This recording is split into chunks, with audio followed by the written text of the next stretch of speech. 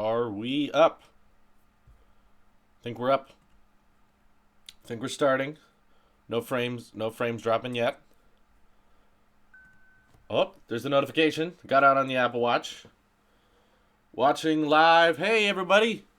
We're streaming from the MacBook this time. Sorry for the crappy quality. But, yeah, we're here.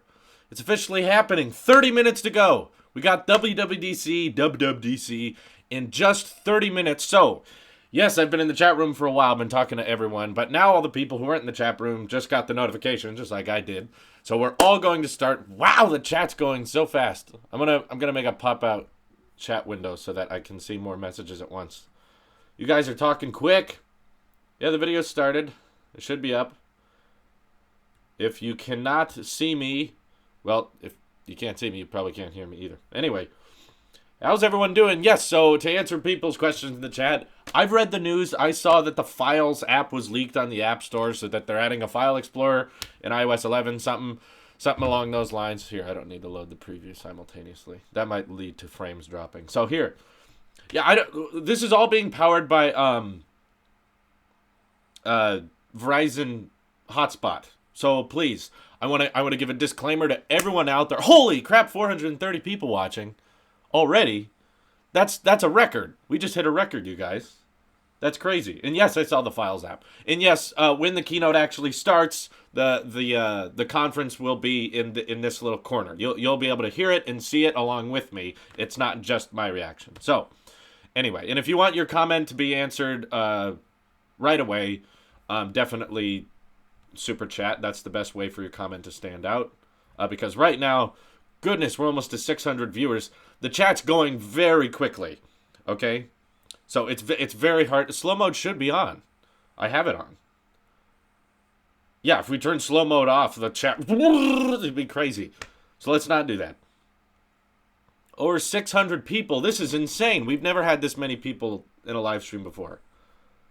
Put the keynote in a big window. Look, if you don't want to watch my reaction to it, please just watch the actual keynote from apple.com. It's very easy to find. We're almost, wow, this chat's going so fast. Goodness. And this is with slow mode on? 700 people. Goodness, this is way too many people. Way too many people. So yeah, I reading the chat's going to be almost impossible unless it's a super chat. But yes, I saw the Files App Explorer thing. So they're adding a File Explorer in iOS 11. That's about the only leaks I've seen as of this morning. But listen, I don't really care about leaks right now because I'm not going to make a video about it like 10 minutes before it actually happens. So it's just like, oh, okay, we know one thing about what's going to happen. So that's exciting. But the beginning of the keynote. Before I get into that, before we start, full disclosure, this whole live stream, it's very low quality if you haven't noticed, and that's because I'm on my MacBook Pro webcam. I'm live streaming with Verizon Unlimited. So basically, there's a chance that this live stream could fail, as in, not only am I uploading constantly with this live stream, but also when the keynote starts, I'm going to be loading Apple's live stream simultaneously. I've done a couple tests. I've done a few experiments, and it should work okay. I should be able to still live stream my reaction while you guys are watching the keynote. Yeah, I know the stream's fine right now. I'm just saying when the keynote actually starts, we may have frames dropped because we're loading a live stream and live streaming simultaneously. So if that does indeed happen, please have a backup plan ready, as in have apple.com loaded in your web browser, because you can watch the live stream directly from Apple at apple.com. Or if you're going to do what I'm going to do, I'm going to have it on the Apple TV in the background in case this live stream fails. I'm just going to quit. If this happens to drop all the frames, I don't want to take the time to try to fix it and try to mess around with OBS until it works, because OBS is a weird program, and I don't know how to go in there and change everything. But I probably could fix it, but I'd rather just watch the keynote because that's important, and I'm going to be doing a recap video after this live stream anyway. So if this does fail, I'm sorry in advance. We're already dropping a couple frames, just barely. So it's totally possible this could fail.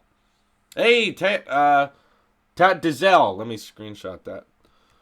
donated $2. Thank you for the work you put into your channel. Yes, thank you for your donation. I really appreciate that. Yeah. I'm going to continue putting in this work because we have so many people watching this live stream like never before. My God. Pronounce this Taylosif. We're probably getting a lot of viewers who are not, how do you say? Oh, wait. I do not want a screenshot because then I'm going to have to start uploading those pictures. Actually, I'm not going to do that. Hey, we hit 900 viewers. 900 people is too many. Now I'm nervous, guys. You're making me nervous. So yeah, when the keynote starts, though, we're going to have the keynote in this corner right here. The box is going to be about out to here. So you, this general region. So you should be able to see it.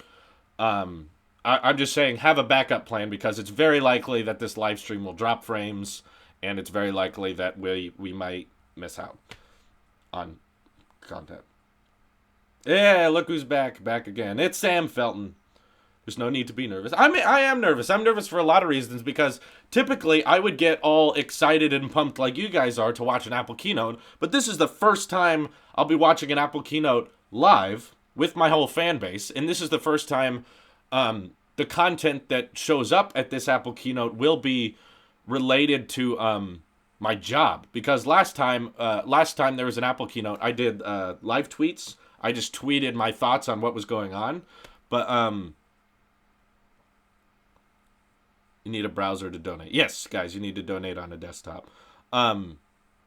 Last time I just live tweeted, and back then it was just my hobby. I wanted it to be my full-time job, but it wasn't yet. And right now, YouTube is my full-time job, thanks to you guys. You were on the front page of the Apple subreddit. Oh, thank you, Nathan B. Let me take a picture of your super chat. I'm gonna record all these. Thank you. With my iPhone 7, almost to 1,000 people watching. This isn't okay. This is not okay. There's way too many people right now. It starts at exactly 20, very soon, like 23 minutes. You're a boss, man. Haha, you got this. Oh, it's the same donor again. Thank you very much. The super chats are much appreciated. Oh, no, more frames drop. I don't like it when frames drop. Why do they do this? I'm going to make sure that nothing's backing up to the cloud right now. Just going to make sure the internet's as clear as can be. We hit 1,000 people! My goodness. Guys, the previous record... Do you guys realize that the previous record live stream for this channel was like 300 people? So we've just tripled that, and we're still going up. So thank you for breaking so many records right now. Oh my god, there's another super chat. Danish Apple Freak, stop typing! I'm going to miss it! You're doing an amazing job. Thank you very much. I'm going to record that again. You guys are donating in all kinds of different currencies, and I know that a lot of people... And again, Elijah Colwell says, your channel live streams are awesome. Keep it up. $2. Thank you. Greatly appreciated. And I don't want any donors to go forgotten. That's why I'm taking a picture every time I get a super chat. So thank you very much. How long will the stream be? We still don't know, but I'm going to guess around 2 hours. I'm going to guess we'll be wrapping it up a little bit after 12. And I'm really hoping that... thank you for showing me the US dollar exchange rate. I'll have to figure that all out later. It's going too fast right now. The chat right now is insane. I've never seen it like this. And I do apologize. Back when I did the Google I.O. keynote reaction, for whatever reason, Google didn't save that live stream. It's just gone. I don't know why, but it just... they just forgot it. Maybe because I was so harsh during the keynote and I made fun of them the whole time. But they usually when you hit stop streaming in OBS, you just keep the live stream in your video manager, just like a regular uploaded video. It didn't show up afterwards. So for those wondering if this is going to be available to watch after the fact, I'm going to try to make it available after this. But there's no promises. Again, I don't know. Oh my god, too many super chatters. Mark Paul, £2 says, keep up the great work. Thank you. Thank you, Mark. And Manny, Roziers donated $2. You could write a comment with your super chat, you know. Oh, you can't donate in your country. That sucks. I'm so sorry. Yeah, super chat's a great thing if you can have it. Same with YouTube Red. But yeah, we're supposed to be seeing all new operating systems at this keynote. I think that's pretty certain. But what I'm personally most excited for is the 10.5-inch iPad, because that's kind of a wild card, as well as the Siri speaker. And a lot of us were talking here in the chat room before the live stream got started. My prediction for this keynote, and of course I could be wrong, that's why it's a prediction. I am anticipating that they'll unveil the Siri speaker, but it won't be available to order. It'll be like the Apple Watch release. They'll show it, but it's not yet going to be viewable or purchasable. So Sacrom says, great channel, thanks for streaming the keynote. You are welcome. I'm gonna try. Thank you for your super chat donation. Again, I don't know, because it seems like frames keep dropping, and I really apologize for that. Mario Cortinez, Max, switched from the iPhone 7 Plus to the S8. That's good, and thank you for your donation. There's too many right now. How can I screenshot? Oh my God, you guys, how do YouTubers do this? Best tech YouTuber, thank you. Yo, dude, it's 1:40 a.m. here in South Korea. Wow, we got people from all over the world. You are the best on YouTube. I really apologize that we're dropping frames. I'm seeing that. OBS is telling me. How do you pronounce your channel name? It's Taylosive. Yeah, I see that we're dropping frames. Okay, if you guys don't mind, I'm going to try something. Just to see if we can get the frames from not dropping. I'm going to lower the bit rate and see if it helps. We're at 2,000, which is not very much, but I'm going to lower it to 1,500 and see if that helps at all. I know that the live stream quality is going to go down here in a second, but hopefully there's not as many frames dropped. Okay, too many chats. You're going to take a dump before the stream so I'm comfortable watching. Good idea, Veneer DJI Phantom, and thank you for your donation. Now is a perfect time to go to the bathroom. I went to the bathroom before I started this live stream. Now you have that mental image in your head. Congratulations. Oh, anyway. Is Taylosive Gaming still in the chat? I was recently on a edited Let's Play with Taylosive Gaming. So if you guys haven't seen the new Taylosive Gaming channel, it should be getting new content daily now. So you guys should subscribe to that. Anyway, hey, there's Daniel Holloway. Here's your Apple Watch band you sent me. Thank you so much. Okay, Helios just says, just found you and I love you. Watched all your videos last night and to get hyped for WWDC. Yes, thank you, and thank you for watching my videos. That's the best way to support me. I'm very pumped as well. We're still dropping frames. How can we fix this? I'm gonna do my best. Okay, guys. Sebastian has that. I'm wondering if because of the super chat we're experiencing so many frames dropped. I wonder. Can I... Let me see if I can leave the live stream really quick. You didn't write a comment, but thank you for your donation. I'm going to see if I can leave the live stream window and keep the pop-out chat going. Maybe that'll help. Marty668 donated in the super chat. $2 Canadian. Thank you very much.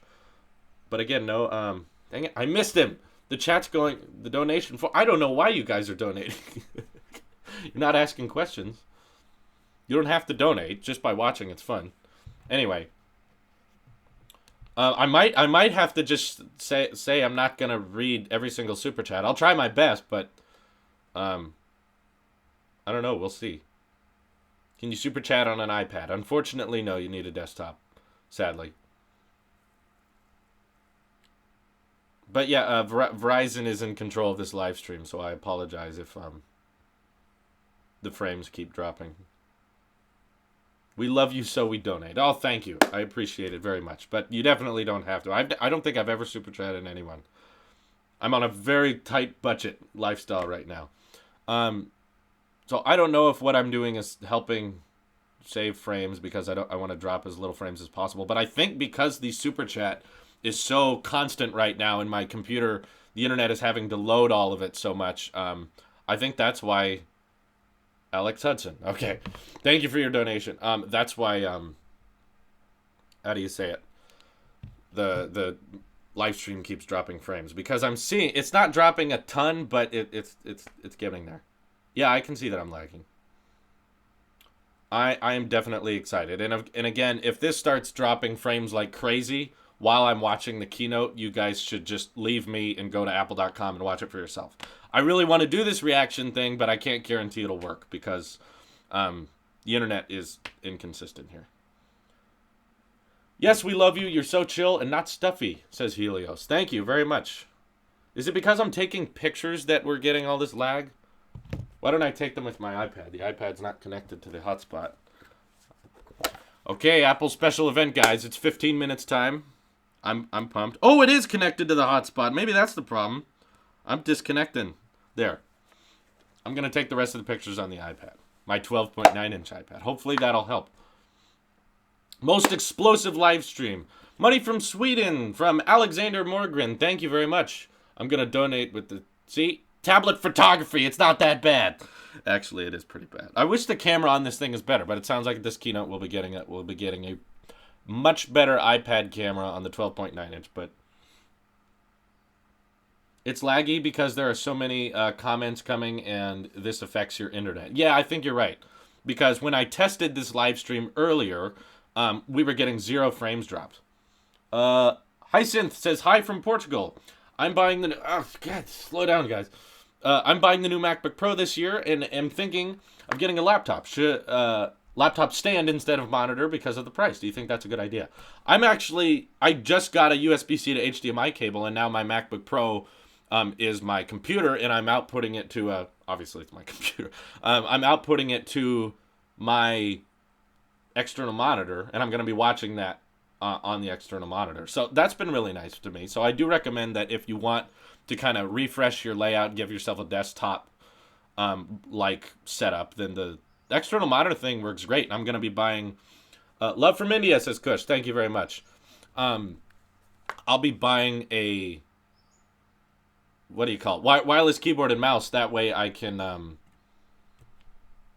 keep the laptop closed. It's a really nice feature they have on the MacBook where if you have a Bluetooth wireless keyboard and mouse and it's connected to power, you can just close the laptop and the components on it will still work. So that's been really helpful. We're at 1.2 thousand. Thank you guys for also in the chat keeping updating. Keep update. Oh, there's people saying Apple is live. Do I need to get it ready? Let's see how many frames we drop when I try to load this live stream. It started. Yep, you guys are right. It started. Okay, I'm going to mute it for now. Because I don't want to get copyright strikes on the music. But here it is. We got it in the corner. I'll lower this a little bit, actually. You don't need those black bars. There we go. It's officially starting. Cool. And I apologize if frames drop in advance. Now, this Apple TV back here is connected to my Wi-Fi network, which is really slow. We cannot live stream on the Wi-Fi network, but I think we can watch the keynote on here, so I'm going to try to do that. Cizalo says the event starts at 3 a.m. in Australia. That is too early. I'm sorry, Australia. That's awful. But I applaud you guys for staying up late. I didn't sleep much last night either, so if you're staying up that late, I totally understand. Way too excited. So I'm going to get the Apple TV going on here so that in case if this live stream fails, we can fall back. I can fall back to that. I don't know if you guys want to watch it. Yeah, I know there's no sound right now. It's because right now the keynote is just playing music. And if I put that on, I could get a copyright strike, so I'm not going to yet. Can I play it? It says tune in at local time, but the desktop has it. There will be sound. It's muted right now. Look, look, look. Okay, Helios says, do you prefer Mac or iPad Pro? Again, I'm going to use that magic word on tech channels a lot. It depends. It varies, of course. I'll prove to you that there's sound because they're just playing music right now. You'll be hearing it off my crappy MacBook speakers, and if you can't deal with that, I'm sorry. I don't know how to. It's very hard on a Mac to get the actual computer sound audio to play through OBS. So, the reason I'm keeping it muted right now is because I'll get a copyright strike if I just leave the music in. Yeah, there's a ton of people donating. Xander's texting me, says I should move it to the top corner. I don't know why. Why is that important? Fine. But if that makes you feel better, I'll move it up here. Because I can. But now we have this big play thing at the bottom, and that's annoying. Can that play thing go away? We're almost at 1,300 people. Goodness, and luckily the frames aren't dropping as much. There, I moved it to the top. See, right now I am staring at my external monitor, so is that accurate? I don't know. Who's your favorite Apple presenter? Mine is Phil, asks Vunier DJI Phantom. Yes, I agree with you. I'm totally with Phil Schiller because he's so nervous all the time. But like over the years, he's been getting better. Like he's improving. Move it to the middle left. I'm only here for your face. Put it back down. Move it back down. Put it back. Put it back. Okay, Xander. Okay, first person to donate where it should be is gonna decide, as long as it's within reason. I hope they don't talk about the environment for half the show. I couldn't sleep last night. I could barely get up to watch this. Yeah, I understand what you mean. One keynote, they just talked about how great they are with the environment. And that's important. We're not trying to demolish that the environment isn't important. It clearly is, but Apple's doing great things for the environment. It's just we kind of watch the keynotes for the tech, not really because of the environment. Make the screen bigger. I could. Again, we're getting so many super chats right now that people are saying the window's perfect. I'm getting a lot of oh my god! The chat is like lagged for a second, and then it just scrolled down like this. How do these YouTubers do it? Everyone's saying move it back down. Todd Dazelle donated $2, so but he didn't say anything. We're watching it from Apple.com. And it appears that frames aren't dropping too bad. So hopefully this is going to work, you guys. I think it's going to work. Watching this stream on iPhone and Apple Stream from iPad. Yeah, that's a good idea. If you guys have 2 devices, you can watch my reaction on one. And if you get sick of my reaction or you want the conference itself to be bigger, just have a second device and play it on there. That's what I'm going to be doing anyway. It'll be playing behind me. It's working fine. Use an audio cable to reroute the audio. I will experiment with rerouting audio later, but right now I'm not going to experiment because the keynote's starting very soon. Just 9 minutes, you guys. Oh, that looks cool. See the animations they got going? That's neat. Oh, I'm excited. Try to make your webcam vid smaller and the keynote bigger. Well, you're here for my reaction. I don't even know if I'm legally allowed to live stream this. This could get taken down in an instant. It's slightly lagged on the stream. This is scary. Well, it doesn't say we're dropping frames. Yeah, if you want the sound to be clear, just watch it on your own device. You don't have to watch me. Yeah, aux cord is for the weak. You're exactly right, Satsuki Hayes.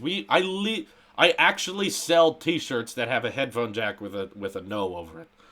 I am not using the headphone jack. Not happening. And sorry, I literally do not know how to get OBS to capture computer audio. I've done it before. It's not good. It's lag. It doesn't say frames are dropping. It's okay, Drew. Okay. Y'all got terrible connection. That could be part of it because it appears to be running fine on OBS. Stream health is good. Nate Taboo has donated, and he has his opinion in the super chat. Thank you for your donations. Put it back down. What's your all-time favorite Apple product? The iPhone, just in general. If you want something more specific, iPhone 7. So I know you guys all want it to be in a different place, but the donor has spoken. He's donated $5 in super chat, which instantly means his comment has more power. See, all these people are saying no lag for me, so guys, keep in mind it could be on your end. Can I edit? Can I crop in a little bit? I don't know. Actually, I'm just going to leave that black bar at the top. Okay. Boy, am I pumped. What did I just say? Punt? Don't say that. Okay, good. It's flawless. Is it kind of cut off? I don't think it is. I think we're fine. No, it's fine. It's just a black bar at the bottom. I'm just saving space. Look at all these people that don't have Apple Watches. What the heck? Why don't any of them have Apple Watches? Well, most of them probably do. Well, the stream is behind because, keep in mind, I'm getting the stream from Apple.com. Then it takes time for my end to process it and stream it back up again. Oh, restart your Apple TV? Will it show up if I close the app and open it again? This is just a backup. This isn't running on Verizon. Oh. Come on. This is running on the really, really, really crappy AT&T Wi-Fi. Play. Oh, good. It says a play button. I'm going to mute it. What time does it really start? Literally 5 minutes. We're 5 minutes away, guys. And usually they're a little delayed, so don't expect much. Yeah, it's working on there. It's working on the Apple TV. The Apple Watch is pretty useless. I disagree, sir. Yeah, those animations on the screen are cool. And there's plenty of customer satisfaction surveys. Yeah, no. So keep in mind that the live stream that you're watching in my corner here is going to be like 30 seconds behind Apple's actual live stream. We'll be playing audio, yes. You will hear it. It won't be great audio because it'll be coming from my computer speakers, but you will hear audio. What's that guy using? Is that dude using a Pixel? Just beat these people. How do you get in there? Everyone look for MKBHD. You should be in there. I'm excited for everything, honestly. I just want to see everything. Can the chat tell me how many people we have watching? I can't see that, sadly. In order to capture desktop audio, you need to install Soundflower tutorial. I have Soundflower. I tried to get that to work. It was a bloody nightmare, and I'm not going to figure it out in the next 4 minutes.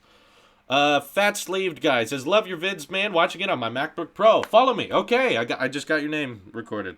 Look at all these pictures of you people I have to have. There's 1,400 people watching. Oh, one person said 14,000. I kind of doubt that. Either way, I'm pumped. Am I the only one who is watching Apple stream and this? No. I'm not even watching this live stream. I'm just watching the Apple one. I just wanted you to know I love your vids, says Alona. Oh, thank you very much. Appreciate that. What is your real name? Andrew Erickson. If you were subscribed to Talos of Talks, you'd know that. You should be known as Apple Shepherd. Yeah, you're right. I should. Because I kind of guide the Apple sheep. Or I defend the Apple sheep. This is why you're an Apple sheep. I kind of give them a bit more justification. I can't believe that slow mode is on. This seems insane. Oh, will I get so many subscribers from this? That'd be cool. I was actually worried. I was like, what if no one watches my live stream? Or what if it all crashes and burns? I guess it could still crash and burn. But I'm just saying, like, we're live streaming right now. And a lot of people are saying no lag. And the keynote quality is pretty good on my monitor. Like, it's not great, but not bad. Oh, we're starting. Are we? Or is that just a close-up? Oh, no, we haven't started yet. Send this super chat from my iPad Pro Safari. Love your channel. Oh, Glenn Love Fortech says he sent that super chat from his iPad. So I guess that can be done. Thank you, Glenn. I didn't know that could be done. I haven't tried that. Okay, so there's a lot of people saying that there is no lag, which means that if you're experiencing lag right now, it must be on your end. Because there's and personally, within OBS right now, we have stopped our frames dropped. We haven't dropped any frames. Yeah, he's using YouTube on Safari on his iPad. That's why he was allowed to super chat. So cool, I didn't know that was an option. 2 minutes! My God, and keep in mind, I'm not going to talk over everything. A lot of what they have to say, I'm very curious about, and I'm not going to commentate on things the entire time. Because it's just, I want to know what they're saying. Ooh, Christian Biachini says, I hate Apple user. Well, clearly you're typing from an Android because you both super chatted and grammatically didn't make sense. And thank you for your £2. Appreciate it. You can hate me as much as you want with a super chat. I don't care. Oh no, we dropped more frames. Not good. You should be called Father Apple? That's kind of weird. What about Dark Lord Apple Sheep? Like Dark Lord... No, that's kind of weird. Hey, everyone waving. Cool. So I apologize that audio is not going to be great. There will be sound. That one's not even loading. Okay, we got 1 minute. There will be occasional lag, unfortunately. I'm trying to make sure this one works in case this one dies. Okay, we're almost at 10, guys. We're very close. We're at 1,600 people. My goodness. I don't understand YouTube channels that can have live streams with this many people. Lag seems to be happening using a browser. If you use a dedicated app on iOS, there's no lag. If you use a browser on your iPad, you can super chat. Okay. Thank you, Mr. Bidwell. So that shows that certain people are experiencing lag and certain aren't. I wish I could do something about that. You're going to hear the audio in a second, but right now it's just music, and if I played it, then I'd get a copyright strike. Hold on. We'll be okay. You're going to hear the keynote. Don't worry. What do you think macOS 10.13 will be nicknamed? Asks Cizalo. macOS Weed. That'd be hilarious. It's time. It's 10 o'clock, everyone. Can we bring the music back? Yeah, they're all checking their watch. Starting now. Just a little bit of music still. Okay. So guys, if the stream starts failing, please just leave and go to apple.com. I'm sorry in advance if this doesn't work out. Dalton Wilds donated $20. My goodness, and he didn't even write something in the chat. Thank you, Dalton, for your donation. You guys are donating like crazy today. So much. I'm checking. It's 10:01. What the hell, Apple? I'm sorry. I'm a little impatient. I want to keep the music going, but I'm worried about copyright strikes. Will Apple copy another Android feature? Lame. £2. It's possible, but dark mode isn't really an Android feature. But they've copied from Android before. It's not impossible. Apple sucks. Live stream's over. They're not ready in 1 minute after 10 o'clock. Come on, Apple. No, they're rehearsing their lines. They're removing all the headphone jacks on the logos at the last second. Look how bored all these people look. They're like, I paid $2,000 for these seats. Those poor suckers. If you want the keynote to be bigger, just watch it on apple.com. I need some room for my face. That's why you're here, isn't it? And do you want night mode in iOS 11? Yeah, why not? Let's go. Seriously. What are they all talking about up there? We're 10:02. This keynote's so late. I'm switching to the Google Pixel. That's it. Do you think Tim might jab leaving the PCA? It's possible. Mexico Man K2. I guess that is recent in current events, and they typically talk about stuff like that. But there might be so much happening in this keynote that might not take place. They might be very pushed for time, clearly, because they're starting late. Like Apple, get to the point, please. Or 10:02. Oh, Johnny Ive was spotted. Good. That dude was recording a video with his MacBook. That's embarrassing. 1.8 thousand people watching. God, that's sad. But I guess that's my job. That's fine. Come on, Apple, get with the program. Yo, yo, yo. Hardcore Apple sheep in the front line. Well, I think Apple employees are actually in the front line. Is that Phil? Are we starting yet? Come on. We're at 10:03. What if Siri gets too little of an overhaul? That will suck. Mexico Mink. That would be awful. Well, it's playing over there now. Great. Hi, by the way. Hi, Brad Matthew. Hello. I'm waiting. What is typically I think it typically goes black and then it says Apple all rights reserved. I think that's what we're waiting for. $1. What type of internet do you have? Verizon Unlimited. It's the best we have out here. We could not get any better. I'm sorry. You just said something? You probably just told everyone to sit down. Because this is like one of the biggest keynotes they ever have. You're making the money today. Yeah, Rebecca, I am. Thank you. Okay. We're at 10:04. We're killing. We're wasting time, Apple. Go and check your watch. Hi, everyone. Hi, all you developers out there. That's great. Put the chat in the top left so you have it in the video. Well, if you're on mobile, the chat's already in the video. You don't need the chat in the video. This is distracting. Some people want to watch this after the fact. Again, I apologize in advance if we drop frames. I can't do anything about it at this point. There's too much going on. I can't mess with OBS settings.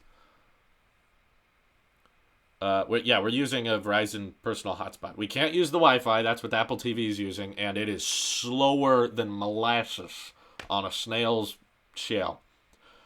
I don't know where it went into the accent for some reason. TikTok, it's Apple o'clock. Oh, do they start at 10:09? That'd be dumb, but kind of makes sense. Why are they holding up their MacBooks? Stop that. Apple Store app is closed. Oh. Interesting. You don't drop frames? Well, I hope I don't. Oh, Patreon donor. Charles Lee just said he's watching on his iPad. Thank you, Charles. Shout out goes to Charles Lee. Thank you for donating on Patreon. Links in some video's description. Look at these losers waving at you. Yeah, look at that. Christian Biachini, thank you for your... Oh, no! Don't leave! There's too many people! Stop donating! Okay, there's Christian Biachini. Next. Richard Crossley, your videos break my PhD work and keep me sane. Oh, good. I'm glad I could keep you sane, even though I'm pretty insane. $2 plug. Would you go to WWDC? Asks Nate Taboo. Yes, I would if I could. I don't have the money or the fame to go there, but if someone invited me or if I could afford to go and I could get a ticket within that 1 minute sale time, I would definitely do it, but I can't. Not there yet. Don't have that kind of money, that kind of fame yet. Oh my goodness. We're at 1,900 people. You're almost at 2,000 people watching, says Helios. Well, all these people better be glad they're late, because Apple sure is late. So I bet you're excited that you're not late to anything, even though you should be. Oh, that's Eddie Q. I see him. He's always so smug on stage. He always knows exactly what he's doing. Oh, do you have a soul? No. I'm a ginger. Whew. Come on, Apple, get to the point. Are we really waiting for 10:09? That would be kind of stupid. Does anyone want to see that angle? Does anyone just want to see an iPhone and WWDC just turning around? Is that exciting? So many recording. How many people there are using Apple Clips, you think? 0. No one. I wonder how many Google Pixels are in that room. I'm just curious. My wallet is ready for this? Yeah, mine too. Well, not really, but it's going to break my bank a little bit. But you guys are being very generous in the super chat, which is obviously going to support the channel, help me review the products that they're hopefully reviewing in today's keynote. Oh, here we go. That looks important. Okay, music's back up. Not music, but the volume's on. So when you start hearing things in the keynote, you'll hear things in the live stream. Let me move the microphone a little closer, just so you can hear it. There's 326 pixels per inch. Oh, that's a bad joke. Anyway. Yeah, they waited for 10:09 because that's their special time. That's like the given Apple time. That's still behind. Here we go.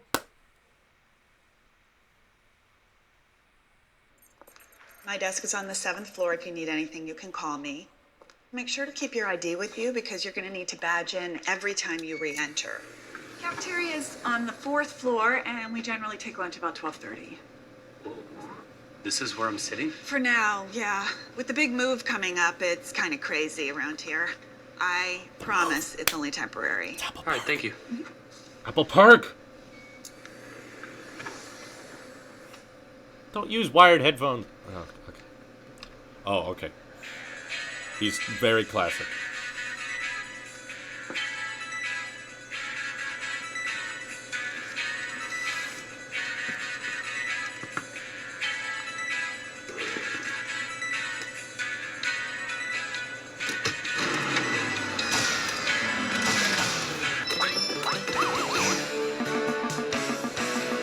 What's going on?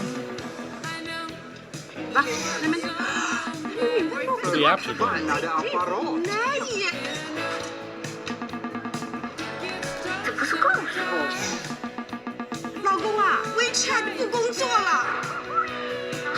This is confusing.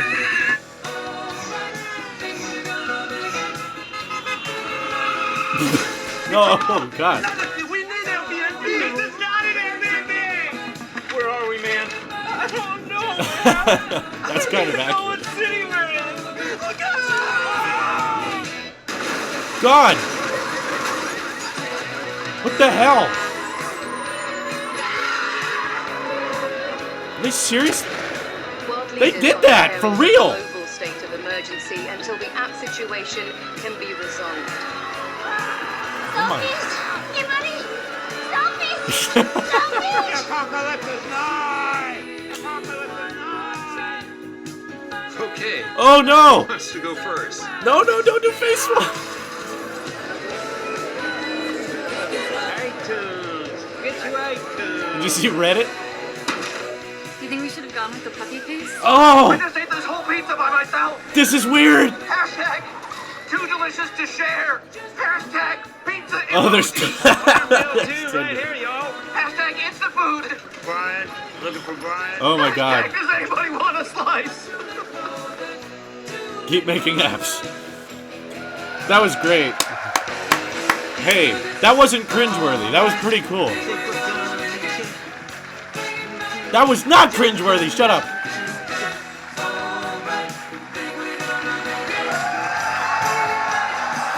They actually blew up those cars. That was great. Tim! Let's go, Tim! Good morning! Good morning. Okay. I'm so glad that really can't happen. Yeah. Welcome to WWDC. It's great to be back in San Jose, the heart of Silicon Valley and right down the street from Apple and our new campus. It's been 15 years since we held the developer conference in San Jose, and an awful lot has changed. But the one thing that hasn't changed is our commitment to the developer community and our How many ability people to are there? do amazing things together. This is going to be the best and biggest WWDC ever. Yes! So unveil hardware, iPads, Siri speaker. If you want me to shut up, go to apple.com. We host WWDC to bring Apple engineers and our amazing developers together on our collective mission It's all to change exploding the world. back there. And I'm pleased to tell you, the Apple developer community has never been more vibrant.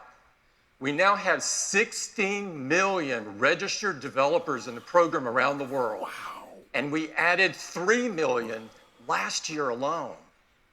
We've got 5,300 developers That here was this great. morning, our largest group ever. We have attendees this morning from 75 countries across the world. Because that's stats. It's truly a worldwide conference. They like saying numbers. And we have the most student developers with us this morning ever.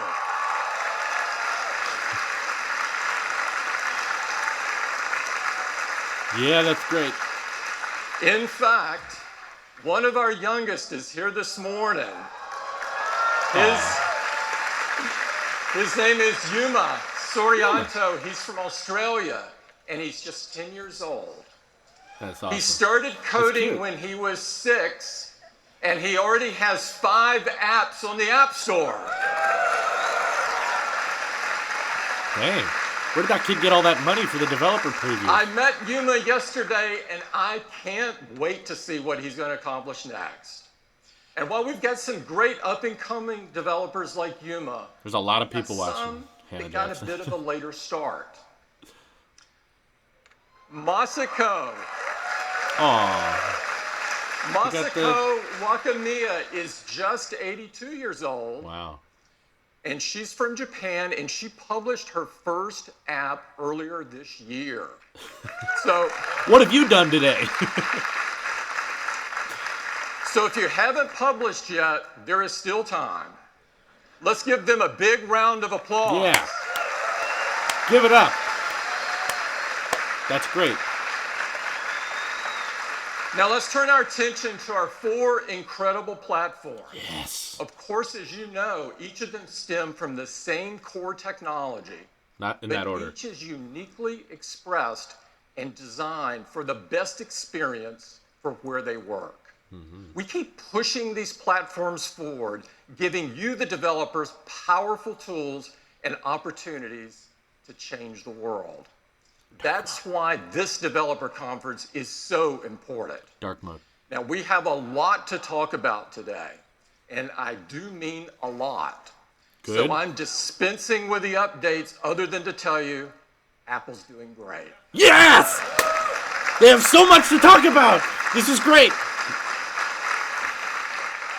We have doing great. 6 important announcements to share with you this morning. I bet. So let's get right into it, and I'll start with tvOS. Okay, whatever. Just get to the point. We recently introduced the TV app on Apple TV, iPhone, and iPad to create the easiest way to discover and enjoy your TV content from across your video channels, all in one convenient place. 6 things, We though. launched it with support from just a handful of video channels, but now we have 50 partners integrated into the TV app. Prime Video. And today, Here we go. we're really thrilled to announce Prime. that Amazon Yes! is coming. Finally! He knows. He gets it. Amazon is coming to the TV app and all Apple TVs later this year with Amazon Prime Video. Sweet. And of course, as you know, Prime Video provides a wealth of great content, thousands of TV shows and movies. I have it. And some great original content. It's the like one thing that Apple TV Transparent, doesn't have. Mozart in the Jungle, Man in the High Castle. We know. Just And so much more. Dark we mode. are so pleased to welcome Amazon to Apple TV. that's great. And we're going to compete with Amazon now with the Siri speaker. So that's tvOS. You'll be hearing a lot more about tvOS later this year. Good. 2 minutes. Next. Number 2, Move on. let's talk about Apple Watch. WatchOS 4? Apple Watch has had incredible growth this past year. In fact, it's the #1 selling smartwatch Suck it, Fitbit. by far. And what's most important to us is that it's #1 in customer satisfaction. We are number Again, one. by far. Apple Watch is designed to help you live a healthier life, and people are absolutely loving the fitness capabilities, the health capabilities, the quick access to information, and even the ability to swim with it. We've got some exciting updates to the WatchOS. Tell me. And to take you through them, I'd like to invite Kevin Lynch up. Oh, Kevin. He's the Apple Watch dude. Thank you, Remember Tim. Kevin. Wow, the scruff. So WatchOS is moving forward really quickly, and I'm Kev. very excited to introduce WatchOS 4 today. Yes! This furthers the areas that people love and also one's introduces clapping. new ways to make the watch more personal to you. Okay. Let's start with watch faces. Now, Apple Watch is great for quickly glancing at information, and many people are using a watch face like this today. And now you need to choose what information shows up here. So for example, weather, calendar, and workouts, or maybe Time. you'd like to look at the date and reminders and sunset. And the time. The information that you'd like to see actually varies based on time and your location and your routines. Mm-hmm. What if we could actually show you a selection of information that you might need automatically? Well, Siri is becoming more and more a proactive assistant, knowing Yeah. what information you need when you need it. And we've created a new watch face which is powered by Siri intelligence. Whoa. This is the new Siri watch face. It's a Siri Now, logo? it automatically displays the information that's most relevant to you, and you can also access Siri just by tapping on the new complication on the top left. Is that the Siri And it automatically icon now? displays this information with the same type of intelligence we've applied on iOS. We're using machine learning to adapt automatically based on your routines and the apps that you use when you use them. Okay. So in the morning, I might see, for example, commute time and my first meeting. And if I rotate the crown, I can see more information from Siri. For example, Whoa. reminders or even photo memories. Not breathe. From this same time last year or maybe from this location. We don't care about and breathe. Throughout the day, whenever you raise your wrist, the face will dynamically update with information for you. Wow. So for example, at noon, I might see a reminder to make a call, and I might get a pass to a flight that I'm taking that afternoon. So relevant passes and wallet can appear here right in the face, including from third-party apps. Now, at the end of the day, I might see what time the sun's going to set, and also I can get access to controls I tend to use in the Home app at night. So this is an intelligent, proactive assistant right on your wrist, and this is the new Siri face on Okay. Apple Watch. I like that Siri logo. That's cool. The Siri logo's neat. Now, sometimes you might like kind of less information and more graphics, and that's the soul of the new kaleidoscope face. It displays a beautiful, symmetrical pattern that slowly changes throughout the day. And you can rotate the crown, and you can get this kind of trippy effect whenever What? you want. I'm There's high. multiple styles you can choose from. So for example, if you use a photo like this, you can create a variety of kaleidoscope styles. Oh. This is the new kaleidoscope face. I'm super high now. You don't even have to smoke weed. You just look at your Apple Watch. Now, Mickey and Minnie have been a big hit on Apple Watch, and more characters have been working to find their way in. Daffy Duck. And I'm really excited to welcome Woody and Jesse and Aw, Buzz. I love Toy Story. That's cool. They're kind of dark, though. They're going to be right at home inside the watch, and they're so much fun. And whenever you raise your watch with the Toy Story face, you're going to see a variety of vignettes, kind of like this. Anime. Kevin, that wasn't that funny. Stop laughing. These are 3 really lively new faces in watchOS: Siri Face, Kaleidoscope, and Toy Story. I could have had Now more. let's talk about activity. Apple Watch has already been helping many people improve their health and fitness, and activity is one of the most frequently used apps on the watch. In watchOS 4, activity notifications are more personalized to you to help you close your rings more often. So you might start off each day with some inspiration by receiving an update like this. This lets you know if you're close to accomplishing an achievement or what you can do to match yesterday's goals. And these are all personalized to you. I get it. And as part of this smarter coaching, we're also introducing monthly challenges. And these challenges are designed to help you either beat or repeat something that you accomplished or came close to doing. And they're all achievable because they're based on your real history. And like every great coach, we want to celebrate your success. So we've added a little bit more fun when you close your rings or earn an achievement. Whoa! That's great! So you get smaller celebrations for everyday successes and bigger celebrations for harder to reach milestones. What's the bigger one look Now like? we've also enhanced the workout app to be even easier to use and more powerful. I want that. Starting with the new UI, where quick start's right up front, you can just tap and go. It's much easier. That looks and nice. Customers have really loved the new swimming capabilities in Series 2. And we're now enhancing the pool swim workout with auto sets. So just by taking a rest at the edge of the pool, we'll automatically mark each set of swimming that you're doing. And at the end, you'll even get your distance for each stroke type and your pace for each set that you're doing. And we also are creating, it's great, the pool swim thing is very popular. Yeah, it's great. We've also created some custom motion and heart rate algorithms for a new workout type called high-intensity interval training. Now, this is one of the most popular workouts in the world, so we know it's going to be a favorite for a lot of you when you start using it. Is it? Now, if you like to do more than one workout in a row, animation's it's now cool. super easy to just swipe over during a current workout and then add another one by pressing the plus button. So you just press plus, and I can continue with another workout. For example, I might do some outdoor cycling here. I'll just tap, Workoutception. and I continue. Super easy now to do multiple workouts in a single session. That's cool. You're just working out within a workout. Now, many people are doing the workouts indoors at a gym. And when you use gym equipment, it has data the Apple Watch doesn't have, and the watch has data the gym equipment doesn't have. So you end up with numbers like calories and distance that don't quite match. Because So in watch isn't watchOS 4, accurate. we've come up with a great solution to this. We're enabling, for the first time, two-way data exchange in real time with gym equipment. So you'll be able to simply tap your Apple Watch on Whoa. an NFC reader on the gym equipment. Your watch will automatically launch the workout app, and you can connect. And then your heart rate is read by the watch and sent to the equipment, and data like incline and speed is sent from the equipment to your watch. And when you start and stop the workout in your gym machine, it does the same thing on your watch. I don't go to the So now gym. all the information matches, it's much easier, and it's a lot more accurate. Now this is being supported by the largest gym manufacturers in the world, who provide about 80% of equipment in gyms today. And Apple Watch-enabled equipment will be rolling out starting this fall. I don't care. I don't go to the gym. But thank you, Kev. Now let's talk about music. Apple Watch paired watch? with AirPods has really become a magical combination. And we're redesigning the music app on Watch to make this a really great experience. With the new music app, we're going to automatically sync music for you based on what you love to listen to. So for example, we'll automatically get your Apple Music mixes, like new music and favorites, freshly updated on your watch. And the app simply presents some beautiful album art and playlist images, and you can just navigate by rotating the digital crown. Huh. When you get to the album you like, you can just tap and play. So you can easily play your music Okay. now, and we support multiple That's a little playlists better. of music on the watch now. So your music that you love is going to be ready when you are, and making Apple Watch and AirPods a truly magical listening experience. I run That's with the new AirPods. music app. I run with AirPods. It's fine.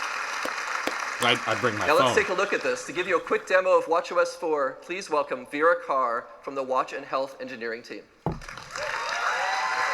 Okay. How do they screen Kevin. record an Apple Watch? Good morning. I'm so excited to be here. You The seem first excited. thing I want to show you is the new dock. I can now vertically scroll through my recently used apps, like the new music app. Well, Using the dock makes finding the apps I'm looking for the dock's easier different. than ever. Next, let's look at the new intelligent Siri watch face. Here in the Okay. warm morning, I could see things like the weather for today and my upcoming events. Later today, I'm heading back to San Francisco to see my parents. And in the afternoon, the Siri face will proactively update to tell me how long it'll take me to get there. That's great. Tonight, we're going to see Oh, a the new cat! Alien movie, which I'm super excited about. No one spoil it for me. Don't see Alien. For See any Wonder content Woman. in the Siri face, I could tap directly into the app for more details. Here, for example, the Siri face has my tickets, so tonight I can just raise my wrist, and with one tap, they'll be ready. The Siri face also shows me timely content like photo memories and news. Here's a news headline picked for me by the brand new news app now available on Apple Watch. In the There's a news app? I can view stunning photos, glance at top news stories throughout the day, and save them for later to be read on my phone. You put the news app on the Apple Watch, but not the We've also Mac. integrated our new activity coaching notifications directly into the Siri face. Now, when it's near the end of your day or you're close to closing your rings, our coaching algorithms will tell you how much you need to walk to hit your move goal. I did a lot of nervous pacing before this, so now I just need to take a 16-minute walk. Let's You're close so those rings. nervous. We've I'm added nervous something too. new here in Workout that's really cool. Music instantly gets me motivated, and now in watchOS 4, I can pick a playlist that automatically starts with my workout. Okay, well that's Let's great. do it.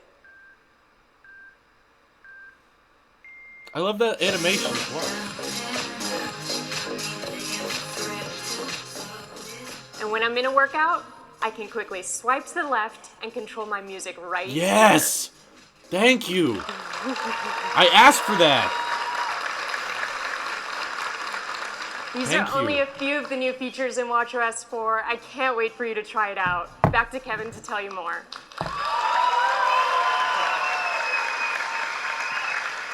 Well, good. Terrific job, Vera. Thank you. There's a lot more coming in watchOS 4, including, for example, a new flashlight in the control center, which you can also use as a blinking safety light when you're doing an evening run. There's a lot more happening here. Now, we of course have a number of updates that enable great apps by developers in watchOS, including more support for apps running in the background, faster app responsiveness, and some new UI capabilities.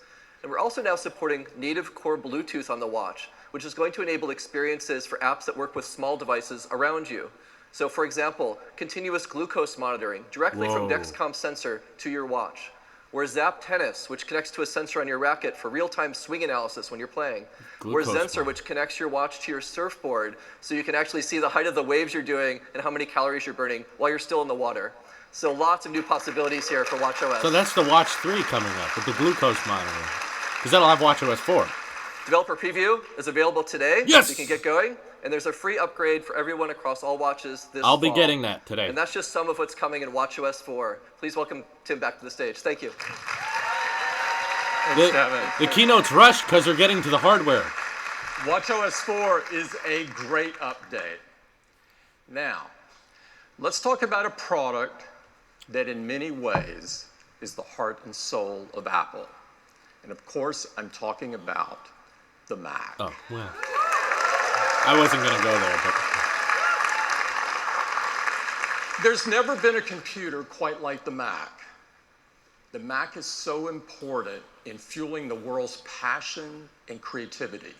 It's a computer all of us love to use, the new one? and no one can match the Mac's deep integration of hardware and software. That's right. And of course, at the heart of the Mac experience is Mac OS. And to tell you about what's next Craig. with Mac OS, please welcome Craig Federighi. Yeah! Craig. Air Force One! He's coming to stage! Thank you. Thank you, Tim. So about good that morning. touch bar. Well, let's talk about Mac OS.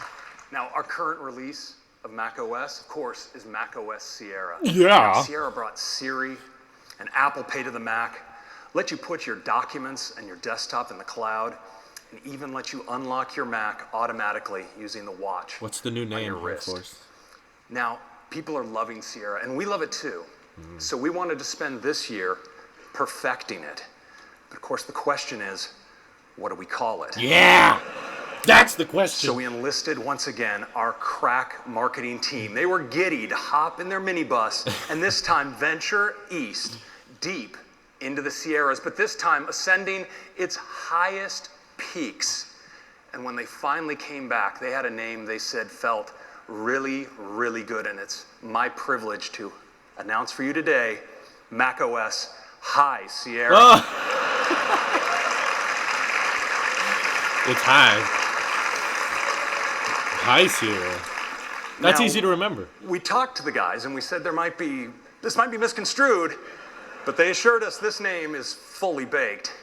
So, now, High Sierra is all about deep technologies that provide a powerful platform for future innovations on the Mac.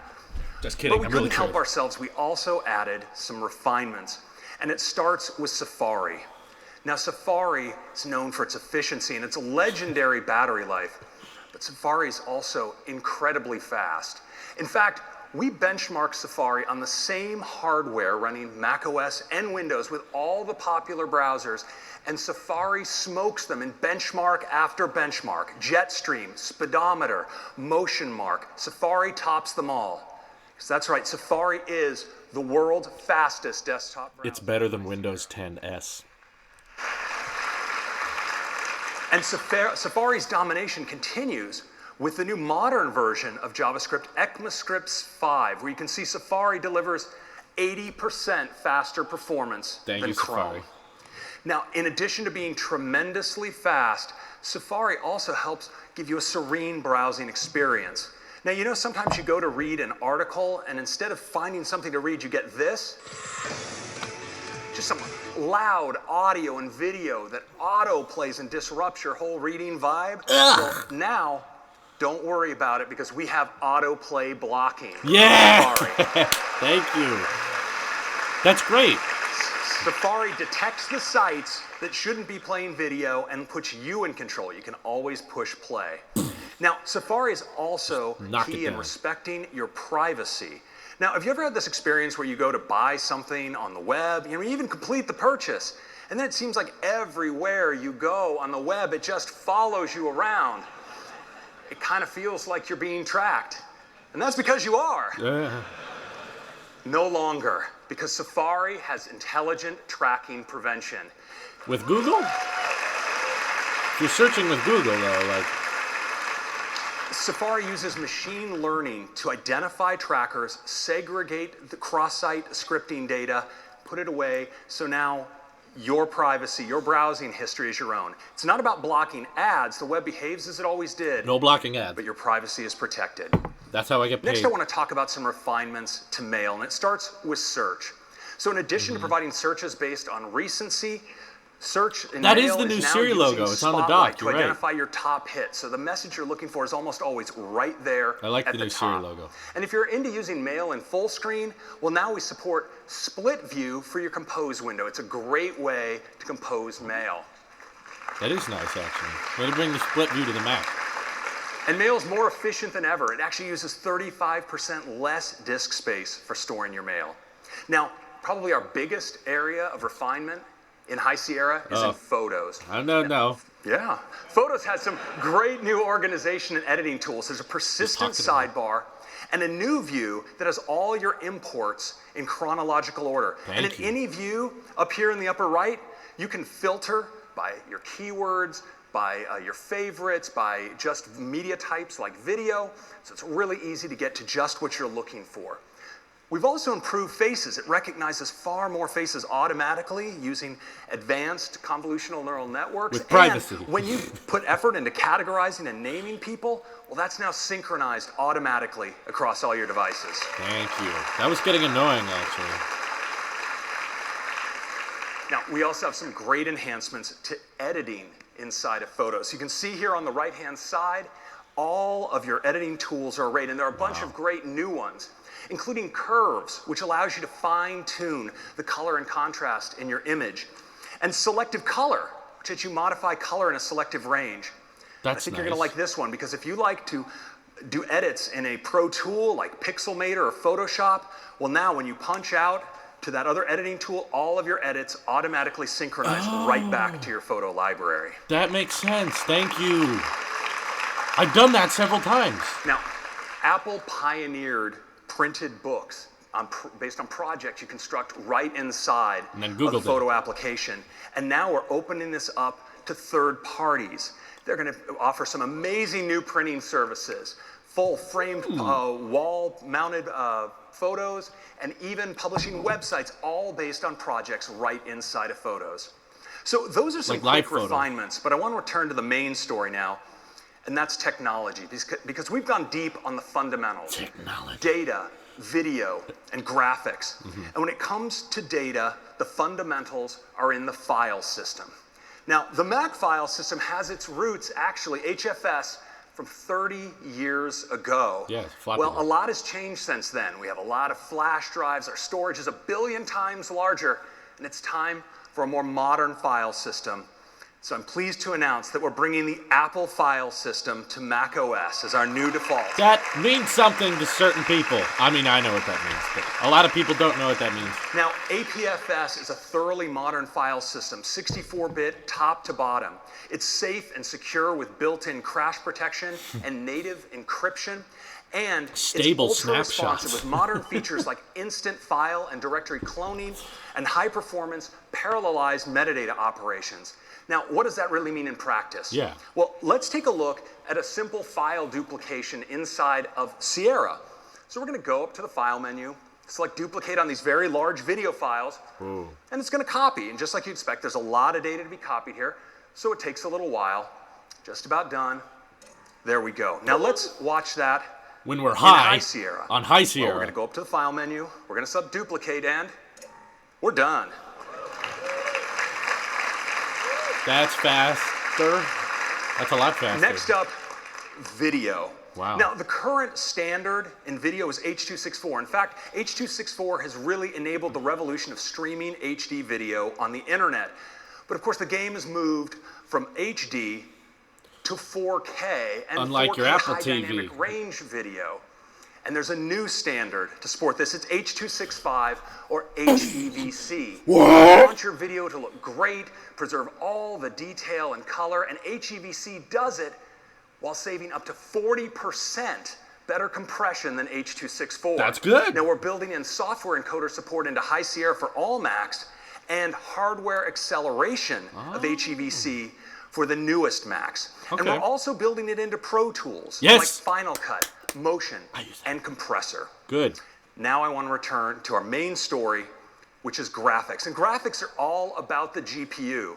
The GPU has been the performance superstar of the last decade, delivering incredible gains in computational performance. Now, Gets our better. API for high-performance graphics is Metal.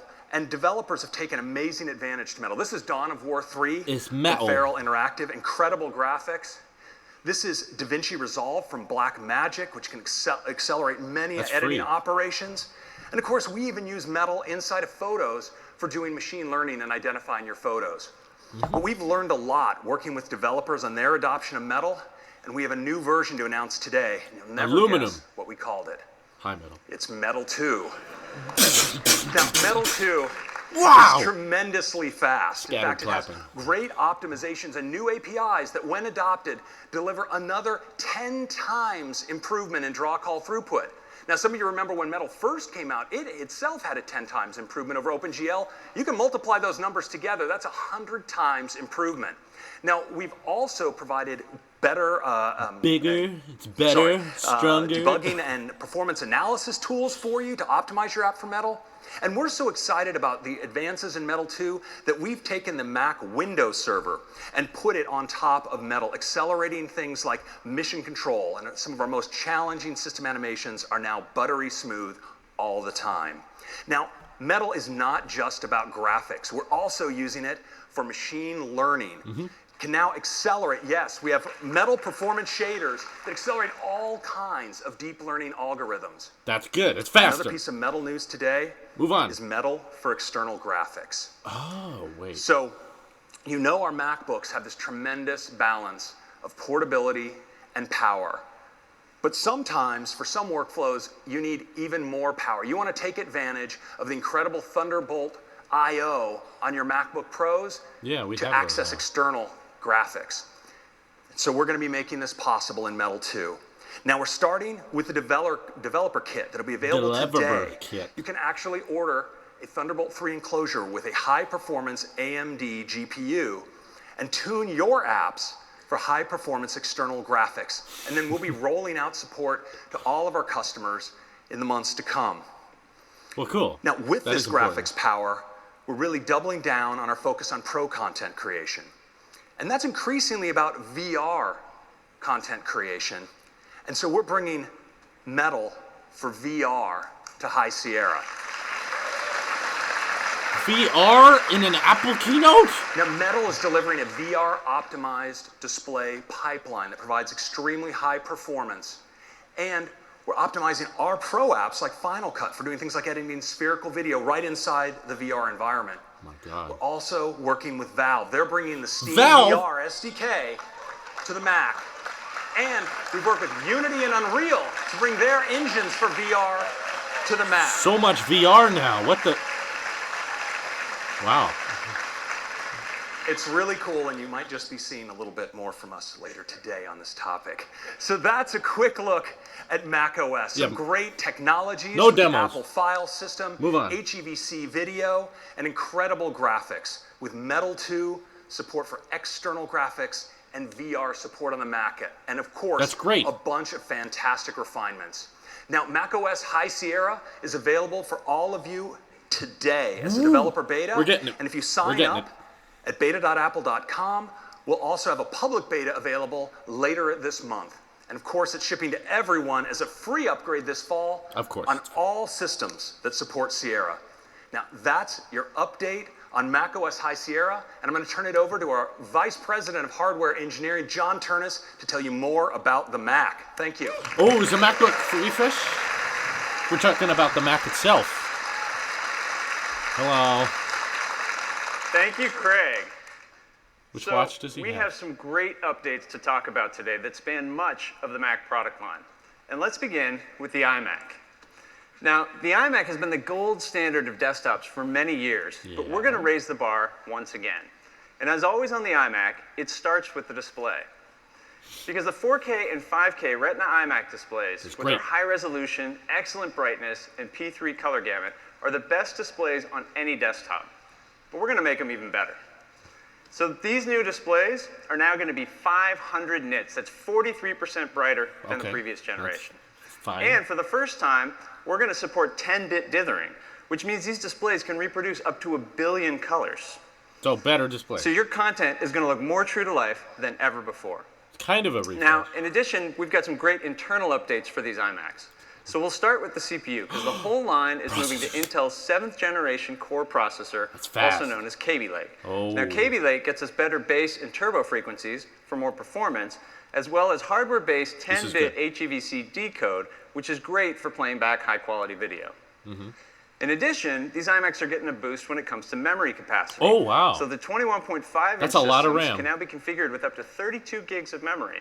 And the 27-inch can go all the way up to 64 gigabytes You happy of memory. MacBook Both haters? of those are twice what the previous generation could do. 64 gigs of RAM. Now, fast storage has always been a key part of the iMac. And so we're going to now make our Fusion drives standard on all 27-inch configs. Thank you. And it's also going to be standard on the high-end 21.5-inch config as well. This makes sense. Thank In addition, our SSD options are going to be up to 50% faster and now available up to 2 terabytes.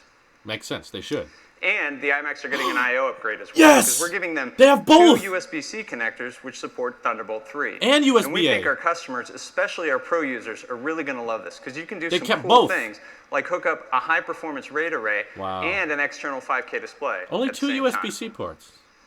So now let's talk about graphics. And as you heard earlier, we're investing heavily in graphics software technologies like Metal 2. Okay. Well, we're also investing in graphics hardware.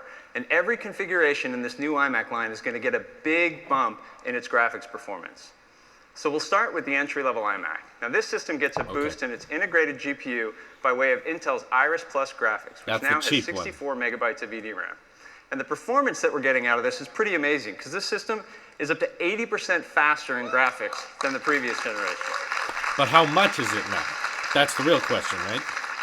Now, next up is the 21.5-inch iMac with Retina 4K display. This and is the all big good. news here is that we're going to be moving to discrete graphics and making it standard on all 4K iMacs. That's fine. And that's going to come, there you go, and that's going to come in this Radeon Pro Series Just one GPUs dude. with up to 4 gigabytes of VRAM. And again, this Wow. move to discrete graphics yields a pretty spectacular performance increase, because this new system is up to 3 times faster than the previous generation for graphics. Yeah. 3 times 0 is still 0. Now, lastly, we have our 27-inch iMac, and this is I'm our kidding. most popular desktop for our pro customers. Wow. So obviously, it's going to get a bump in graphics today as well. So it's going to have these Radeon Pro 500 series GPUs with up to 8 gigabytes of VRAM. And again, we get a great performance uplift. In fact, this 27-inch iMac can now deliver up to 5.5 teraflops of graphics compute, Lovely. What about the MacBooks? which makes it a great platform for VR content creation. In fact, we've seeded some developers with this new iMac and High Sierra so that we can see what they can do with virtual reality on the Mac. Can do VR and on a I'm really Mac. excited that we can give you a demo of some of this amazing work right now. Wow. So I'd like to invite up on the stage here from Whoa, Industrial Light John and Knoll. Magic is Academy Award-winning visual effects artist and Chief Creative Officer John Knoll. Wow. John? Thank you, John. He did At Rogue One. Lucasfilm's ILMX lab, story, concept design, and technical development are all intertwined. They come together for us They to did create that. immersive experiences for people to enjoy at home, General in Tarkin cinemas, face. and at theme parks. Now, I've always done my art and development on a Mac, so I'm really excited about these new iMacs. You sound excited. I truly love the platform, so I'm especially excited to be able to share some of our VR content created on these new iMacs in Epic's Unreal Engine. I'm joined by Lauren Ridge, an Epic programmer, who will be backstage driving our demo. Working together, we can work in real Backstage, time literally. to create an immersive experience as we step inside the Star Wars universe. Whoa. Now, Lauren's backstage so we can show you the environment around her. And VR now on a we're Mac. going to show you from my perspective. Here we are on the planet Mustafar. Thanks to the native VR support, I hate and sand. Sierra, I can use Unreal Engine's editor to create content inside the VR experience. And for the first time, it's all powered by my Mac. On my left motion controller, I have my radial menu, which acts as my artist palette. And on the right, I have the laser I use to interact with the world. Wow. I have some fire here, so let's try that out. Where's Infinity Blade VR? Right, Exactly, very nice. Xander. Let's do some set dressing. What do you have? Here. Let's see, let me open my content browser. It has all the assets I need to dress my scene. I think I saw a good landing spot for an Imperial shuttle over here, so let's bring one of those in. We've actually set up these smart assets Wow. so they know exactly where to come in for their landing. Huh. Great. All right. Can we go wide? Sure, I can grab onto it with 2 hands and scale myself up. Whoa. I can also use this to rotate the world around me. Not bad. Oh, very cool. I have a TIE fighter here too, so let's bring one of those in. Thanks to more than 5.5 teraflops of GPU performance, manipulating objects is Angry super Birds smooth VR. and really intuitive. Great. All right. Can we have a squadron of those flying overhead? Okay, what about from over there on the horizon to over there by the castle? Right into the castle. Great. Perfect. Okay. All right, let me teleport back down. Oh, hey, seeing the castle back there reminds me we're missing one important element. Vader. Right, how could I forget? Oh, the keynote just got cooler. Nice. Boy, it looks Kill everyone, really Vader. good silhouetted against the sky back there. Can we go in closer? Sure thing. It's really cool how Metal 2 unlocks breathes. Unreal's advanced rendering feature set Whoa, on the oof. Mac. Wow, yeah, really nice. All right, let's play this scene from here. They didn't copy this from HTC. This is HTC. They're using the Vive right now. Oh, he's upset. That's the 3rd one this week. Oh, I think he's happy.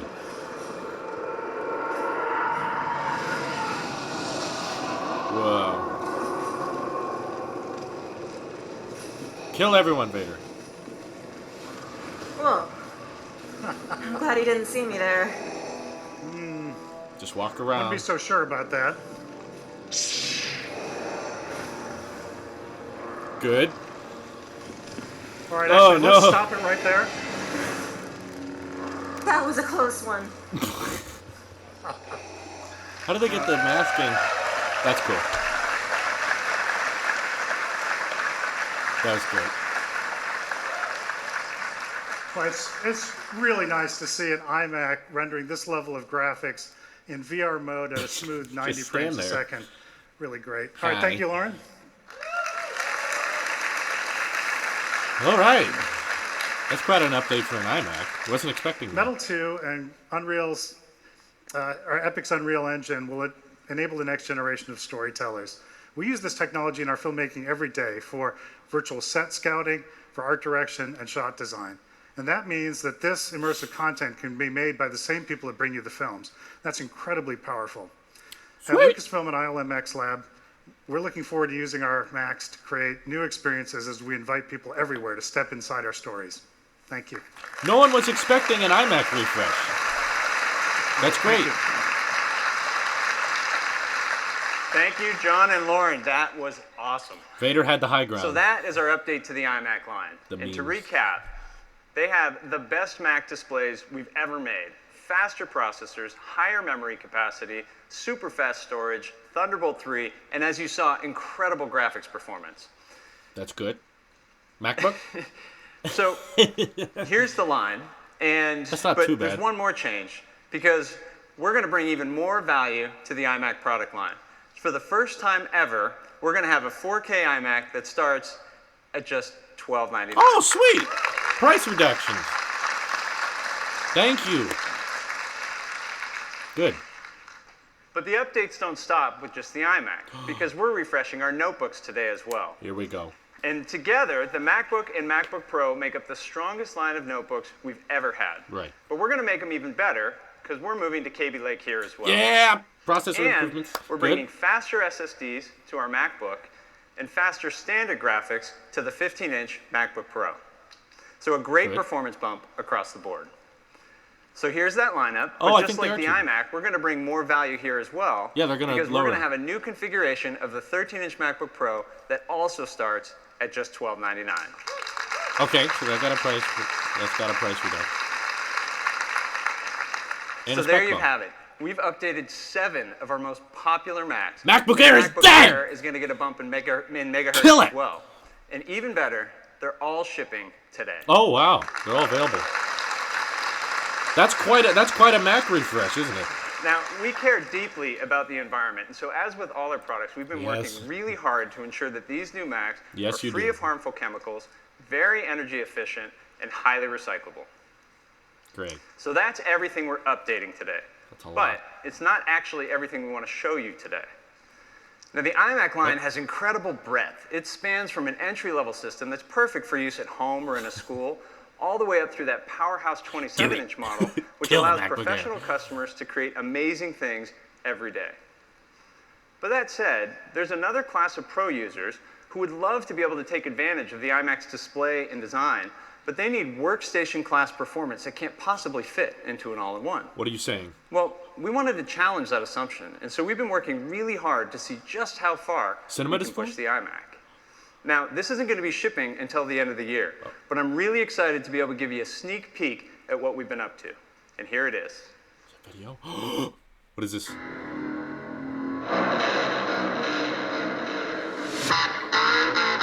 Oh, man. Space Gray, Matte Black? What? Yes! Magic Mouse in black! Yes! Holy crap! iMac! Show me the ports! What kind of ports you got? So that is the new iMac Pro. Now the first thing you'll notice is it it around. has the same great design as our 27-inch iMac. Take my... But it's in this seriously badass space gray finish. Dang With right that it's stunning badass. New Take... color and gorgeous 5K display. This is without a doubt the most beautiful iMac we've ever made. Take it! But it's also going to be, by far, the most powerful iMac we've ever made. In fact, this will be the most powerful Mac we've ever made. Take it. Because... Take the money. Take it. because we actually are going to put workstation class performance into our incredible 5K iMac design. Now to do that, the team had to completely rethink the thermal architecture. And they came up with this really efficient USB-C dual ports. centrifugal fan solution, Nice. which generates significantly more airflow than a traditional iMac. In fact, the iMac Pro has a greater than 80% increase in cooling capacity. This is So that great. means we can deliver unbelievable performance while still maintaining the quiet operation you'd expect from an iMac. And it's black! So let's talk about what's inside, and I want to start with the CPU because we wanted to go really big here. That looks so the great. iMac Pro is going to ship with an 8-core Xeon processor. Wow. Not bad at But all. It's also going to ship with a 10-core Xeon processor. Oh! And then we thought, you know, we've gone this far, let's get really nutty. So we're going to offer it with up to 18 cores. Shit! That is a Oh! ton of compute power. Holy But crap! We didn't want to stop there because we wanted to go really big on graphics. Tech as well. Unleashed. So the iMac Pro is Thank you going for to your use donation. AMD's Radeon Vega graphics. This is their brand new workstation class graphics architecture. Send super chat. I It features can a buy that and completely review new it. GPU core and high bandwidth on-package memory. It's going to be available with up 18. to 16 gigabytes of VRAM and over 400 gigabytes per second of memory bandwidth. And we aren't going to use an entry-level configuration here because our implementation is going to offer up to 11 teraflops of single precision compute 4 power. ports, That's USB 3 and times more USB-C. than the best GPU in a Mac Pro. They kept But it Ethernet. actually gets even better because this Radeon Vega GPU can also do half precision compute. Remove the audio so that jack. means the iMac Pro can deliver up to 22 teraflops of half precision computation. Whoa! This is a really big deal for things like machine learning development. I'm So crying. the iMac Pro, as you can see, is going to be a monster when it comes to graphics, but we didn't want to stop there either. So we're going to let you configure it with up to 128 gigabytes of ECC memory. That's twice what you can do in a standard 27-inch iMac. And Stop! up to 4 terabytes, Oh! 3 gigabyte per second SSD. Now the iMac Pro is also going to have a full complement of high-performance I/O, including 4 Thunderbolt 3 ports. Oh my For God! the first time ever in any Mac, built-in 10 gigabit Ethernet. Holy crap! This is expensive, isn't it? And with all that cutting-edge I/O, you can do some pretty amazing things. Like you can hook up 2 5K displays and 2 high-performance RAID arrays. Oh no my iMac God. before could ever do that. And when you combine that with the internal display, Does your that means the iMac 2K Pro gaming can rig drive up to come with a 44 black magic million mouse? pixels. There's so much more we don't even have time to get into. Things like a 1080p FaceTime camera, a user configurable FaceTime. VSync option, 2 times wider AVX instructions, and even a UHS-2 SD card slot. How much? So with all these high-performance technologies and our incredible 5K display, How much? this iMac Pro is going to be an awesome workstation for things like real-time 3D rendering, Yeah, it is. high frame rate immersive VR, machine learning development, and with all those cores and all that memory, super fast code compiling. How much is it? Now, speaking of workstations, we wanted to compare the starting configuration that? of the iMac Pro to what's on the market. That's not on So the if market. you were to go out Okay. and build a comparably spec system today, it would cost over $7,000. Oh, don't. And keep in mind, No. that's a system that doesn't have our best-in-class 5K display. Are you saying this is Doesn't 7,000? have the iMac Pro's incredible all-in-one design, and it obviously doesn't run Mac OS. Yeah. Well, this This is is the gonna be starting like configuration 5,000. of the iMac Pro, and we're going to price it at just $49.99.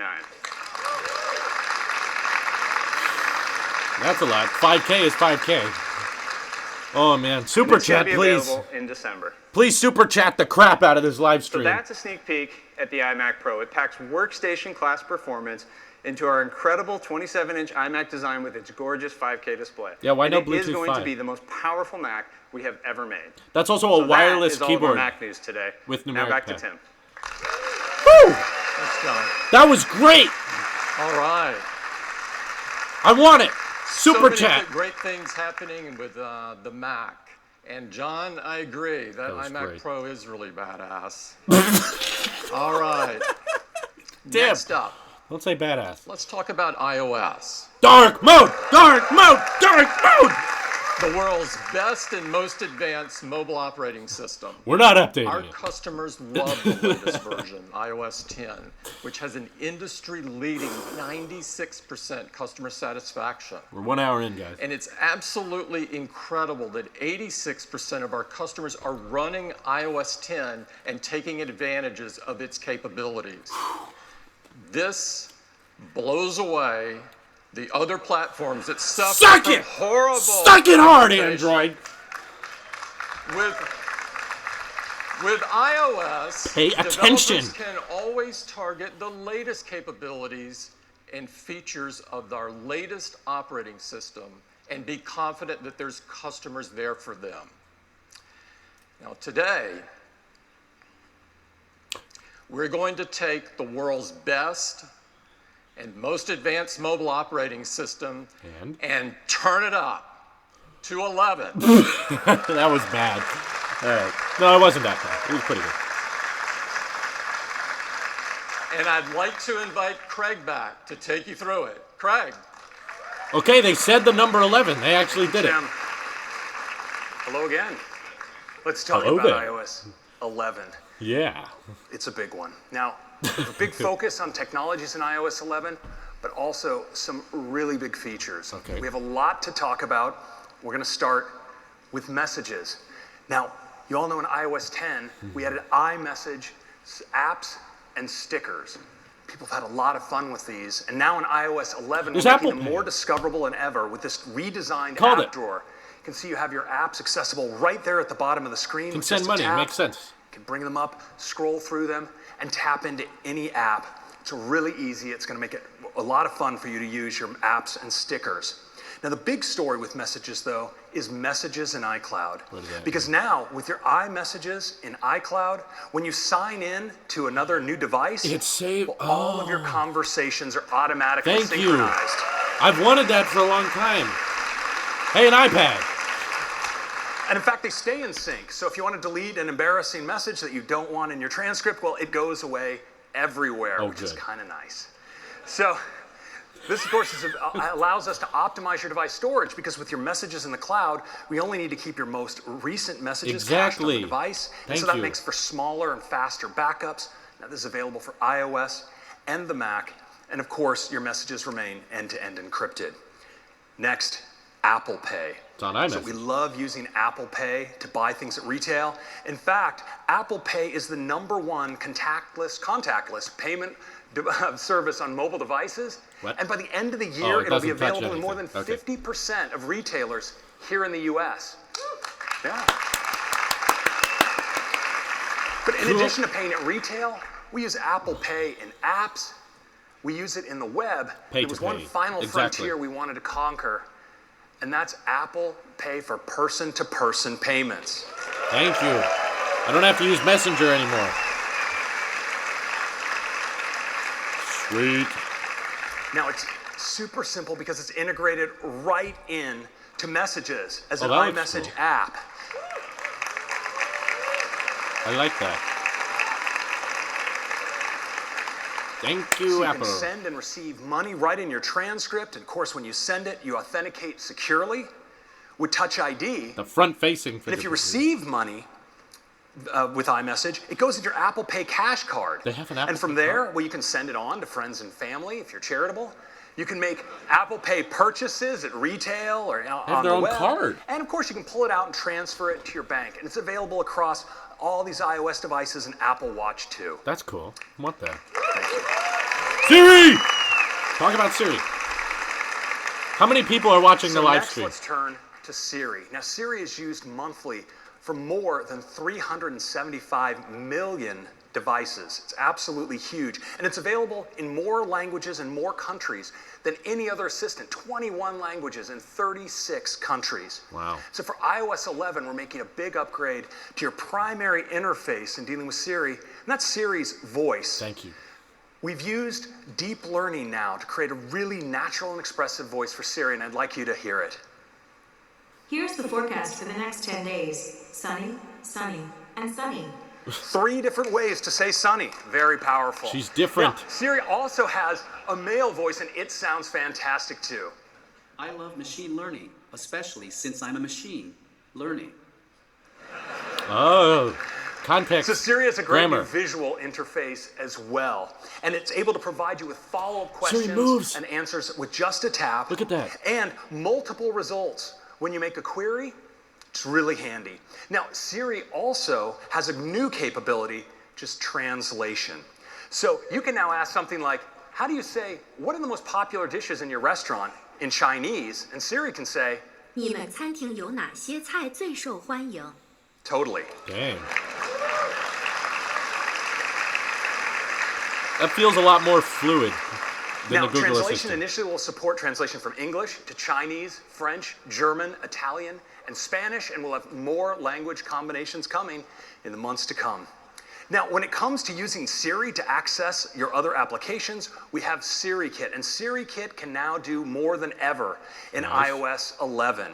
So now you can do task management by using Siri to make tasks in OmniFocus or Things, take notes in Evernote, do banking in City Mobile, or even bring up a QR code in WeChat. Now, Siri isn't just a voice assistant, because with Siri Intelligence, Siri not only understands your voice, it understands the context. Good. It understands your interests. It understands how you use your device.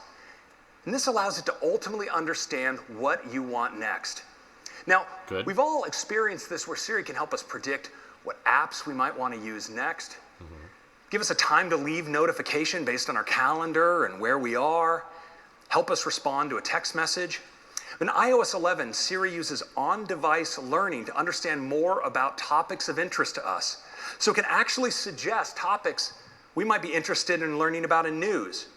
It can help us respond with our location for getting to an appointment to someone in messages, and even help us make a calendar appointment based on something we've just booked inside of Safari on the web. And what Siri learns about you on device is now kept synced across all of your devices. So you're dealing with one Siri, but of course, this is kept completely private, readable only by you and your devices. We read it personally, and we don't tell anyone about it. We really need to sit down with Siri and the Google Assistant and Next, check let's talk about the camera. People love the fantastic cameras in the iPhone 7 what are and you 7 changing? Plus.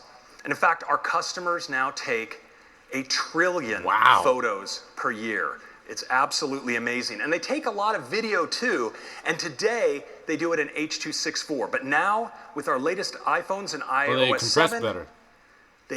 we're using HEVC, Oh, which is yes. giving us up to 2 times better compression for Good. camera captured videos, I wanna see which this. means less storage space used on your device and less space used in the cloud.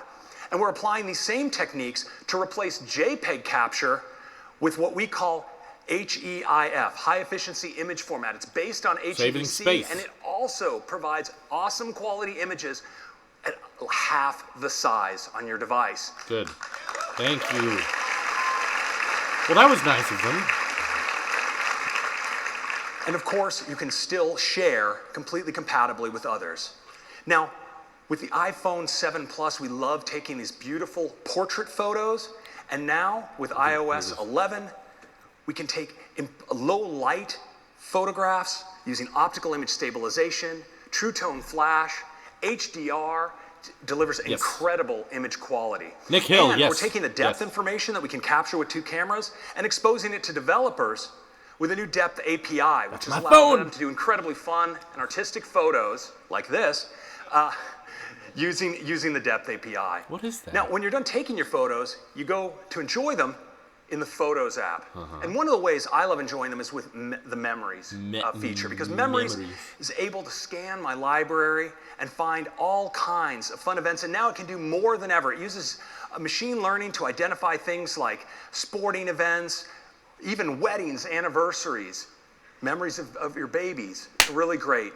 And when you go to play those back, you can see them not just in normal landscape orientation, but now watch them in portrait, taking full advantage of the height of your display. Don't encourage portrait. Now, when it comes to live photos, we have some great enhancements as well. So you can now trim your live photos, the video around the still. You can mark any part of the video as your key photo, and so much more. Oh, good. So these are some of the big features in iOS 11. There's one other, which is a major redesign to Control Center. Oh, okay. Rather than show it in slides, how about we do a demo? Uh-oh. Might be no dark mode. Sorry. All right, let's take our first live look. Whoa. No, I don't want to do that. Let's take our first live look at iOS 11. It does I'm look going to just bring up Control Center as always. And what you'll notice is Control Center is now a single page. Packs all the features into a single page. Now, of course, it has simple switches. I'll just do an orientation lock. It's got a beautiful little animation there for the orientation lock. It has sliders available, so you can adjust volume like this. But it provides greater depth, because with 3D Touch, 3D touch in on a slider like this and get access to more that controls. makes sense. Good. And this allows us to pack lots of capabilities really easily into the design. So you see, we have our wireless controls. Well, I could just tap on airplane mode, but if I 3D touch on the platter, I get access to even more features. Thank you. And this is really Makes great sense. with your music, because you can operate them here or jump in for even more information. So it's a really touch, great thank new you. control center, and I think you're really going to love it. Good. This Now, looks good. we've also taken this opportunity to redesign lock screen and notification center by making them one. So now, when I'm on my lock screen, if I unlock the device, just like that, I can actually now swipe back down. I'm actually on my lock screen seeing those notifications, but I can get at all my other notifications just by scrolling up. Like that. It's a really great unification, and you still have access, of course, to your widgets on the left and your camera on the right. That's cool. Now, let's take a look at photos. These beautiful portrait photos, but also these great live photos. And you know, live photos capture a still, but then also a bunch of video automatically captured around it, and sometimes the best shot wasn't the still. Well, now we can go into edit mode. We could trim this video if we want, but we also can capture just the frame we want and make that our key photo. I've wanted to do that so many times. Good. Now, we can do other really fun things with live photos. Now, here's one great shot. This girl blowing a bubble. But wouldn't it be great if she could just keep blowing that bubble? Well, now she can. Oh, we it's a actually use GIF. computer vision to compute a seamless loop around this live photo. It's really fun. It's a GIF. And we have another great effect. So here's a fun jump in the pool. But wouldn't it be better if it bounced? Let me go back and forth. There it is. That's kind of cool. I like that. Go now, back and we can forth. really That do makes some sense. artistic things with live photos as well. So you see, this is a shot where we have still landscape, but then this movement in the water. Now, if you wanted to capture this kind of motion, traditionally you'd have to get a tripod and figure out how to configure a long exposure on your high-end camera.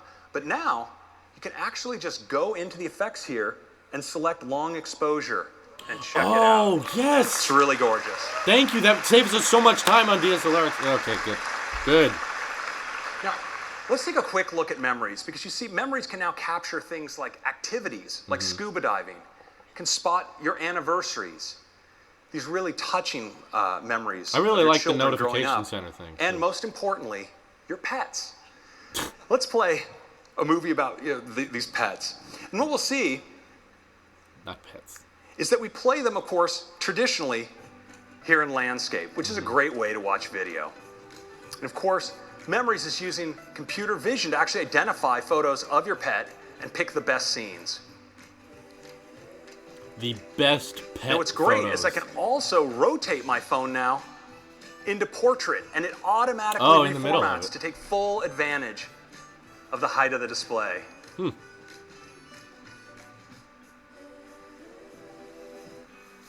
I don't have a dog. And that's a quick look at Memories. Do I have to have a dog to get iOS 11? Now, with Memories, we're using machine learning to help learn more about you and what you're interested in by looking at your photo library. But now in iOS 11, Siri does so much more in learning how you're using your device. Whoa, the So for instance, if I'm in Safari here and I'm reading about Iceland, maybe I'm considering taking a trip there. There's Reykjavik as a nice location. Well, now Siri actually on my device spots my interest. So when I go, let's say, into news, Siri automatically surfaces for me a recommendation that I might be interested in news about Iceland. I can just tap in and heart this one like this. And if I tap into a particular article, we can see it mentions certain locations in Iceland. I think this one is called Snæfellsnes. I hope it's okay with anyone who speaks Icelandic. But what's great is now Siri is learning this vocabulary, knows it might be something I'm going to use in my communication in the future. So when I go into messages and start typing a message, and let's say I start typing Reykjavik, well, check it out. Oh. It learns that Reykjavik is probably a word I might type. And what about, there it is. Snæfellsnes. Good. Pretty awesome. That makes sense. It's machine learning. Now, well, let's take a look at different. stickers, because you notice now, right on the bottom of the display, we have access to all my sticker packs. I can tap in on the bottom here to my Star Wars sticker pack. You can tap and slide, say select music, and we now have Apple Pay. Yeah, we saw that. Right here as a messages app. But what's so cool is if I receive a message saying that I owe someone money, well, you notice the QuickType keyboard automatically surfaces Apple Pay as an option and picks the amount out as what I might want to pay. I can just tap the pay button, but it needs Touch ID. Send, and authenticate with my fingerprint, and just like that, I've paid with Apple Pay. And that is a quick demo of iOS 11. Oh, sweet. No dark mode. But wait, there is more. Oh. It starts with Maps. Now in iOS 10, Maps brought beautiful new clarity to navigation. And we're now giving you enhanced information for when you get there to the mall. So we have detailed floor plans now of malls with place cards, directory and search. Whoa. And we let you browse by floor. The inside of the malls itself. Malls in all of these cities out the gate, and hundreds more per month thereafter. Wow. And we're also bringing the support to major airports. That kind of makes sense, sense, where security is, so you can plan. Individual parts of the building. Now, we'll be supporting all of these airports to start, and again, building out more over time. And of course, we have more improvements to navigation. So now in the upper left, you can even see your speed limit. I hope you're paying attention to that. And lane guidance, so you know which lane to be in to make your next move when navigating. Thank you. Makes sense. Lane guidance. Now, does Google do we that? know in addition to navigation, people like to do more with their phones sometimes while driving. And our safest solution for doing this is CarPlay. Lets you keep your eyes on the road while you're doing things like asking Siri to play music. Well, we wanted to bring this same level of safety to everyone who maybe doesn't have one of the 200 models of car that currently support CarPlay. Yeah, I don't. And we're building on the Do Not Disturb with a new feature we call Do Not Disturb While Driving. And it's all about keeping your eyes on the road. When you're driving, you don't need to be responding to these kinds of messages. In fact, you don't need to see them. So Pay attention, Android. When you install iOS 11, we're going to use Bluetooth to understand if you're connected to a car, or even if you don't have Bluetooth, we're going to use Wi-Fi Doppler effect to measure that you're moving in a car. And when you finish that first drive, we're going to suggest, hey, how about we activate Do Not Disturb while driving? And when we do, instead of seeing all those notifications, we have this new user interface for you. There's dark mode. You stay away. Now, if you're tempted and you try to turn on your phone, you're actually going to receive this little reminder. I get 15 notifications on while Android you're driving. a But second. of course, you might be sitting in the back seat, in which case you can tell us, I'm not driving, you can get through. But what if you are driving and someone sends you a message?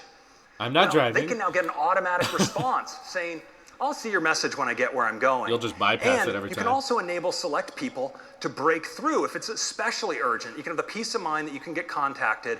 They can reply urgent, and that message will go through. We think this is going to be a real important step in safety in the car. Yeah, the car should just drive itself, though, right, Apple? Right? Next up, HomeKit. So HomeKit provides a secure and private way to automate all of your devices, your home accessories, and you can do it right inside the Home app and control them here, and also, of course, use your voice with Siri. Now, almost all the major accessory makers are providing great HomeKit accessories across all of these categories, from security cameras and door locks to lights. I have 3 lights in my room. That's all I can do. There's one category really close to our heart that we wanted to add to HomeKit, and that's speakers. So, yeah. Talk more about You'll now speakers. be able to configure your Apple. speakers inside of HomeKit and access them via our new AirPlay 2 protocol. It builds multi-room audio throughout iOS. Thank you. That makes sense. Can change each room. Okay. So you can play music to select speakers throughout your home, right from the music app. And with Apple Music, we have a new feature called Shared Up Next. So if you have a friend over and you have a playlist going, and maybe your friend wants to contribute to that playlist, well, they can do that without interrupting the music. You all can pile into that party playlist. I'm not going to let him. Now, all these speaker makers have announced upcoming support for AirPlay 2, but of course, many of us already own a great AirPlay 2 compatible speaker, and those are the ones connected to our Apple TV. Because now your Apple TV can be played to from your iPhone or iOS device and Mac anywhere in the home. And of course, if you turn on your Apple TV, it can control playback home-wide, including using Siri. And we're providing a great developer API, so third-party audio apps in iOS can all get in on the multi-room audio fun. Thank you, Apple. That was nice of you. Next is Apple Music. Oh. Now, last fall, we introduced an all-new design for Apple Music, which brought greater clarity and simplicity to the Apple Music experience. And we now have 27 million customers who are really enjoying the curation as well as the personalization of Apple Music. But of course, a lot of the way we discover music is to ask one of our friends, what have you been listening to lately? So now in Apple Music, you'll be able to find out right inside the application. I love that. I wanted to know what Xander was listening to the other day. That makes so much sense. For all the music served up, and for you, you'll see indicators if this is music your friends are listening to, and they can configure their profile, either to be public or private, and control what playlists they share or whether all the music they share they want to make available to their other friends. Now for developers, we're also providing a new API, Music Kit, for Apple Music. This allows apps full access to the Apple Music service, both on device and from your cloud service. Sweet. And you can do a tremendous amount with this. Now, Nike has done great exercise playlists using the full Apple Music catalog. With Anchor, anyone can be a DJ using all 40 million songs. And Shazam can automatically add songs to your collection that it identifies. Wow. But you know, one of the biggest stories today for iOS 11 is about the App Store. Now, to give you the big news with the App Store, I'd like to hand it off to Phil Schiller. Thank you. Phil! Yeah, Phil! You got this. Thank you, Craig. Don't screw it up, Phil. He's always nervous. Well, good morning, everyone. All eyes on you. Let's hear it from the way back of the room. Come on, good morning, everyone. Yes. Relax, Phil. Get to the App Store. I am so excited to be able to talk to you this morning about the App Store. The App Store is turning 9 years old, and it is going so well. 9? There are 500 million weekly visitors to the App Store who come to see your amazing apps and to download them. They have now downloaded over 180 billion apps to date. That's a lot. Incredible.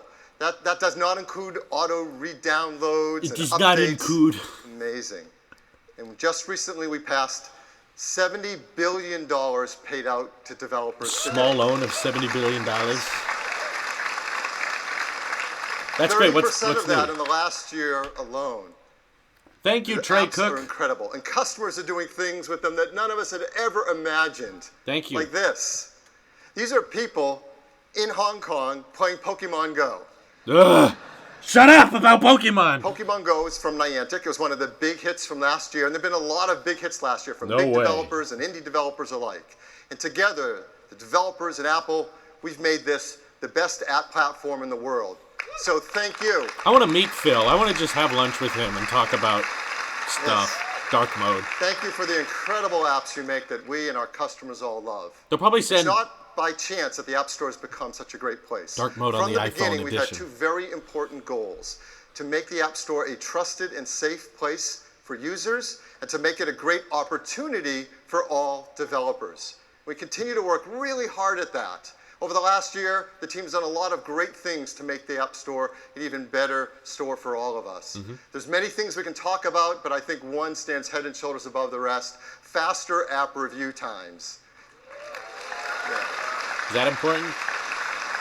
I'm sure you're well aware that the majority of apps are all now reviewed in under 24 hours many in just 1 to 2 hours. The team is going to keep working hard at that. Okay, And we have that's good. a lot more coming for the remainder of the year. I've highlighted a bunch of things here. I'll just point out one of them. You can read some of your favorite things up there. A big request from developers is called phased releases. That when you woo for phased releases, come on. Phased releases means when you submit an app, you can choose if you want it to be phased over time so it doesn't hit your infrastructure all at once. Good. And you can see how customers are responding to that update. So it's really a great feature for you to take advantage of. And there are a lot of things coming this year, but there is one that is incredibly gigantic. Just one. And that is we're going to do something that we've never done before in the 9 years of the App Store. We're going to completely redesign it. A brand new App Store. Whoa. It is absolutely beautiful. Whoa, very different. Looks like Apple Music. The App Store starts with a brand new tab called Today. Huh. Now, do you remember back the first time you started downloading apps? When you used the App Store, and it was so much fun to go in every single day and discover the new apps that were appearing? Yes. I mean, that's an amazing feeling. And we're bringing that back again with this brand new tab called Today. A whole new way to discover apps. It's a place where we can feature the apps we all love and the stories about the developers who created them. It's going to be such a great place for customers to discover your apps every single day. It's a nice UI. I like it. There's another new tab, Games.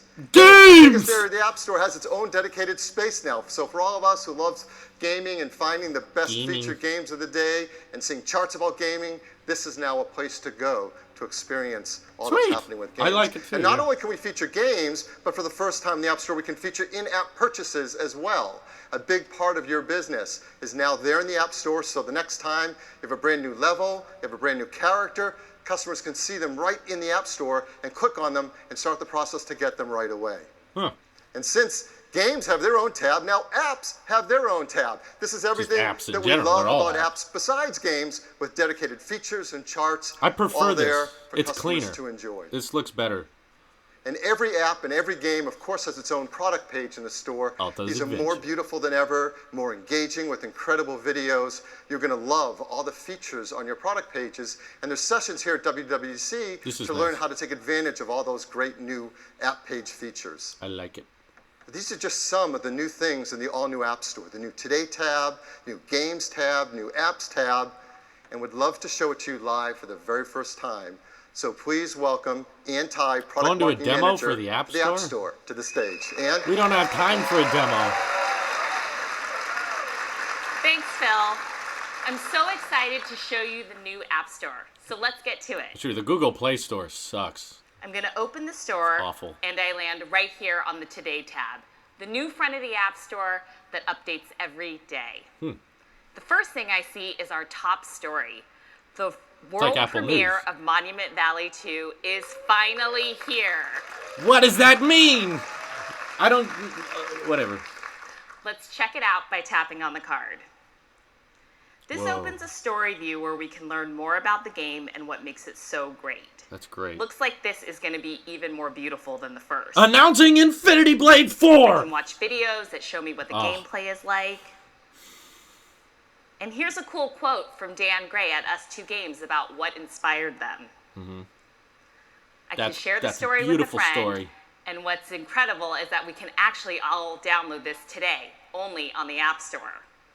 Cool. I don't need it. I want the Let's developer see what else preview. Is happening today. What have we got here? Oh, here's a how-to guide about Visco. I use this app all the time. Let's check it out. This is packed full of useful tips. So even if you have an app already, you still might learn something new. Like live photos. I didn't know you could use it to make animated GIFs or GIFs. Nope. Anyway, you can make them. I just scroll back up and pull down on the card, and I'm back in the GIFs. Every day there's a new app of the day. It's a G. And a new game of the day. And the daily list. These are great because they're focused on a theme or They're a goal, taunting me like with the hardware. meditation. I've actually been trying some of these out to get ready for this. They've got time for a hardware. Hardware we can go. It's totally working. If I'm busy and miss a Totally day, I working. can scroll down and see stories from earlier in the week. You're gonna save dark So mode that's for the the next Today iPhone. tab.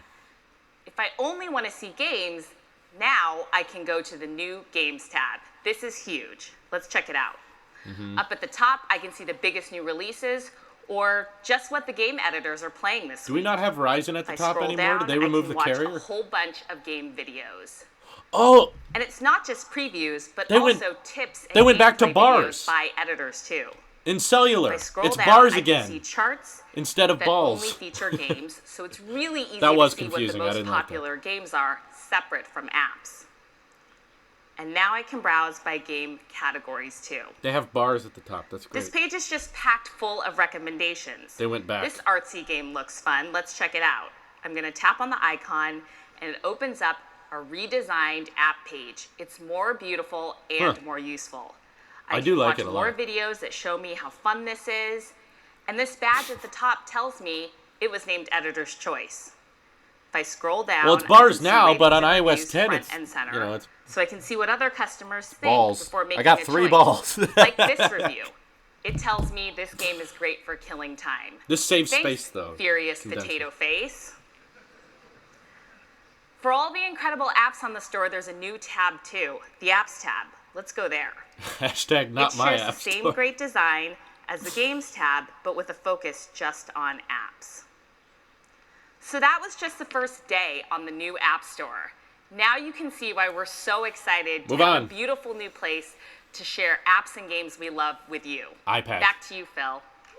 Phil, you're gonna show us the new iPad.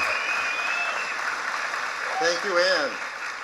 So that's your first glimpse of an entirely new app store. We hope you love it. We hope customers love it. They visit it every single like it. day to download your incredible apps. I like it. And that's it for the App Store. Back to you, Craig. Craig, unveil the new iPad, please. Thank you, Phil. The App Store looks just fantastic. So those are some of the big features in iOS 11. But of course, it's also core technologies. Now, Metal 2 and HEVC are coming to iOS as well. But there's more, and it starts with machine learning. Now, more. You've seen the way we've used machine learning throughout the experiences on Apple Watch, for instance, and the predictive Siri watch face. We use it on the iPad for palm rejection when you're writing with Apple Pencil. Make these in black. Of course, we use it to extend your battery life by predicting how you're going to use your device. And you've seen it throughout photos with memories and face recognition. Make a black Apple Well, Pencil. now for all of you developers, we want to make powerful machine learning easy for you to incorporate in your apps.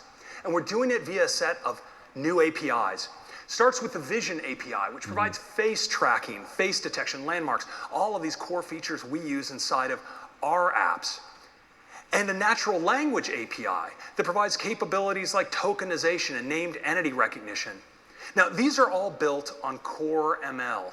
And Core ML provides high-performance implementations of deep neural networks, recurrent neural networks, convolutional neural networks, support vector machines, and they allow you to take models that you've built with any of these popular third-party tools, and using our machine learning model converter, execute them with tremendous performance on device. That gives you all the data privacy benefits and all of the carefully tuned compatibility with all of our platforms. Yeah, I saw And the augmented performance reality too. Really is incredible.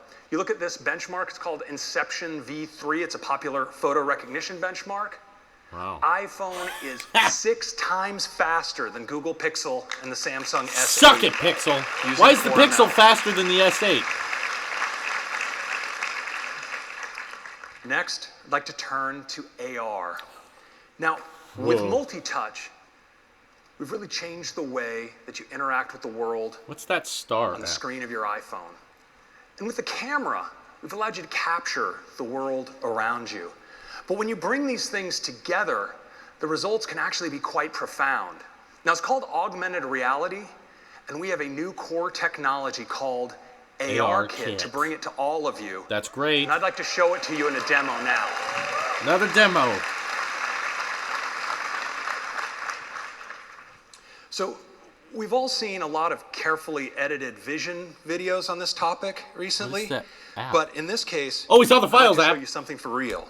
Did you see it? So what we see here is an iPhone that's using its camera, but using computer vision, There's iPads. actually able to identify surfaces. What are those? Such as this table.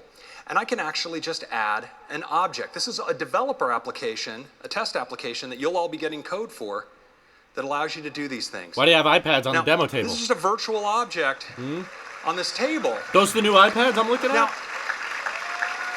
I don't care about augmented got reality. some That's great, steam Apple. in there coming off the cup. Now I can add other objects to the scene, and these things can actually interact. Let's add a lamp. And I want you to watch when I turn the lamp on the dynamic shadows here. I'm going to move the cup and watch how the shadow That's good. moves in relationship to the light. That's good here. augmented It's really reality. pretty incredible. Now, Good job. I can add additional objects. Let's add a vase to this scene. They're the new iPads. I mean, isn't that just incredible? You guys are actually in the shot here It's so incredible. with these objects all in augmented reality. So it gives you a little bit of an idea of the technology involved. It's really pretty incredible. Now, how do we do it? Move on. I don't care how you do it.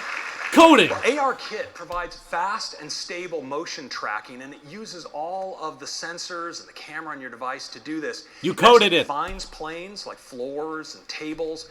It's able to estimate ambient light, which helps us with the rendering and also helps with scale. You notice that cup hit the table looking the size of a cup, not the size of an 15-inch elephant. iPad. And we provide integration into all kinds of third-party frameworks to help you with your rendering.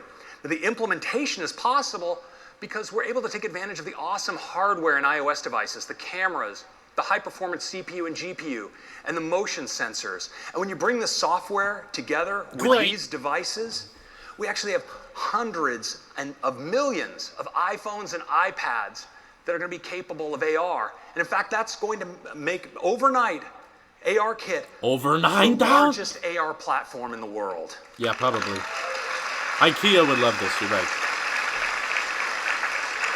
Moving on. We've had some third parties in to take a look at ARKit, and they are totally excited, and we are just blown away by what they've been able to accomplish. Totally. IKEA, of course, is placing furniture everywhere, and it's really super Exactly. awesome. You But guys check called this it. out. What you can do with Batman Lego. I mean, how fun is this? Right on the table, a Lego with a live Lego Batman, and you can explode live Lego. the Lego like you could never do in the real world. Pan around it and interact with Batman right there. It's really awesome. That is and then pretty cool. Pokemon Go. Infinity Blade augmented reality. Exactly, Xander. The Pokemon is so real. He's right there on the ground. As the ball bounces, it actually bounces right there in the real environment. Wow. It's AR like you've never seen it before. I've seen it. Now, It's fine. It's fine. It's great. Good job. there's one of these that I think you just really need to see live. Now, Wingnut AR is director Peter Jackson's new production company. It's dedicated to producing AR content. Oh. We all know Peter Jackson from his incredible cinematic work on movies like the Lord of the Rings series, but Not The he's Hobbit. now really excited about AR. And to show you what he has in the works, Is he here? I'm thrilled to introduce Wingnut AR's creative director, No, he's not. Alistair Cool. Alistair.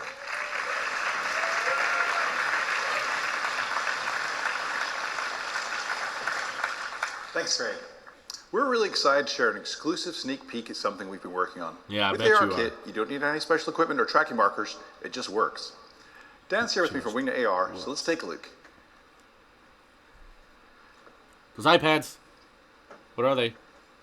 Here we're using ARKit to detect the plane of the table, estimate its size, and lock our content onto the surface. And since this is augmented reality, you folks are all in the shop too. Okay. This is all rendered in real time That's using pretty the power cool, of actually. Unreal Engine 4. I kind of like that. We're at a remote outpost on a desolate world where supplies are scarce. Airships come here to refuel, get repairs, and to trade.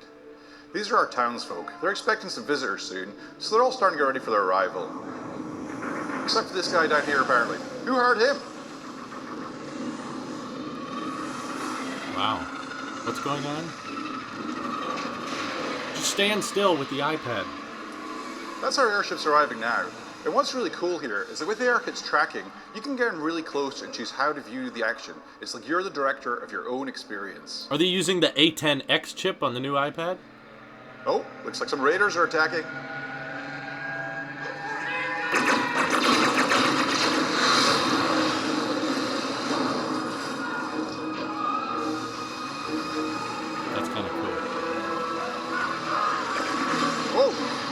Guess that takes care of that guy. Yeah.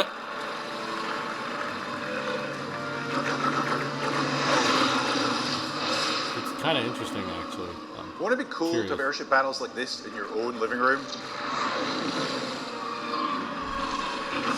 kind of cool. I think they're going to regret attacking this outpost. And another one down. And we got him. Wow. Ooh. Beef. All that on the iPad. That didn't end well for anyone. But our heroes are limping away to fight another day. So that's one of the things we've been up to at Wingnut AR. And the fact that AR Kit... Thank you. That was pretty cool. Give them some credit. That looked pretty great. But they did all that on an iPad. The fact that AR Kit enables hundreds of millions of people to enjoy experiences like this opens up so many possibilities. I think it's a real game changer. Look out for an AR experience from us in the App Store later this year. Thank you. Moving on now. Moving on. Please. So what do you think? What do you think? I think I want to see the new iPad, Craig. You've got time. You've got Some time. of the major features in iOS 11. Of course, there's much more than we have time to talk about today, but I want to highlight some features of special interest to our customers in China, like QR code support integrated right into the main camera, accessible from the lock screen. Super useful for customers in China. That'd be funny, though. So that's also dark our mode. update for iOS 11. Okay. I'm going to turn it back to Tim. Thank you. Tim, you better unveil a new iPad. That's right. This isn't the end, please. Say one more thing. iOS 11 is absolutely jam-packed with great features, and I can't wait for you to get your hands on the new App Store and AR Kit. Got time. Number 5. We've got 2 more things! Holy crap! An important part of I forgot the about iOS the list. story is, of course, iPad. Yes! Yes! iPad has completely changed the way we work, play, teach, learn, and create. I know. It's truly a magical piece of glass that transforms into anything you want. We've been pushing the boundaries on iPad, and today we're going to push them further than ever before. Yeah? And to tell you all about it, I'd like to invite up Jaws. Jaws? The movie Jaws? You play a video. Thank you, Tim. And good morning, everybody. I'm so excited to talk to you today about iPad Pro. When we first introduced iPad Pro just 18 months ago, it completely redefined what you could do with your iPad. Along with your incredible apps, it allowed our users to do really amazing things. From professional design and illustration, to fashion, to architecture, to engineering, and so much more. We're really excited about what can be real in your world today with iPad Pro. Well, and as you know, there's 2 models to iPad Pro today. There's a 13-inch and a 9.7-inch. And the 9.7-inch is our most popular model. Get it right. It has a screen large enough to get your work done, but it's in a thin and light enough package that allows you to take it with you everywhere you go. Well, today we're going to introduce an all-new iPad Pro. Yeah. It's going to take everything you love about the 9.7-inch and give you a whole lot more to love. Let's take a look. Video. Whoa. This is a new iPad Pro. Thinner bezels. Talk more about it, please. It's the first iPad Pro with a larger 10.5-inch Retina display. Good. Now, why 10.5-inch? Yeah, what the hell? Well, for one, it's a lot larger. It's 20% larger than a 9.7-inch. Mhm. But we are able to reduce the borders by nearly 40%, which allows us to fit it in this incredibly compact design that still weighs just 1 pound. Oh, it's light. And of course, 10.5-inch also allows us to do some other things. It's the perfect size to allow us to display a full-size on-screen keyboard. Good. That's cool. It's not a minimized version, it's full-size keyboard. It's also the perfect size to allow us to have a full-size smart keyboard as well. And when we deliver the smart keyboard, we're going to have support for more than 30 languages at launch, I don't need including the smart keyboard. Chinese, and for the very first time, a Japanese JIS keyboard. Good. Good for the Japanese. Now, iPad Pro has always had the best displays in the industry. I like that. And thinner both bezel. sizes are going to get really incredible new displays today. They're the best displays that we've ever made. They're packed with incredible features like True Tone for automatic white balance. 600 nits. P3 wide color gamut for the best color. Ultra low reflectivity, the best in the industry. And they're 50% brighter with 600 nits. And this extra brightness and the P3 wide color gamut means that with iOS 11, you'll be able to display HDR video for the first time on an iPad for a really immersive cinematic experience. Ooh. They're truly awesome displays. But our biggest breakthrough is a feature we call ProMotion. So what is ProMotion? Well, we're able to take our unique hardware and software capabilities and dramatically improve our display performance. Now, typically, up until today, mobile displays have refreshed at 60 hertz, means they update their content 60 times every second. Oh, it's more now. Well, on the new iPad Pro, we've doubled that maximum refresh rate to an incredible 120 hertz. It's gonna look real smooth. Promoted So what does ads. that mean to you? It means that all of your motion content on your screen is going to be smoother, crisper, more responsive. Thank you. Now, this is something you have to really touch and feel yourself to appreciate because our projection systems just aren't capable of doing those type of refresh rates. But I'll tell you, the difference is dramatic. And when you scroll, it's buttery smooth. Battery. Now, the higher refresh rate also means that it works even better with the Apple Pencil. We already have the industry-leading performance for drawing and writing with the Apple Pencil, but with ProMotion, it gets even better. It's more responsive, and it reduces our latency to an industry-best 20 milliseconds. So drawing is incredibly fluid and even more natural. You're going to love using the Apple Pencil with the new iPad Pro. Another breakthrough of ProMotion is that these become the first mobile displays to be able to dynamically adjust the refresh rate, depending on what you're looking at. And this is a really big breakthrough for both display quality as well as for power savings. Yeah, you'd want So that. when you have fast-moving content, they can update quickly. But they can also update slower when you don't need that type of refresh rate. For example, a still image. This allows us to save a lot of energy and give you better battery life. So hopefully you see why these are not just the best displays that we've ever made, but we think they're the most advanced displays on the planet. Next, let's talk about performance. iPad is already best in class for performance. Yeah, what chip does it But have? we're not resting on our laurels. These are the fastest we've ever created. A10X? Inside them, they're powered by the A10X Fusion chip. The A10X has a 6-core CPU, 3 high-performance cores, 3 high-efficiency cores, all automatically managed by the Apple Performance Controller. It also has a 12-core GPU. This is a powerhouse. That's very powerful. And it delivers 30% faster CPU performance over our already industry-leading A9X and 40% faster graphics performance.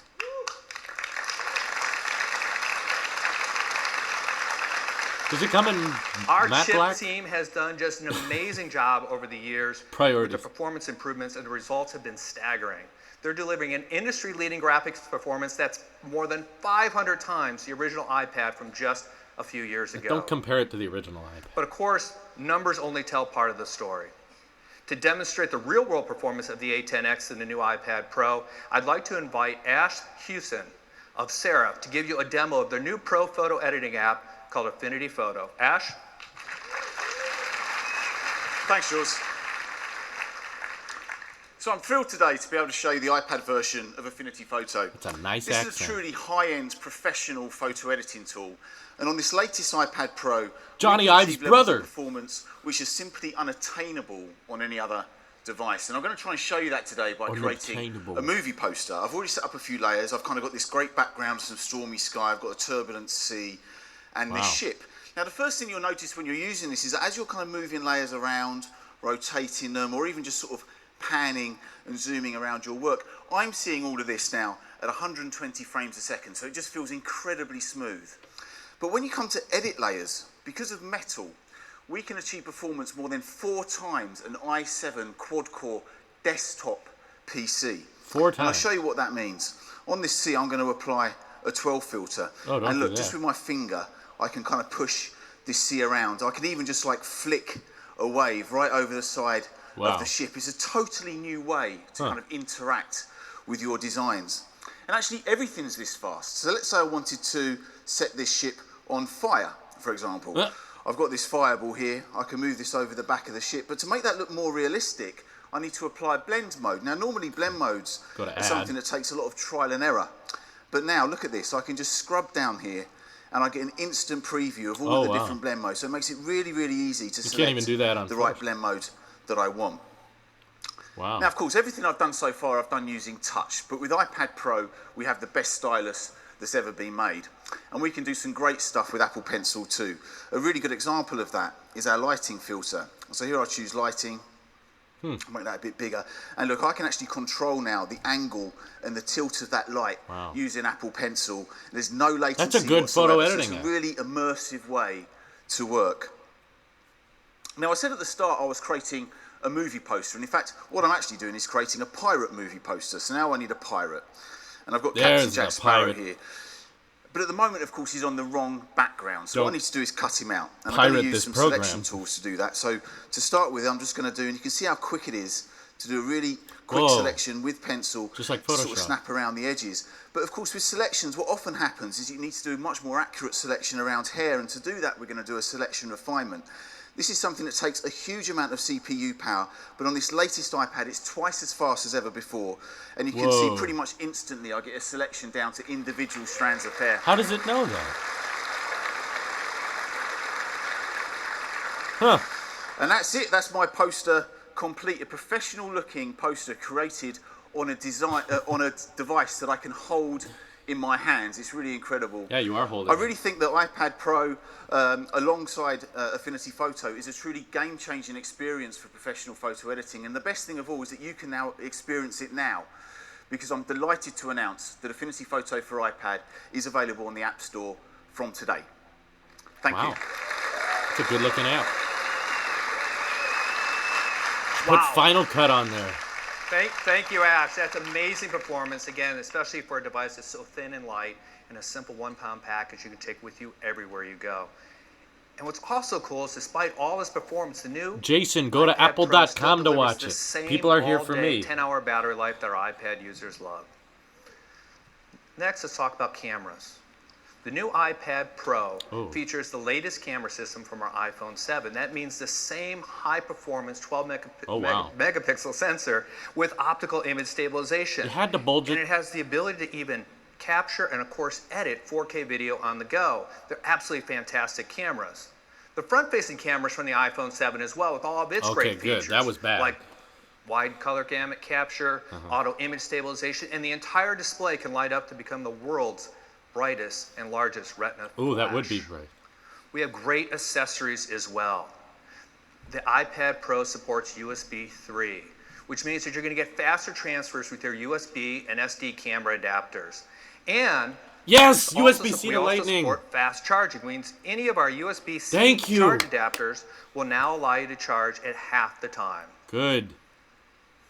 And we have great new smart covers. We have available in polyurethane, and then we're bringing back the popular leather as well. And then we designed an all-new leather sleeve with a built-in storage for your Apple Pencil. So that's the new iPad Pro family. Makes sense. A lineup with the world's most advanced displays, including a brand new 10.5-inch size and incredibly compact design. Powerful new A10X Fusion chip, incredible new cameras. USB-C and of to course, Lightning. as you would expect, we make all these in incredibly environmentally friendly ways. I'll buy it just for that cable. We're also going to double the amount of memory that comes at the beginning of these configurations. Wait, really? Both sizes will now start with 64 nice. gigabytes of memory. That's great.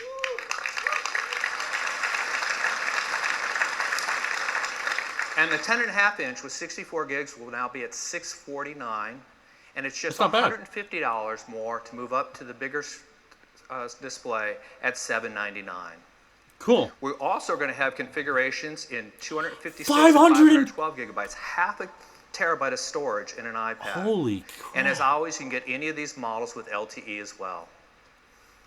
That's a lot of storage. So this is the new iPad Pro. Holy you can cow. order them today.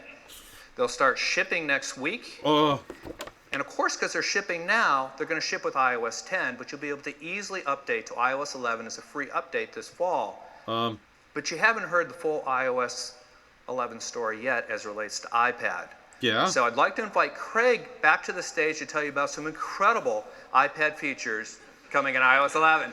We order it today. Thank you. Hey, everybody. Yes, there is more iOS 11. If you love iPad like I do, well, buckle up. You're in for a wild ride. We are taking iOS to the next level. This is the largest iOS release for iPad we've ever done. Now, it starts with the dock. And we all know that dock hovering down there at the bottom of the screen. It's different. It is more powerful than ever. You can fill it with apps. Whoa. On the right, there's a predictive area. Figures out what you're going to use next, including your continuity apps. Wow. And now you can summon the dock from anywhere, right from the bottom of the screen, and use it for switching apps just like that. And what's incredible is how it's used for multitasking. Yeah, actually. So now if you're in an app and you swipe up, well, you can pull an app out just like that into Slide Over. Slide Over. Okay, that's great. Now, of course, you can snap your apps into split view, but what's really cool is the new app switcher because it preserves all of your spaces with your app pairings. It's really great. Now, the iPad, of course, is the ultimate multi-handed, multi-touch device. And so we're so excited to bring drag and drop to iPad. Desktop class. Apple stores. You can drag images. You can drag text. You can drag URLs. You can multi-select and multi-hand drag. It's a drag fest. Now, it's incredibly productive. But of course, sometimes you have to type, and so we made the keyboard even more productive as well. You can now flick on keys to access punctuation and numbers, all without switching planes. It's super fast and super easy.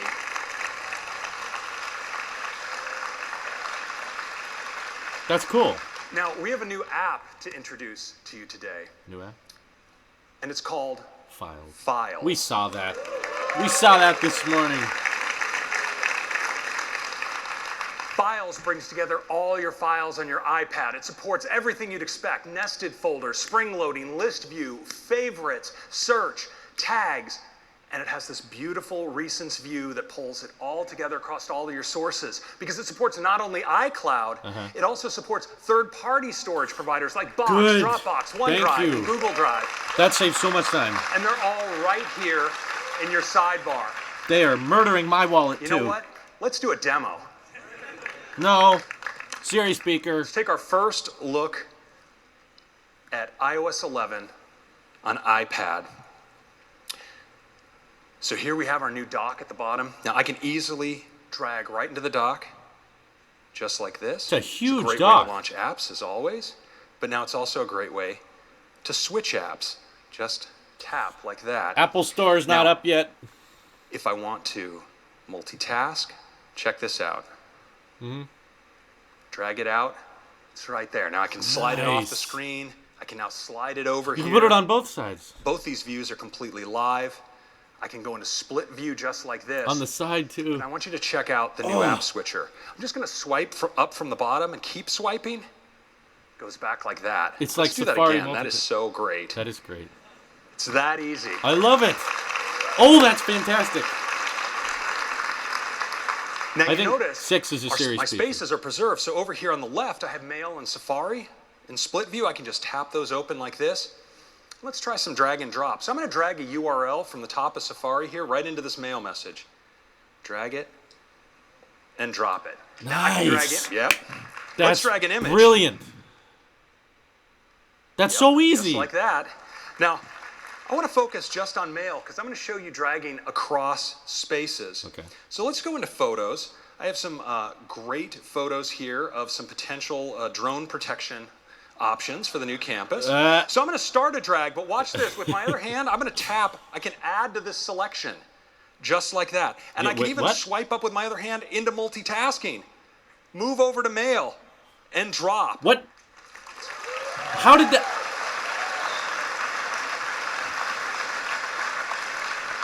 Boy! Now I want to show you files. I can bring up files, of course, right from the dock in split view, just like this. And it's a great way to deal with attachments because I can take this attachment in this mail message, pick it up, and just drop it right into this folder Drop of it. top secret projects. Now I let's love this. dive all the way in and take a closer look at the Files app. Yeah. We see it has this gorgeous grid view, but it also has a list view that provides me all the details about my files. I can sort them by size, or let's sort by date. Now I can create new folders. Let's say I want to create an R&D folder right here. I'm going to take some of my top secret perspective projects, and I can do multi-select, just like this. You just tap them again. Drop them in. Now I can also take the folder, drag it right in to my favorites, and these are synced across all of my devices. And if I want to tag a file, There's AirPods. of course I just drag it right on there and make that one That's an Apple Watch. important. And you notice in addition to iCloud, here on the left, I have access to all my cloud providers like Box. So you can see I have files here I'm using and folders that I'm using for collaboration. And that includes this drone defense proposal they're not black right here, presentation. And I want to show you, when I go into the recents view from the tab at the bottom, notice I get a view across everything, including that one inside a Box. I'm going to tap into that keynote presentation, and for my final act, I want to show you how I can use files directly from the dock. Just swipe up. If I tap and hold, I get access to my recent assets. I can just pick this up, drop it down, just like that. That's and great. That is a quick demo of our productivity features on iPad. Okay, yeah, I'm going to get the 10.5-inch one. Now, next, I want to talk about Apple Pencil, because Apple Pencil has really created a whole new way of working on iPad, and with iOS 11, we've integrated it deeply into the system. Now, it starts with markup, because you can mark up anything you can quick look. You can take Safari content.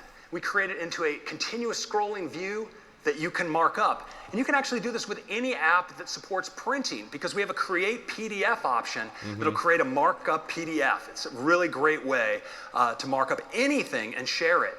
And we know a lot of people do like to share with screenshots. And so now, when you take a screenshot, we'll create a thumbnail down on the bottom of the screen. If you tap it, you go instantly into markup. Yes! You can mark it up right there. Thank you. It. Now, it's really cool. Yeah, I know. TV turned off. We're past halfway. Now, we've also integrated Pencil deeply into notes. So if you're working on a note and later you're at the lock screen, you want to get back, just a tap of the pencil to the lock screen and you're right back into your note. Wow. And we've made your note, handwritten text, searchable. So we can now search handwriting. We use deep learning to recognize what you write. And if you're doing primarily typed notes, you can now also do inline drawings right there. It's very handy. Sweet. Now, of course, sometimes we still have to deal with paper, so Notes now has a built-in document scanner. It can correct perspective. Those bezels are and pretty contrast. thin. Look at it. And when you bring the note in, you can mark it up right with your pencil. Awesome. And we've integrated markup into mail as well, so you can personalize your mail messages with inline drawings. Now, for a look at all of these great new pencil features, I'd like to introduce the man who heads iPad software engineering for us, Toby Patterson, for a live demo. Toby. Show us the Apple Pencil. Good morning. Well, the first thing I want to show you is a quick way of getting to your notes using your Apple Pencil. You just tap on the lock screen like this, and it slides up to reveal your notes beneath it. Now you can see here I've got a handwritten note, and I want to show you how easy it is to create one of these. Watch at the top of the note here as I edit the title just by putting the pencil down and writing like this after the 2017 keynote. It's as natural as putting pencil to paper. Now, something paper can't help you with is finding your notes again later. We're using machine learning to recognize your handwriting and index it in Spotlight. Let's switch into Spotlight now, and we'll search for that text that I just wrote out. You can see here I've got the new Flick keyboard, which makes it really easy to enter numbers just by swiping down on the keys like this. Oh, and you can see there it's already found my note as the top hit, even with my atrocious handwriting. We'll just tap on that. That's not that bad, Toby. Now, I'm going to switch to a different note now because I want to show you how you can mix drawing with typed text and tables and all of Notes' other great features. This is a note that my young daughter shared with me as part of a school assignment where she had to work with her parents to develop an idea for a new app. Now, she asked me how many copies of our app I thought we might sell, and so I want to quickly It's okay, you got it, Toby, you got it. Some idea of that. I'm just going to press down here with the pencil to make some space for my drawing, and we can take that little grabber and open up some more room. Now, I am really bad at drawing, but I just love doing it. And what's great about drawing on the iPad is it works the same way as it does with paper. And that means it's really easy for me to draw really badly right here. Watch, I'm just gonna draw really bad, Toby. And wow, it's awful. You're so bad at drawing. It's so simple, and I think you're gonna have a lot of fun rediscovering the joy of drawing. But let's move on now. So, my daughter's learned a few things from me about how Apple works, and before I left this morning, she gave me an NDA to sign. I'm going to use the new document scanner in Notes and my pencil to take care of that in a snap. We'll just tap the plus button here to bring up the document scanner, and all I need to do is point the camera at the piece of paper. Okay. Notes will take the picture automatically. Whoa! Even straighten the page up. How we'll does open it up full screen here. What? Now I just fill in the blanks with my pencil. You wanted and to... just like that, I've got a signed copy of the NDA saved away in my notes. Impressive. Now, I see my daughter sent me a message, and it must be pretty important if she's interrupting my demo. So if you'll excuse me, I'm just going to tap on I that think and it see was what she planned. has to say. Wow, an offer for $100 million is really pretty thrilling. I need to send this to my wife right away. I'm going to take a screenshot of this. I kind of love And then Toby. we'll tap on the thumbnail here to open up our new screenshot editing He's funny UI. but monotone at the same time. From here, I can crop it down to just the part of the image that I want to send. I can scribble a quick note. Smart speakers next. They got one more thing. The sixth thing. And then I can bring up the share sheet to send it off to my wife right away. So these are just a few of the ways that you can use your pencil with your iPad in iOS 11. Back to you now, Craig. Thank you.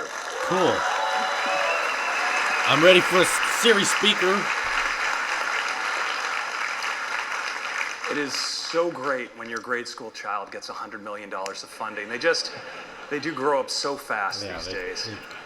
Well, so these are some of the great new features for the iPad. And of course, they're joined by all of these other features you heard from earlier today. That is a lot. We're really excited about what we're doing with iPad this year, and really excited about iOS 11. Now, iOS 11 is available to all of you developers today. I'm getting it. Sign up at beta.apple.com. You can get a beta at the end of the month, and we're making it available as a free upgrade to everyone in the fall. It supports all of these devices. I'm getting it. That is your update for iOS 11. I'm going to turn it back over to Tim. Wow. Thank you. Okay, one more thing. We've got a sixth thing. Thank you. iOS 11 really takes iPad to a whole new level. Remember the People iMac are going to be Pro? able to do more in more places than ever before. We are so excited about the marriage of iOS 11 and the new iPad Pro that we made a video, and I'd love to run it for you. Oh, I don't care. Okay, go ahead.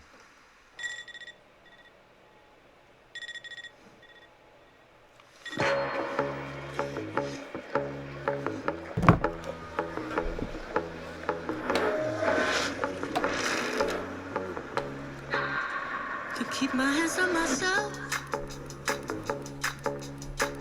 Think I'll dust them off, put them back up on the shelf. Kiss my little baby girl isn't me. Am I coming out left? Ooh, I'm a rebel just for kicks now. Let me kick it like it's 1986 now. Might be over now, I can feel it still.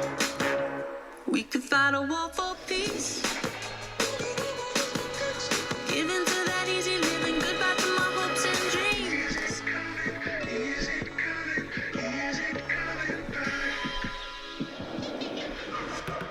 Ooh, I'm a rebel just for kicks now. Let me kick it like it's 1986 now. Might be over now, I can feel it still. Might have had your That wasn't a video for iOS 11. That was the new iPad. I hope you're as excited about the new iPad Pro and iOS 11 as we are. Yeah, update your Apple Store. We've got one last thing to talk to you about. Let's turn our attention to music. Oh. Music has always been a part of Apple's DNA. It could be the speaker. We first revolutionized the music industry with iTunes. What is that? Then we forever changed the way people listen to music on the go with the iPod. And today, iPhone has become the best portable music player in the world. And it's even better when it's paired with Apple Music. So you now have 40 million songs. This better not be a in your band pocket. or something. And when you add AirPods, it brings an absolutely magical experience to wireless audio. Talk about these. Now, so we have such a great portable music experience. But what about our homes? This is it. We think we can do a lot to make this experience much better. iPod. No, I'm kidding. Just like we did with portable music, we want to reinvent home music. Okay. And I'd like to invite Phil up Ugh. to tell you all about it. Phil, take us home. Come on, Phil. Thank you. Show us a video.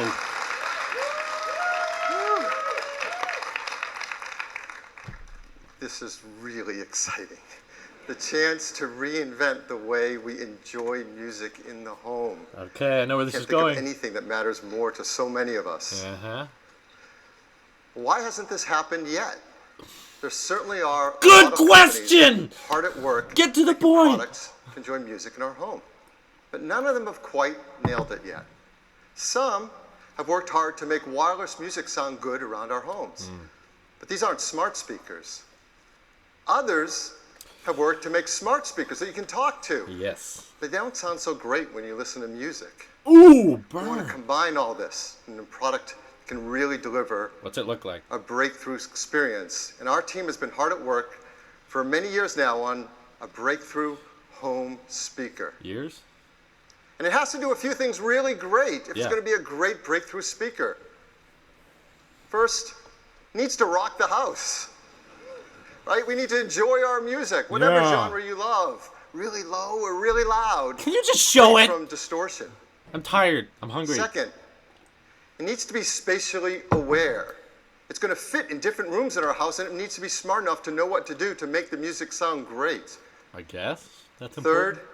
it has to be really fun to use. It has to have a built-in musicologist, an expert on music, who can help us to hear the music we love or discover music we're going to love. The chat is hilarious. Now, we're working on this speaker for later this year, but we want to give you, 6,000 of our closest friends, a sneak peek at it. And everyone this watching. morning. And here it is. Ooh, video! Whoa.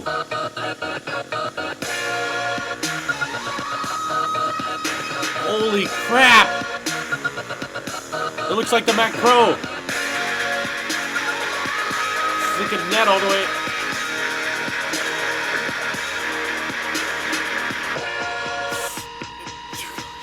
Ha! Kind of looks like a... Where's the touch panel? It is absolutely beautiful, and we call it HomePod. Yes. Just like iPod reinvented music in our pockets, HomePod is going to HomePod. reinvent music in our homes. So let's talk about these features. First, rock the house. The HomePod is just under 7 inches tall. It's covered in a seamless 3D mesh fabric that has incredible acoustic properties. That's funny. It hides within it amazing audio technology. Wow. For example, along the bottom is a 7-array beamform tweeter pack that's packed with 7 tweeters, each with their own individual driver. We'll get They're used to it. precision acoustic horns that drive the audio from within and then out along the bottom. That's great. With tremendous directional control. They always name And it that'll become something really you'd clear never as we guess. Talk about how it works. And they did. It has a really big woofer, a 4-inch woofer, upward facing with a large motor to move a lot of air. It's a big There's woofer. automatic bass equalization and dynamic software modeling so that as we turn the volume up, it's free from distortion. And all of this is controlled by an Apple A8 chip. Oh, wow. Yes, the same chip that powers For a the inside speaker. of our iPhone is inside HomePod. It's perhaps the biggest brain ever in a speaker. And it does some incredible things. Yeah, that's usually for displays. It's now for a speaker. It does real-time acoustic modeling, audio beamforming, and multi-channel echo cancellation. You don't have to know what any of that is, just know that it sounds incredible. I believe you. Fits like AirPods. Next, talk about this spatial awareness. Well, what does that mean? Well, you plug in your HomePod to AC, and it gets its music wirelessly. And it's compact enough that you can put it most anywhere in your house. You can put How it do on you the plug table, it in? Where's the on a back? shelf, against the wall, in a corner, and it intelligently and automatically detects the space it's within. And it uses that information to adjust the audio, to balance it, and take full advantage of the environment and create a very spacious sound. Now, we want to give you a sense of what that experience is like. So we want to play some music in this room and show you a visual simulation to give you an understanding of some of the technologies it's using and how it's adapting them to make an incredible sound out of this compact speaker. USB-C? So we're going to start by playing an audio track, and it'll be a full mix, and then we're going to break it down into some of the components that the HomePod controls. Okay. Copyright strikes.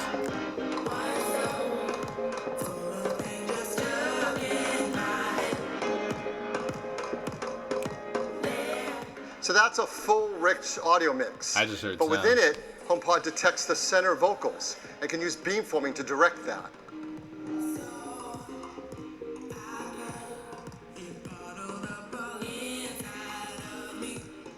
It gives incredible clarity and precision.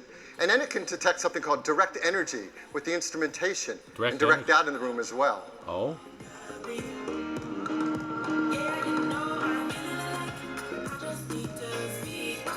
Maybe they're keeping Siri in your phone and not on the speaker, In addition which to would that make sense. direct energy, there's something that's usually missing in music, ambient audio, the backing vocals and reverb.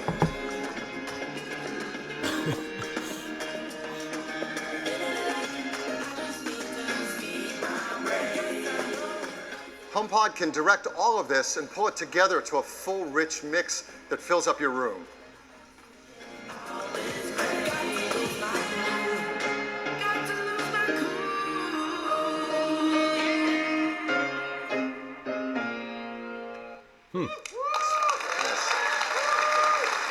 I don't think they'll have a price yet.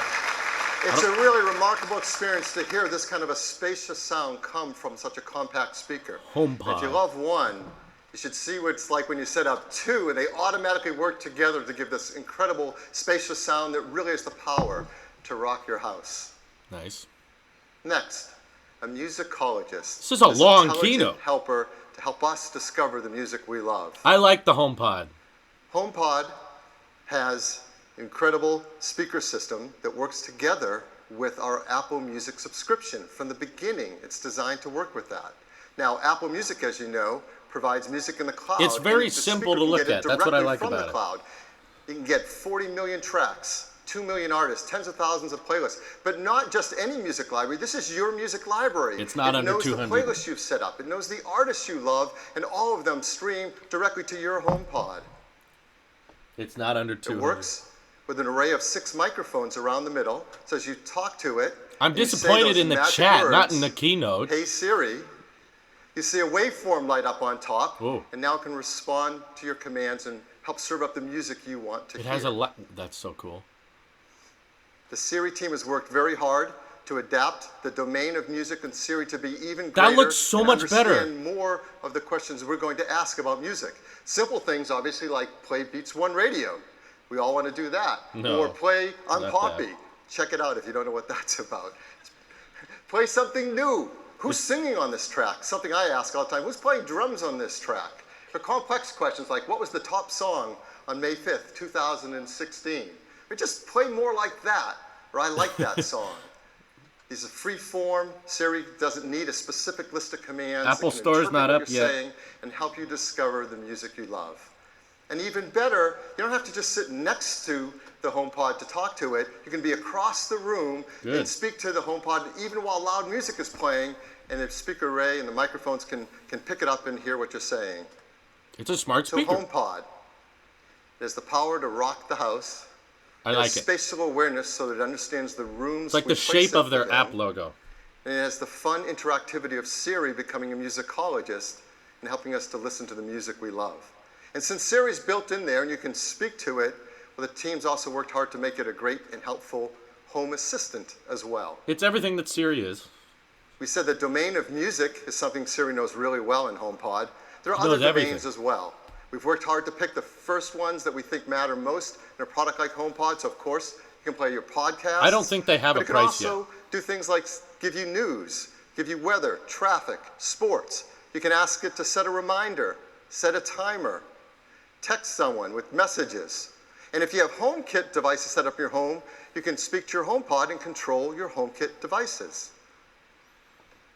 So, for example, with the HomePod set up, I love you can that little say, animation on the when top. do the Red Sox play next? Look at that. Going to beat the Yankees, trust me. Tune to NPR instead. Flip a coin. Remind me to bring snacks to a party. You can set up reminders, check all these sports, news, and weather, all directly with your voice. Talk to a HomePod to get the information Doesn't look a lot directly like a Mac from Pro. the cloud. And if you have HomeKit devices set up, you can say simple things like, are the lights on? Turn the heat up. Turn on the air conditioning. Are the lights Bring on? the shades down halfway. Turn off the lights in the bedroom. And if you've set up scenes in HomeKit, you can control those as well. You can say, I'm home. It's movie time. I'm leaving now. And the whole scene can automatically happen just by talking to your HomePod. And because I bet it there supports is a external music HomePod players. a HomeKit base built into HomePod, that means anywhere in the world, once you've set up your first HomePod, you control your HomeKit devices remotely using the built-in Home app on your iPhone or iPad. Now, setting up a HomePod and its microphone array in your home, you probably have a question that we've worked really hard to deal with, which is privacy.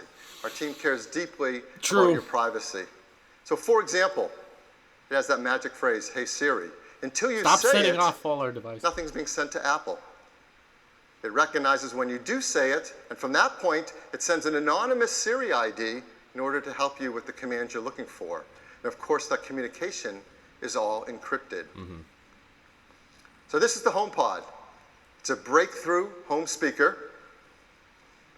Typically, Wi-Fi speakers, if they're good quality, are $300 to $500. No.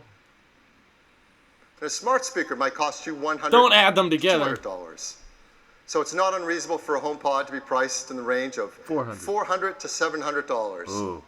So we're really excited to tell you that HomePod is going to be priced $350. $349. Not bad. Hey, we thought it could have been worse.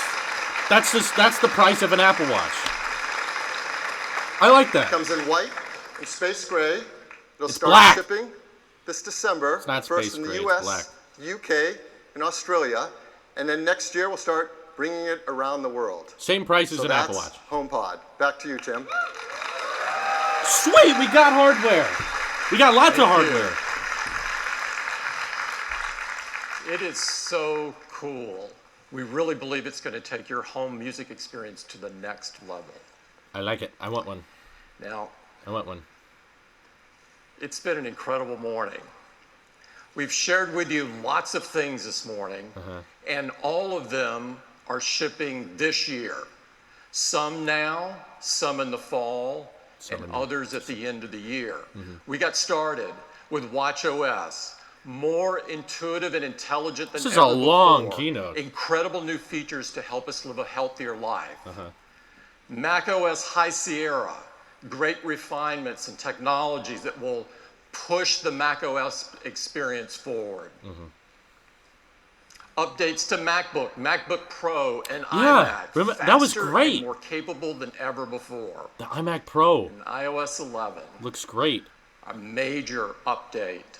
of the world's best and most advanced mobile operating system, absolutely jam-packed with new features, including a completely new app store, peer-to-peer payments. Guys, he's going to say, there's one more thing. We have a music festival, and then a band is going to play here. Becomes the world's largest augmented reality platform overnight. I'm calling it. iPad is taken to a whole new level with incredible iPad features in iOS 11. It's the biggest release for iPad ever. How many people are watching the stream? Of course, a new lineup of iPad Pro with an all-new, perfect 10.5-inch size with advanced displays, powerful new features that enable people to do more with their iPads than ever before. And we gave you 2 sneak peeks. Yes. I just want the keyboard and mouse. An entirely new workstation class of products that we designed specifically for our Pro users. I want the keyboard. And the HomePod, a breakthrough home speaker with amazing sound and incredible intelligence. It will reinvent home audio. I'm excited. Now, we have a hands-on area for the press set up. Lucky. To attend immediately after the keynote. And for all developers, we welcome you to come by from 4 to 7 p.m. this evening. We've got over 100 sessions planned for you this week and over 1,000 I need to get that iPad. Why is the Apple Store updated? To spend time with you, so take advantage of This was a great keynote. Tomorrow we've got a special fireside chat planned in the morning in this room. And someone will be joining us that's devoted her entire career to highlighting and encouraging young people, women, and doers. I'm very excited to tell you that Michelle Obama will join us. Wow. She made it to that keynote.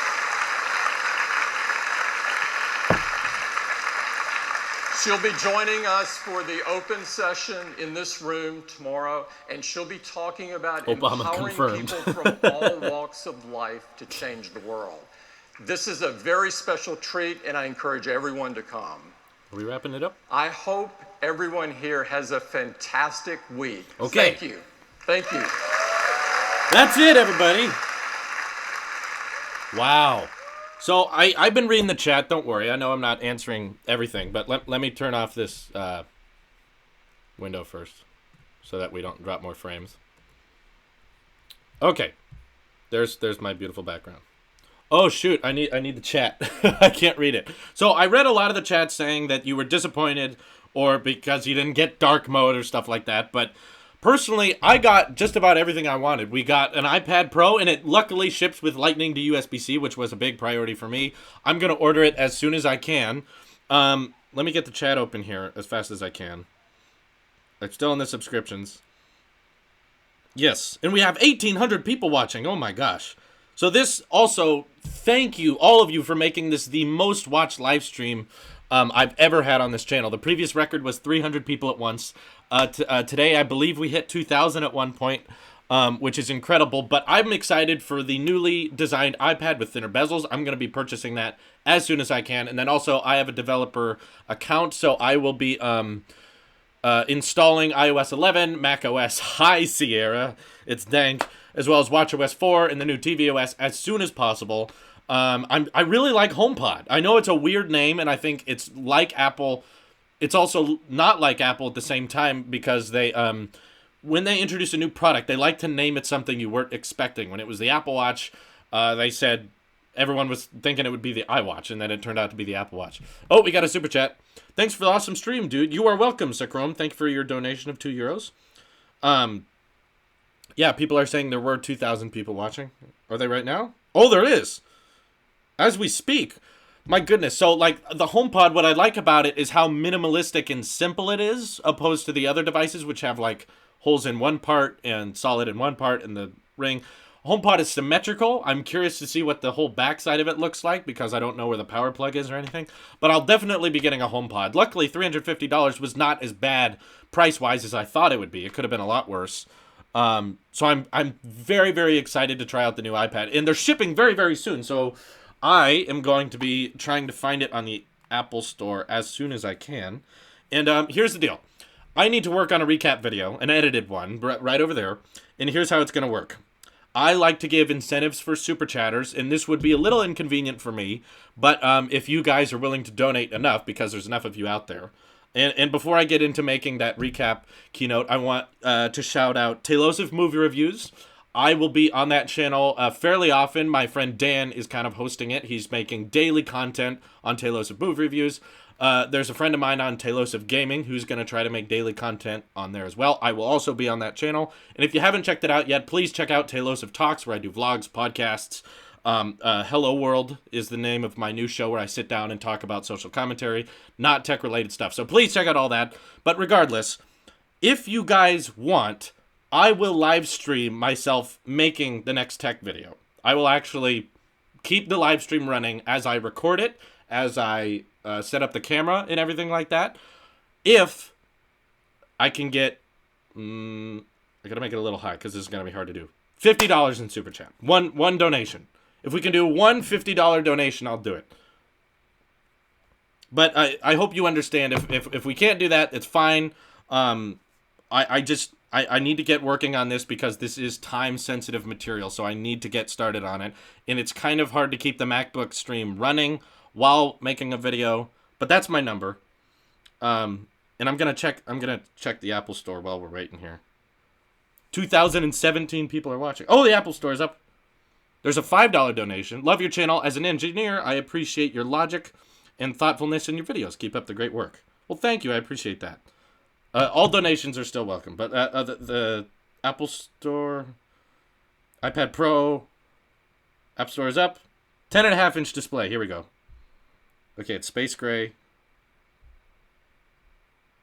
You're disappointed about iOS 11? I thought it was great, personally. Okay, Wi-Fi. Skip engraving. I'm ordering it live, you guys, okay? Okay, back.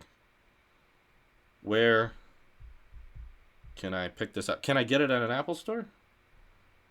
I'd prefer to drive. Let's see here. Orisis Martinez says the HomePod is not better than the Amazon Echo or Google Home. It's really unattractive and late to the game. You can't deny. Well, Apple has always been late to the game, but what I do know is that they always dominate the market that they enter. I personally think it's a personal preference thing. I think the Google Home looks stupid. I think the HomePod looks great. I think it's easy to say, too. And I'm very curious. You can't really judge it yet when it hasn't come out. Apple's always the most expensive model. And look, it does not surprise me that an Apple product has just came out and pickup is currently unavailable. Delivers June 13th. That's 7 days?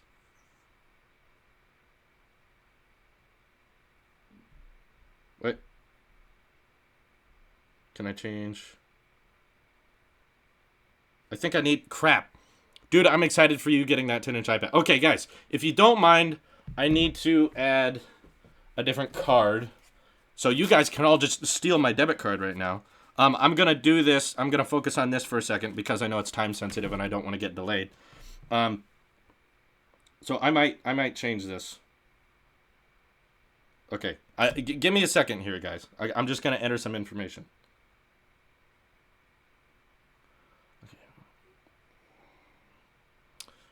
Okay. I apologize for making you wait, but I know you guys want me to review the new iPad, so I'm trying to get it as soon as possible. So steal my debit card, if you can see it. All right. Give me a second. Talk amongst yourselves. Talk about how you hate iOS 11. I saw all those comments. I do not, actually. I thought the iPad redesign looked amazing. I did. Shoot, I already entered that.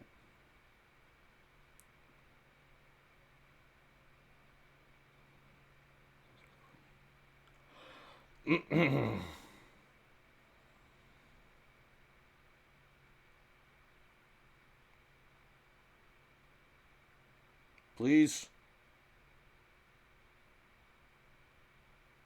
I'm trying to order it. Thank you. Okay. I think I got it. I think we got it. And there's new cases and stuff we can buy as well. Holy crap, someone did it. Someone did it. Let me check the chat here. You guys are typing really fast. You are a very entertaining, respectable YouTuber, and I absolutely loved your content. Great idea with the live stream idea. We'll be looking forward to you. Chris Williams. King Chris 709, thank you for your $50 donation. That's really going to help me with buying the new iPad. I believe I've just delivered the order, and I should get the email here fairly quick. Let me just double check.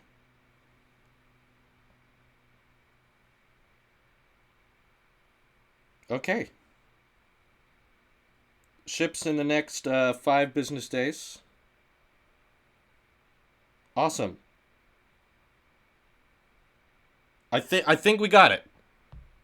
Okay.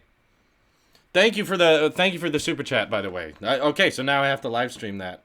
Oh crap! I just realized something. You're gonna have to listen to it on the MacBook's microphone, which is not gonna be fun because I need the microphone I'm streaming with to record the video. Yes, thank you, Chris Williams. Very much appreciate it. I did not think you guys would donate that much. One guy donated $50, so I'm going to live stream myself recording my video. You guys get to watch that live. That was the perk. You got the perk. Did you guys all check my debit information? Oh, Dylan donated again. This was an amazing Apple keynote. I can't wait until iOS 11 and Apple's new HomePods are available, and we'll be ordering one ASAP. Yeah, definitely me too. As soon as they're available. 350 is not as bad as I thought. I thought they would go 400 because Apple's expensive and they're like that. But nope, we got it. There's no dark mode. I think that's the biggest letdown. But other than that, I really like the new iPad. The bezels look... I know they're not as thin as we thought they'd be, but... I actually really like that both the front-facing and rear-facing cameras are the same cameras in the iPhone 7, because those cameras are really good. So that's going to be helpful when I'm recording my videos. I don't have to airdrop from my iPhone anymore. I can record my cutaways with my iPad. I don't know if they have the optical... Yeah, the augmented reality thing they installed in iOS 11 was really cool. The drag and drop features was amazing. So I hope this order processes... But I'm really excited. So it should be here by June 13th, okay? Which is... When is that? Let me check my calendar, actually. That is 8 days from now. So not tomorrow, but a week from tomorrow. Which is very soon. Which is great, because we didn't even know this tablet existed that long ago. Boy, I'm excited. That's going to be fun. Anyway... The iMac Pro looks incredible. I'm really excited for that. I have no clue if I'm gonna have the money to afford an iMac Pro. That's a lot, $5,000 starting, and I'm kind of gonna want something with a lot of storage on my next desktop. I don't know if I'll get it, but it kind of depends on where the channel is by December. If we continue to grow and you guys continue your very generous donations, perhaps I can afford one by then. We don't know. If you guys are this generous, then that's definitely possible. And I would love to see that happen. But anyway, I think... Okay, let's recap. Started with watchOS, all right? We moved into macOS High Sierra. Then from there, we got the new MacBook Pro refreshes. The MacBook Pros now have the... is it Kaby Lake processors? I forget how they're pronounced. And they did a price reduction of the cheapest MacBook Pro. It's now $100 cheaper. And then they improved the new iMacs. They got USB-C, finally, on the new iMac. Two fully Thunderbolt 3 USB-C ports on the back of the new iMacs. They got better displays. They got more colors, more nits, better brightness, better GPU. Now all the new iMacs can do VR. They did a lot of VR demos with the HTC Vive. I thought that was cool. That now finally you can't say that a Mac can't do VR, because it definitely can. They're partnering with Steam VR and stuff like that. That's all really cool. After the iMac and the MacBook refreshes, we got that iMac Pro teaser, which is coming out in December. That's really exciting. I'm really pumped for that. Starting at $5,000, which is a lot, but 18 cores. So this is going to be the most powerful Mac Apple has ever designed, and it's in the same form factor as the iMac we already have, which is really exciting. Hey, we got a super chat. Mons Tyson says, This is the first time I have watched someone live stream an Apple keynote. You are very entertaining. Keep up the great work on the channel. Thank you very much, and thank you for your donation. I ordered the Space Gray version because I'm a Space Gray guy. Anyway, I'm very curious to get that order confirmation because I want that order. I want that as soon as I can. Anyway, what happened after the? We talked a lot about iOS. There's not dark mode, but there's quite a lot of changes both with the UI. They changed a lot of the apps. They changed the lock screen. They changed Control Center again. They changed the App Store logo and the way it looks, and they changed a ton of things on the iOS for iPad, which is drastically different now. The dock can hold all those apps. You can have drag and drop. Multitasking looks a lot better. Multitasking on watchOS 4 looks different now too. Siri is now smarter. They didn't highlight Siri as much as I thought they were about refreshing her and stuff, but I don't think really you could talk about how smart Siri is. I think we really won't know until we get Siri and start comparing her directly with the Google Assistant. Then we can have a better idea of like, here's what the Google Assistant's capable of, here's what Siri's capable of. I'm sure the Google Assistant is still better in certain ways, but Siri sounded far more natural, in my opinion. It sounded like an actual person talking. So I'm excited to test out Siri. I like that Siri has that new logo now. It's a better logo than they had. I like that she moves slightly. We got the Files app, so now we have a File Explorer, which I didn't think we needed on the iPad, but Apple did it, and it looks pretty great. You can put slide over multitasking on both sides, so they really expanded iOS on the iPad. It was fantastic. Really, really loved that. So talked a lot about iOS, the augmented reality, the faster processing. They brought the Apple file system manager to macOS. That was great. After iOS, the new iPads, that's what they highlighted, was that 10.5-inch one and the fact that they got the better cameras, the A10X chip with 6 cores, which is insane. And holy cow, we got Bruce Greenberg donating $25 in the super chat. That is a lot. You didn't write a comment, but thank you, Bruce. Really appreciate it. You guys are really helping me afford this next iPad, which is, if you guys are curious, I think I can show you.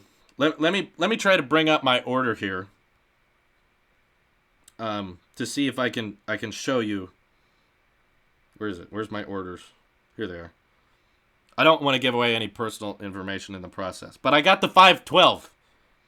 I just spit on my iPad. Okay, I don't want to show you my address or debit information, so here's what I'm gonna do. Also, you can take a screenshot and it turns into a little thumbnail, and then you can mark it up with the Apple Pencil. That was awesome because I'm gonna use that a lot. I'm going to take this screenshot and crop out the personal information. But anyway, I just screenshotted my Apple Store app. Here it is. 10.5-inch iPad Pro, Wi-Fi, 512 gigabytes in Space Gray. That is so much storage. That's fantastic. That was a lot of money that I just spent. Anyway, the new iPads came out. There's not a new Apple Pencil, but they just added more functionality to the Apple Pencil, which is nice, which means this one still works. Unfortunately, there's no black version, but there is a black Magic Mouse and Magic Keyboard now. That looks fantastic, and it's even a wireless Magic Keyboard that is, was it backlit? But it has the numeric keypad. I can't remember now. But it's the extended keyboard. It looks great. Many thanks for the live stream. It was really good. Keep up the great work, says Tomas. Thank you, Tomas, for your €5 donation. That's very generous. 512 gigs. Do you realize now that I'm going to have more storage on my iPad than my MacBook? I just now realized that. That's insane. Oh, man. This is insane. I can't believe I just bought it. I really hope the transaction processes, because Wells Fargo still puts like limits on how much I can spend. It's dumb. They shouldn't, because from Tech Duck, old iPad giveaway if certain super? No one lends? Oh.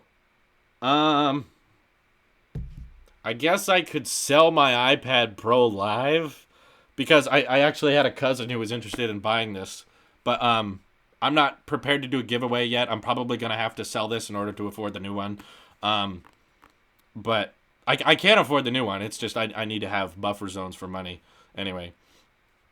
No, I'm not going to do a giveaway on this just yet because I have a relative who's interested in it. So, sorry, I'm not there yet. I can't do that. But plus, I want to compare the 10.5 inch to the 12.9 in my review when I get it. When I get the unboxing, hopefully next week.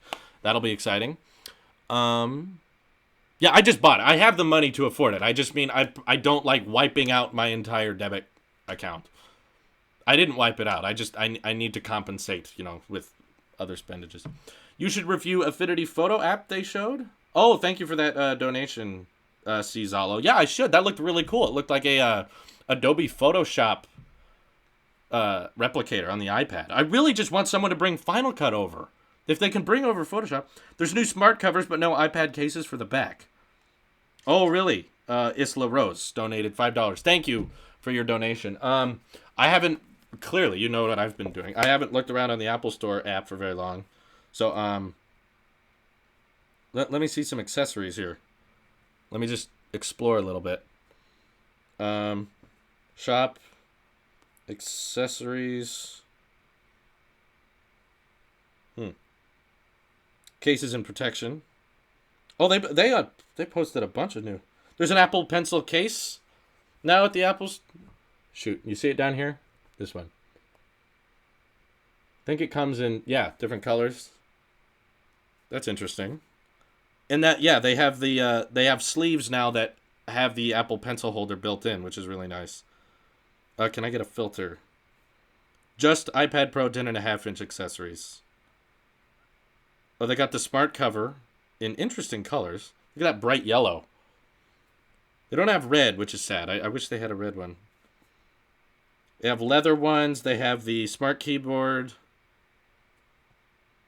Yeah, same old smart keyboard one. And then the leather sleeves for holding the Apple Pencil up in the top, which is really nice. That's so cool. Wow, that's expensive. $130. Really, Apple?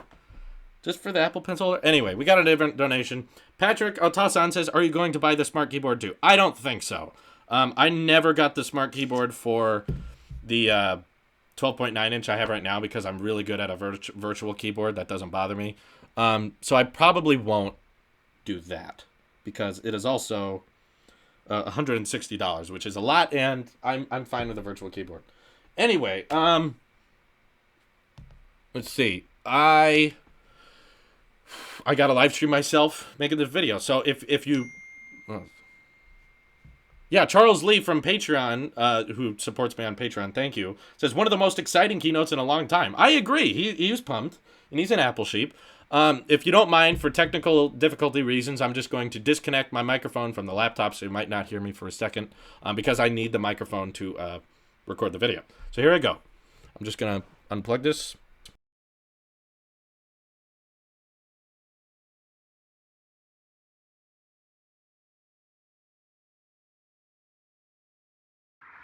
Hello, can you hear me now? Oh, I'm probably louder than I should be. I apologize. Okay. So now, here's the camera and microphone. Gonna take over here. Multi-room is cool and iOS 11 Sonos is dead. Good point. Let me angle this correctly over here. You guys can watch me make it. There's our little studio tour. I got a Tesla bed sheet. It's not really a bed sheet, but it's a flag. Woo! Yes, it was great. It was a birthday gift. I didn't actually buy this, don't worry. I don't spend my money on stuff like that. Anyway, so if you donate in the super chat, keep in mind that I'll be filming over there, so it will be kind of hard for me to see it. But you guys can say you watch this live. I gotta put that on, but you don't get to watch that. Someone donates $200, I'll take my shirt off. All right. Hello, guys. I just finished my after WWDC freakout. Oh, I know what you mean. This was a big one. This was like a 2.5 hour long keynote. My God. So much went on. So much went on. Jeez. All right. Yeah, just made some noodles for this live stream. It's 3 a.m. here. Oh, God. That is a lot. Just use the sound from the stream afterwards. Oh, okay. I gotcha. These lights are crap, by the way. Here's what you're helping support when you send super chat, because I need better equipment. This is awful. Is there a way I could bring the money over here? Then I'll charge it over here. So that way I can kind of monitor the chat as we go along. All right. Now I'm going to be extra nervous because I'm recording for after live stream viewers and live stream viewers simultaneously. All right. You guys are going to judge the way I make videos too. Now, of course, when I'm filming, you guys can just leave because I'm not going to be responding to the chat. So I understand if you want to just go. That's fine.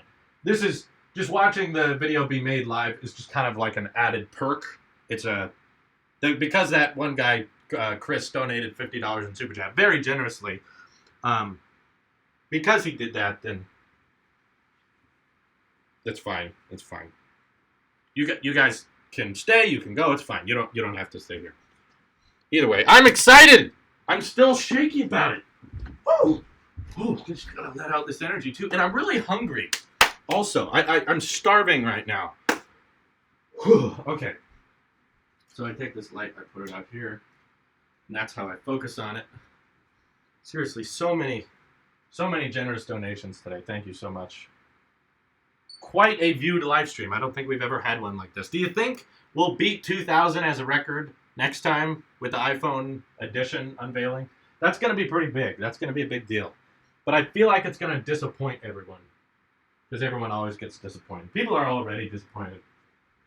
Don't you feel like the iMac Pro was directly catering to MKBHD? $20 says, take your shirt off, LeMayo. I'm just kidding. I remember the other live stream and the Creeper Man was there. I've been keeping up with your channel ever since. Less than 10,000 subs, and it has been amazing seeing you grow. Thank you, King Chris, very much for your second donation. Thank you for letting me keep my shirt on camera. I might just change elsewhere. Plus, I have to go to the bathroom, so you guys can have your own private little chat room. And if you see a ghost in here, let me know. Okay. I'll be right back, and then we'll record. Please hold.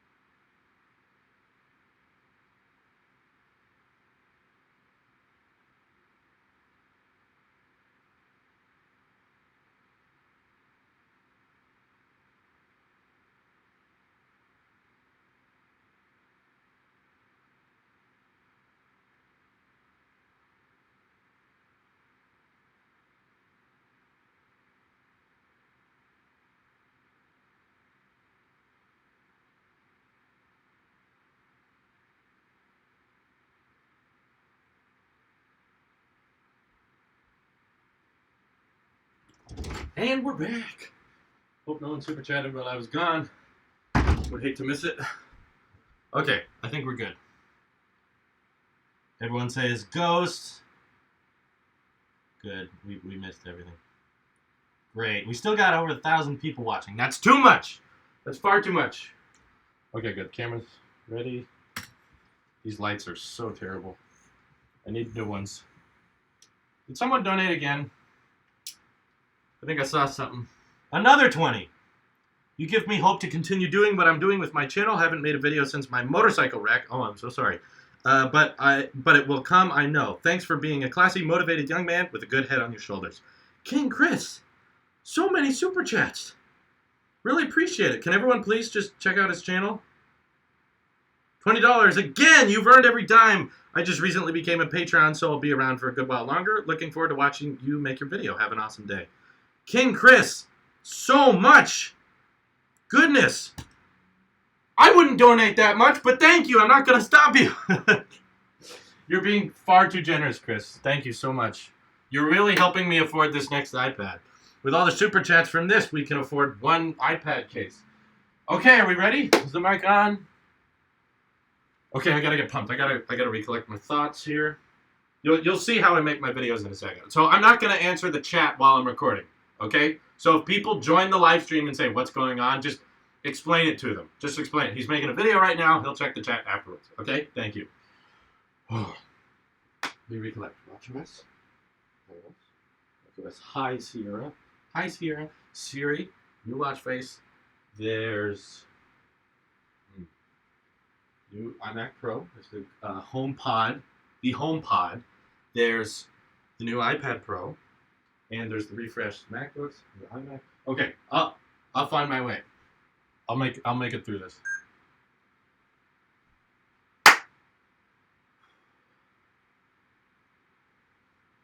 Wow, what an exciting keynote that was! We got tons of new hardware, some hardware we didn't even think we'd get. Okay, let me walk you through it. There's a very specific chronological order to this I have to get correctly. I won't. I'm joking.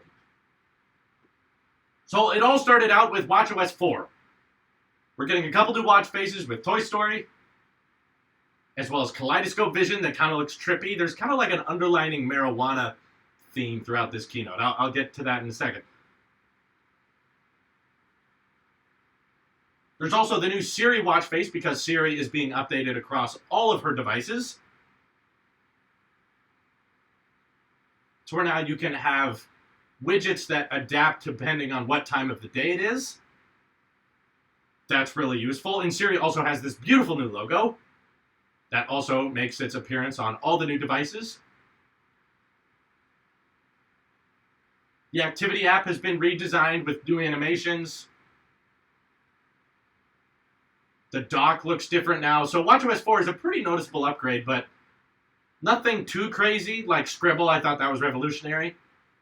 But for the most part, it's just kind of a UI refresh.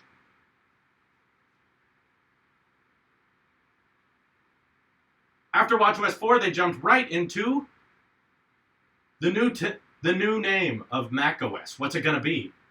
We've had El Capitan. We've had Sierra. So now it's Hi, Sierra. Literally, it's just Hi, Sierra. This is where the marijuana jokes come in. It's YouTube. You guys can figure out all the jokes in the comments below. So they're making changes with messages and mail so that it'll save space on your computers. Like, messages are now stored in iCloud instead of on each device, so it's more like Facebook Messenger. When you log into iMessage on one device, all the messages are translated over because messages are stored elsewhere and not on each device, which takes up more storage.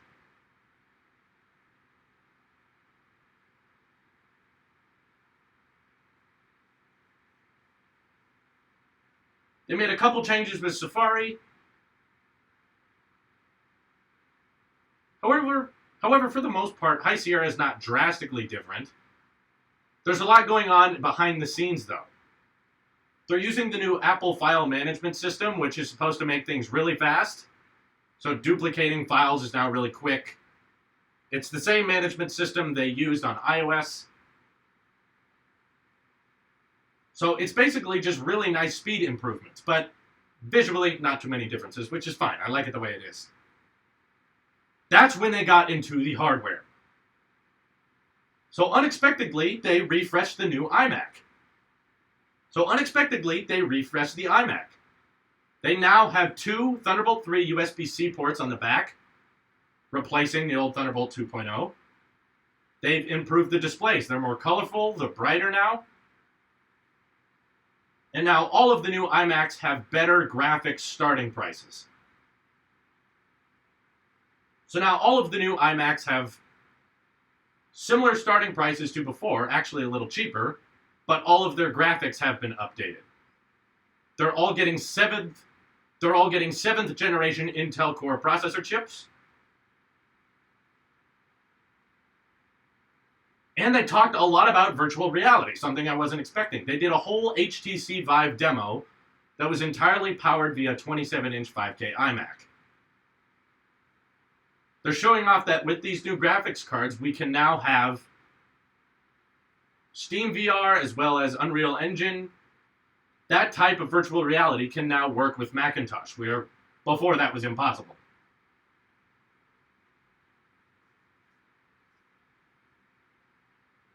Next, they talk about the MacBook Pro lineup.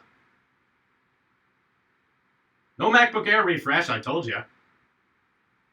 However, all the new MacBooks, including the 12-inch MacBook, is getting the 7th generation Intel Core processors as well. And the price of the 13-inch MacBook Pro with just function keys has been lowered $100. How about that? Products are cheaper. Can't complain. Then they tease the really cool thing. So it's not available yet, but coming in December, there is now going to be a new iMac Pro. It looks like it's space gray or matte black.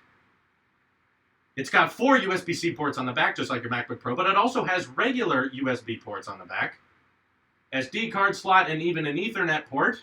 I thought that was going to go away, but they kept it. Capable of 10 gigabytes per second transfer. And you guessed it, they kept the headphone jack. They kind of, why? I guess it's a professional device, they figure they need it, but whatever. And the coolest part about this new iMac is not the fact that it has some of the best graphics cards ever, 8 gigs of dedicated GPU, 8 core processors, and even 10 core processors. And then they went all out. They didn't stop there. They went to 18 core processors. This thing is going to be the fastest Mac ever built. So all that's cool and all the specs are cool. But what's the coolest part about the iMac Pro? The fact that it comes with a black Magic Mouse and black Magic Keyboard.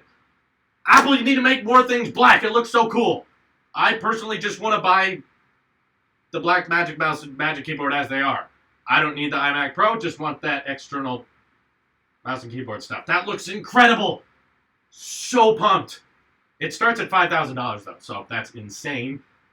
I don't know if I'll be able to afford it, but if you guys keep watching my videos and sending Super Chat, I won't say it's impossible because my channel is growing at an incredible rate and I'm so grateful for that. So the iMac lineup, as well as the MacBook Pro lineup, got a pretty decent refresh. Right after that, iOS 11 took up probably the biggest majority of this keynote. There's now augmented reality features. Things perform faster than before. They completely redesigned Notification Center so it goes straight to your lock screen. They redesigned Control Center so that it uses more 3D touch options, which I'm really excited for. I have the developer preview, so I'll be working on demoing all that for you as soon as I can. And on the iPad, iOS 11 is really changed. The dock can now have far more apps in it. You can now have slide over on either side of the screen, not just the right. Multitasking is a lot easier because your apps are just kind of laid out more like how Safari tabs are. And there's a new app that was leaked before the keynote even started called Files, where it's literally a file manager like you have on macOS. And it can even access third parties like Dropbox and Google Drive. You can access all your files on your iPad through the Files app. So when I said I don't think they were designing a file explorer, looks like I was wrong, but it's designed really, really well, so I'm okay with it. Like I said, I'm not really cool with it until Apple does it, then it's fine. That's what it means to be an Apple sheep.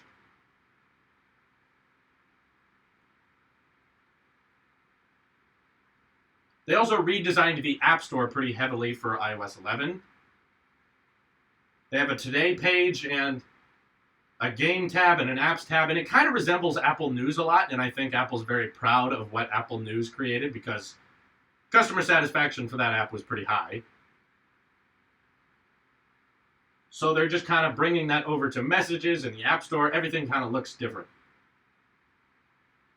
They're changing the way the Camera app compresses files so that they'll be even smaller than before to help you save space. Thank you, Apple.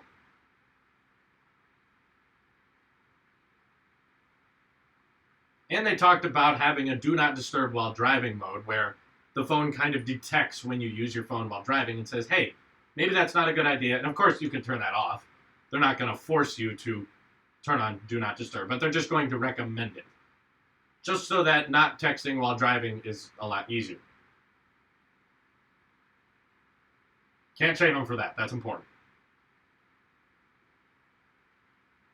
To demo the new iOS 11, they're also introducing 2 new iPad Pros. They didn't really call them iPad Pro 2, though. They just called them the new ones. The highlight, though, is the 10.5-inch iPad that has thinner bezels than before. Still a physical home button, but I am personally very grateful because they're finally shipping chargers that have fast charging, Lightning to USB-C cables.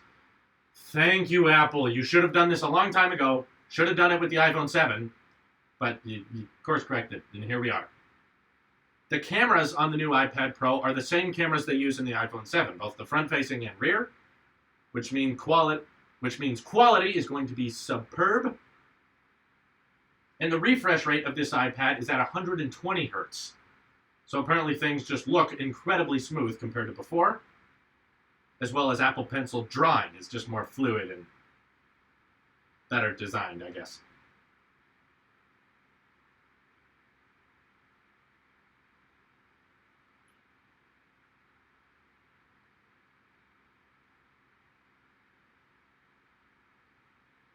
They released some new iPad Pro cases that can actually hold your Apple Pencil now. Thank you.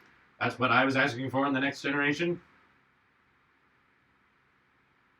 And now all the iPads start at 64 gigabytes of storage.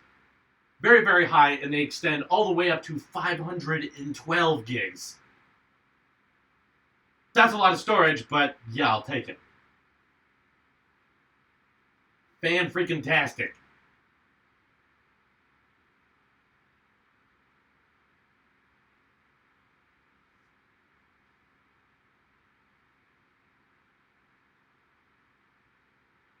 So Siri was not highlighted as much as we thought it was, but Siri's vocals are a lot smoother now, and she understands context. She looks at on-screen things to learn more. So I think once we get the Google Assistant and Siri in a room together, we'll have a clear idea on Siri's improvements, which I'm sure are noticeable, but I am also sure the Google Assistant is better in certain ways.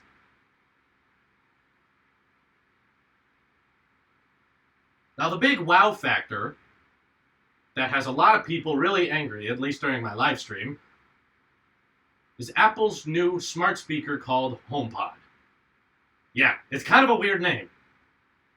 In fact, as soon as I heard it, I started laughing because it's just so unexpected, but it kind of makes sense. It stays in your home, and similar to AirPods, it's just a little pod. Literally, that's it.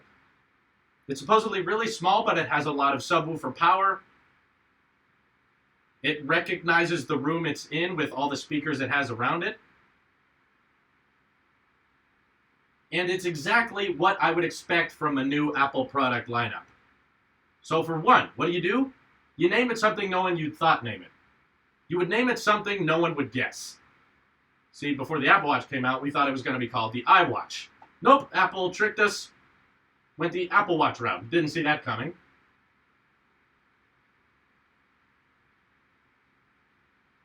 So with this, everyone's like, Siri speaker, Siri speaker, Siri smart speaker. What's it going to be called? HomePod. Literally no one's prediction. Who on earth thought it would be called HomePod? But it's kind of growing on me. It rolls off the tongue fairly easily. And it's pretty descriptive of what it is. It's a smart speaker that you can talk to. It'll be available in December. It just went into production. It comes in space gray and white. And I'm very curious about comparing it to the Google Home as well as Amazon Echo. We'll see at the end of this year. And it starts at $350. That's a lot for a smart speaker, but it's what I would expect from Apple. Because Apple is always the most expensive device within the competition. But typically they want to be the best. And I think that's what they focused on with the Apple. But typically they want to be with the best. And I think that's what they focused on with the HomePod. So I'll definitely be getting one. I'm very curious.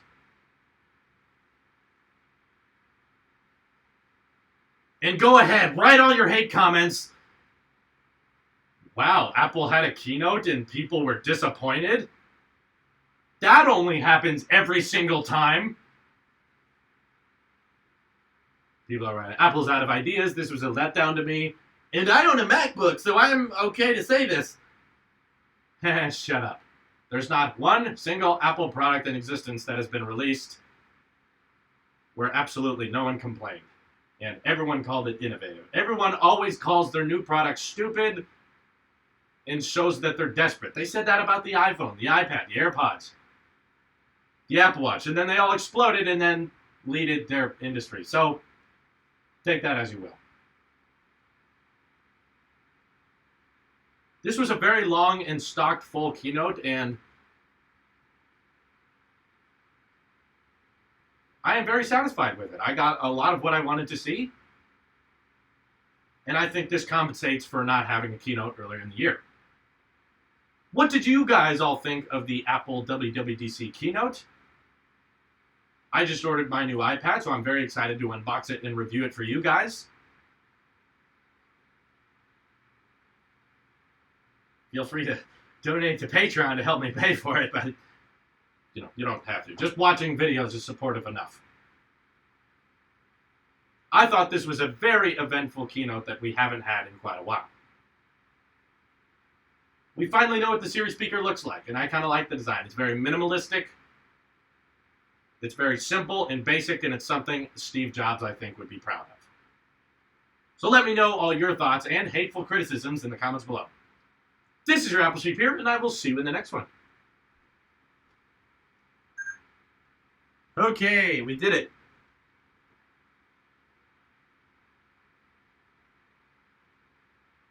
Please show us the editing part of the video. I'm not sure if I can. I'm trying to think. Drew, you need to buy a Tesla when you reach 1,000 subs. I don't even think with 1,000 subs I could afford it. Bam. Keep up the good work. Thank you. How many people stuck around? 800. Still too many people. That was fast. Well, the video will be even shorter. Let me open this up here. Ooh, it's cold. It's hot in here. Yeah. So hot. I'll try. I don't know if I can. Let's see. I can record desktop, right? I could. So I guess I could show you. Nathan B says, did you remember Amazon Prime on tvOS? No, I forgot to mention that, but it's cool. I probably should have mentioned that. I thought it was so minor though, like whatever. It's not a big thing. I'm sure I always forget something, you know. I'm bringing the camera over. I'll always forget something. I'll try to show you how I edit. Okay. Display capture. Here we go. Why don't I make this the whole screen, and then I'll put my face cam on top of it. Should probably rename this stream though. Let me add move that up. There I am. Voila! There, we can edit like this. If that works. Can only donate on a computer, that is correct, sadly. Alright. Hope I didn't miss any super chats. I'm gonna use Premiere. Final Cut. Where's my thing? Yeah, we played Minecraft on Talos of Gaming. You guys should check it out. Alright. Perfect transition. I got the 10.5-inch one because I want to mix it up a little bit. I've got my adapter here. Gotta use my dongles. I got a 512 gigabyte version. Didn't think that would happen. Cizalo says, are you going to be reviewing the betas to all the OSs? Yes, I am. I can't say when because right now I'm going to focus on the keynote recap. But yes, I'll be getting all of those and I'll be making videos on them over the next couple days. So expect that. Yeah, I'll be getting the HomePod. That's what it's called. All right. I'm actually going to import over on my other monitor. iOS 11 was a disappointment for iPhone, unfortunately. I didn't think so. I love the new control center. I like the new App Store. I like the new messages that it's all stored on iCloud. I think you guys just want everything to change, but if they did change everything, you would be disappointed then, because then you'd be like, I missed the old one. Okay. WWDC17 recap. I thought it was a great keynote. We got lots of new stuff. I didn't want them to change that much, because I really like iOS 10 the way it is. Did you notice the fact that they were alluring to a bezel-free design? Not really, other than making bezels a little bit thinner. Oh, there's no 9.7-inch Pro. They just flat out removed that. Okay, the MacBook was lowered $200, not $100. That's important to remember. Thank you. I will put a little text correction in my video. What happened to dark mode? They didn't do it. There's no dark mode. Well, yeah, they're saying that the 10.5-inch iPad is better. They're just saying that's the way you want to go now. Look at the iPad Pro page from the website. I guess we could take some looks on here. Let's see. Could look at it together. Ooh. This is so great. My iMac's really working here. I mean my MacBook. Whoop! There's the import. Oh, that looks so cool. 18-core Xeon processors. That's so great.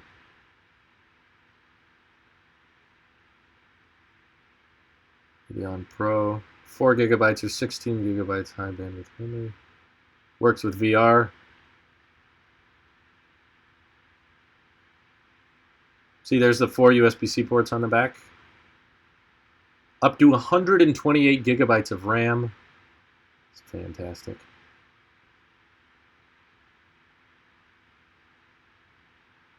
$500 nits, that's really good. It's a 4 terabyte solid state drive. That's going to be expensive as crap. 4 microphones, wow. Huh. Yeah, they're all Thunderbolt 3 ports. So these are capable of transferring data very quickly. But they kept USB 3.0. Gabe Altier says, best advice for starting growing a tech channel. Well, my advice is to just start. It doesn't matter if you have the right equipment or the right microphones or the right tech to review. You need to just start making videos, because here's the sad truth. And you should watch Hello World if you want more information about starting your own channel. You're going to suck at first. No one starts making videos and is instantly good at it. You need to make videos at first, and as soon as you start making them, you're still going to have bad ones. In fact, most of your beginning stuff is going to suck.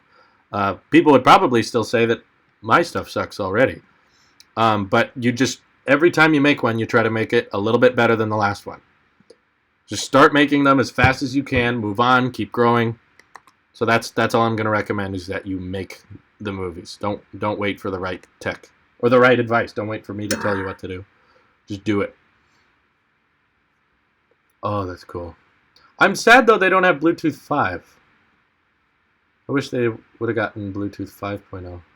Same with the iPads. I don't think they have Bluetooth 5.0. The file says, maybe there's some kind of dark mode. It said redesigned invert colors in one of the slides.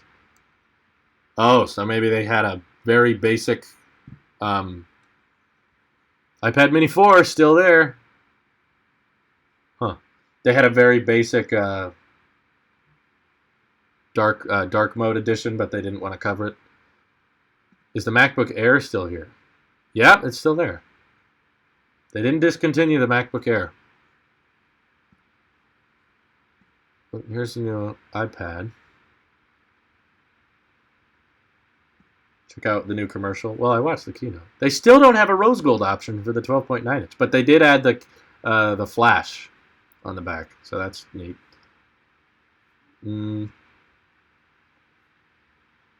A10X chip. That's got to be crazy fast.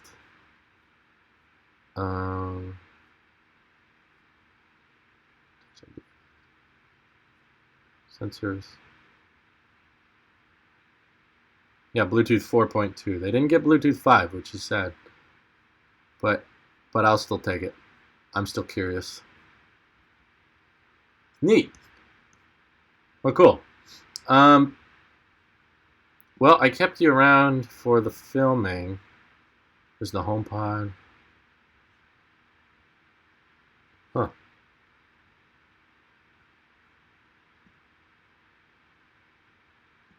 Yeah, I erased all this footage. That's why it's all red. Okay. 17 recap. Here we go. Gotta be fast to edit now. We're competing with all the other tech YouTubers as we speak. Trying to get out the video as quick as we can.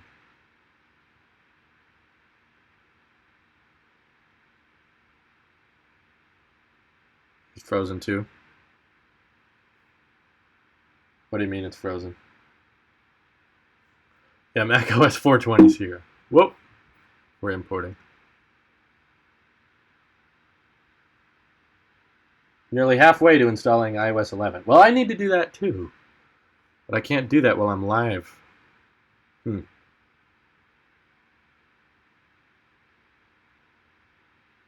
Is the Switch hard to Final Cut Pro? No, it's pretty seamless actually. I like this design. It's very basic. It's just a speaker. It makes sense. Apple hasn't really designed something like this before. It's really cool. I want it. I like that one better, yeah. I'll go with the space gray. You can talk to it. That Siri animation looks so cool on the top. Huh. Listen to what else? Technically speaking. Wow, it's pretty small too. I'm pretty curious about that.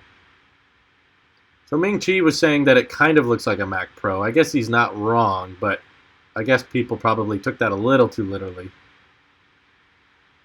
I just like that the whole thing's a net, not just part of it. It's very clean. Very clean looking speaker. I'm excited.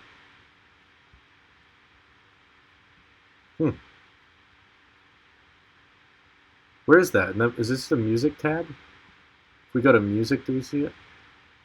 Yeah, it's in the music thing.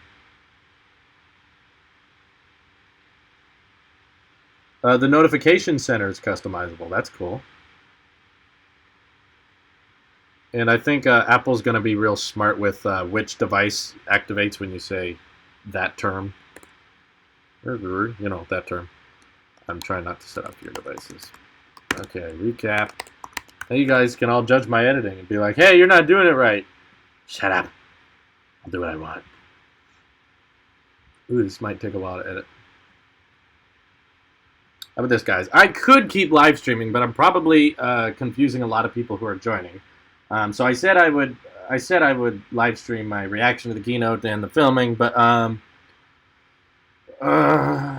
don't want to give you no chance. $75.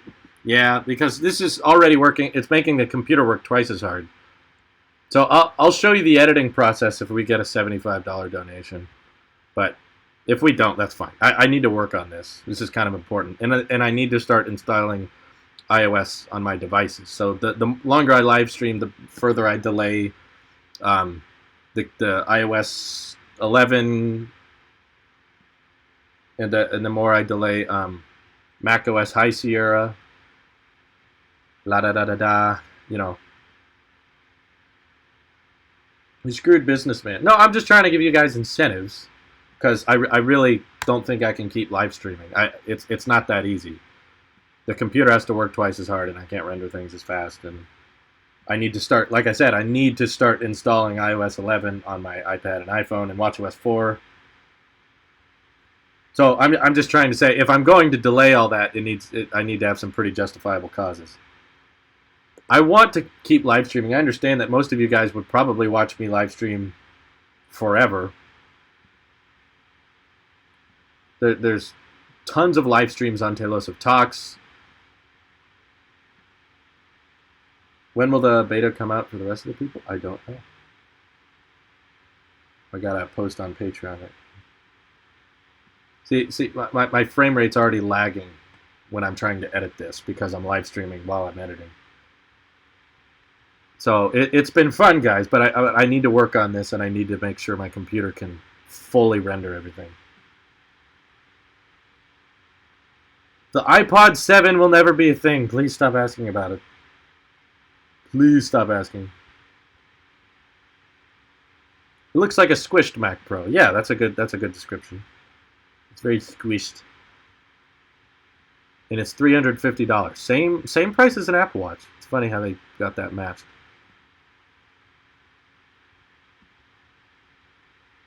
My phone is burning up, so the live stream might even end on its own because I'm using my hotspot, I'm loading web pages, So yeah, if you guys want to go while I work on this, and you guys can watch this video up when it's done. This is rather important to get up because it is time-sensitive material. I'm competing with all the other YouTubers as I'm editing this.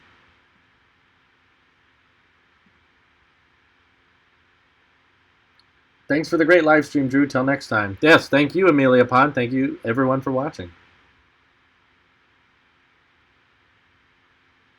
HomePod is between 400 and 700. No, they specifically said it's 350. They've decided. Unless you pay $100 for a developer account, you can't get High Sierra till in. Oh my God, King Chris. You don't have to keep live streaming. I don't want to kill your computer, lol. It definitely has been fun. Have a good one, dude. Chris, you are literally made of money. Thank you so much for your donations. I do have the consent of the one guy actually willing to donate that much, who has already donated plenty this live stream that says I don't have to keep going. And because he said I don't have to keep going, guys, keep in mind, I'm not stopping the live stream because I don't want to work. I'm trying to work on my job, and the live stream is also my job. So I hope you guys can understand that. He says I don't have to keep live streaming. I'll live stream until I've finished the easy part of this editing process, okay? I just have to cut out all these blank spaces. So I'll live stream as much as I can, but eventually I am going to have to stop it, okay?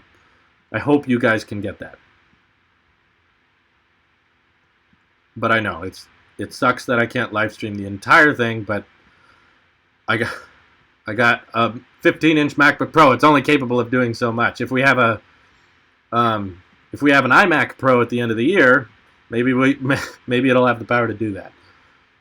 This fans are really kicking in. It's blazing hot.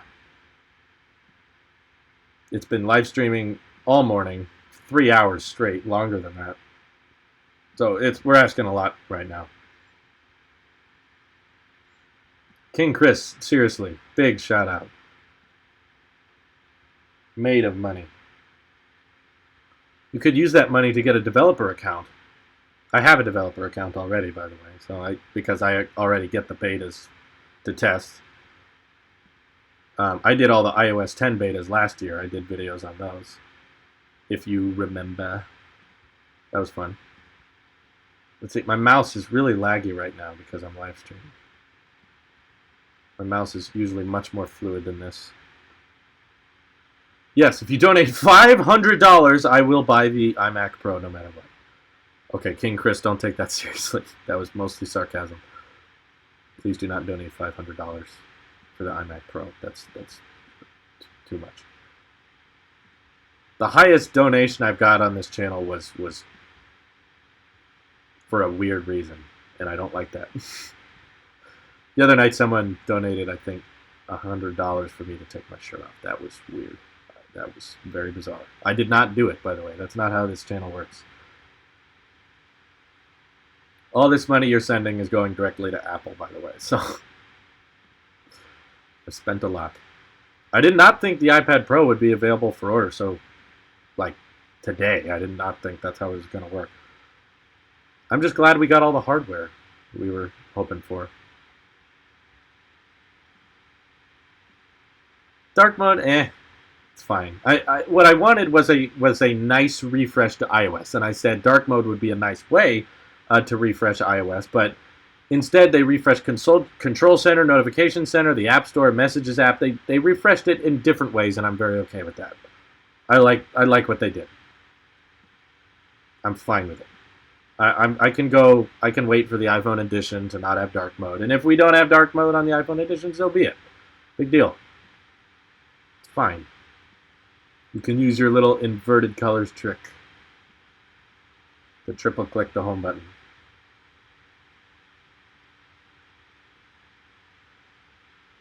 Yes, thank you so much, King Chris. But please, you do not have to donate anymore. You have donated plenty today.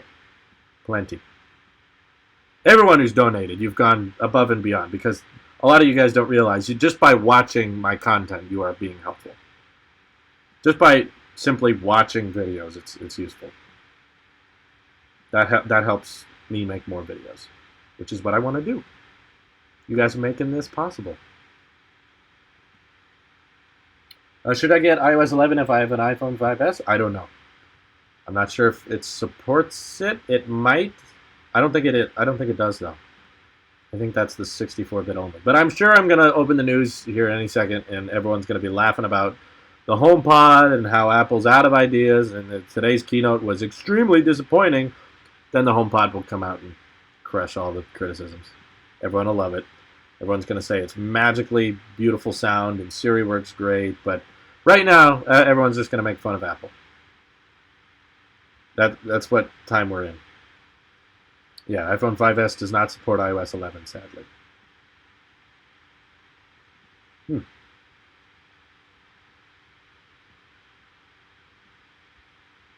trimming all these up.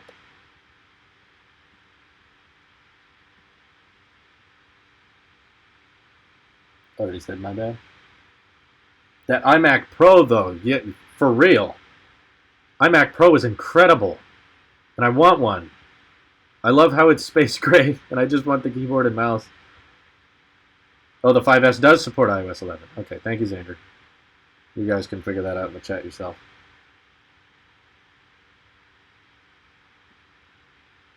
Everyone's upset about dark mode. I feel like if they just did dark mode, everyone would still be disappointed. Everyone's going to be disappointed. I predicted that, and I was correct. Everyone's disappointed.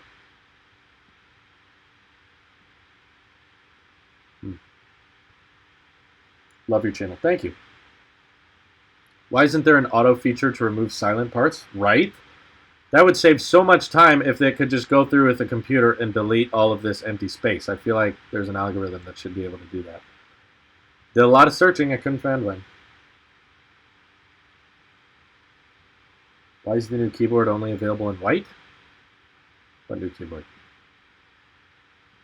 The new iMac Pro keyboard was black. It looks great. I can't wait to try that. I hope it's not a iMac Pro exclusive where you can only get the black mouse and keyboard if you buy that. It probably is something like that though. So people will sell it on eBay and stuff for a lot. I'm sure that mouse and keyboard is not going to be cheap.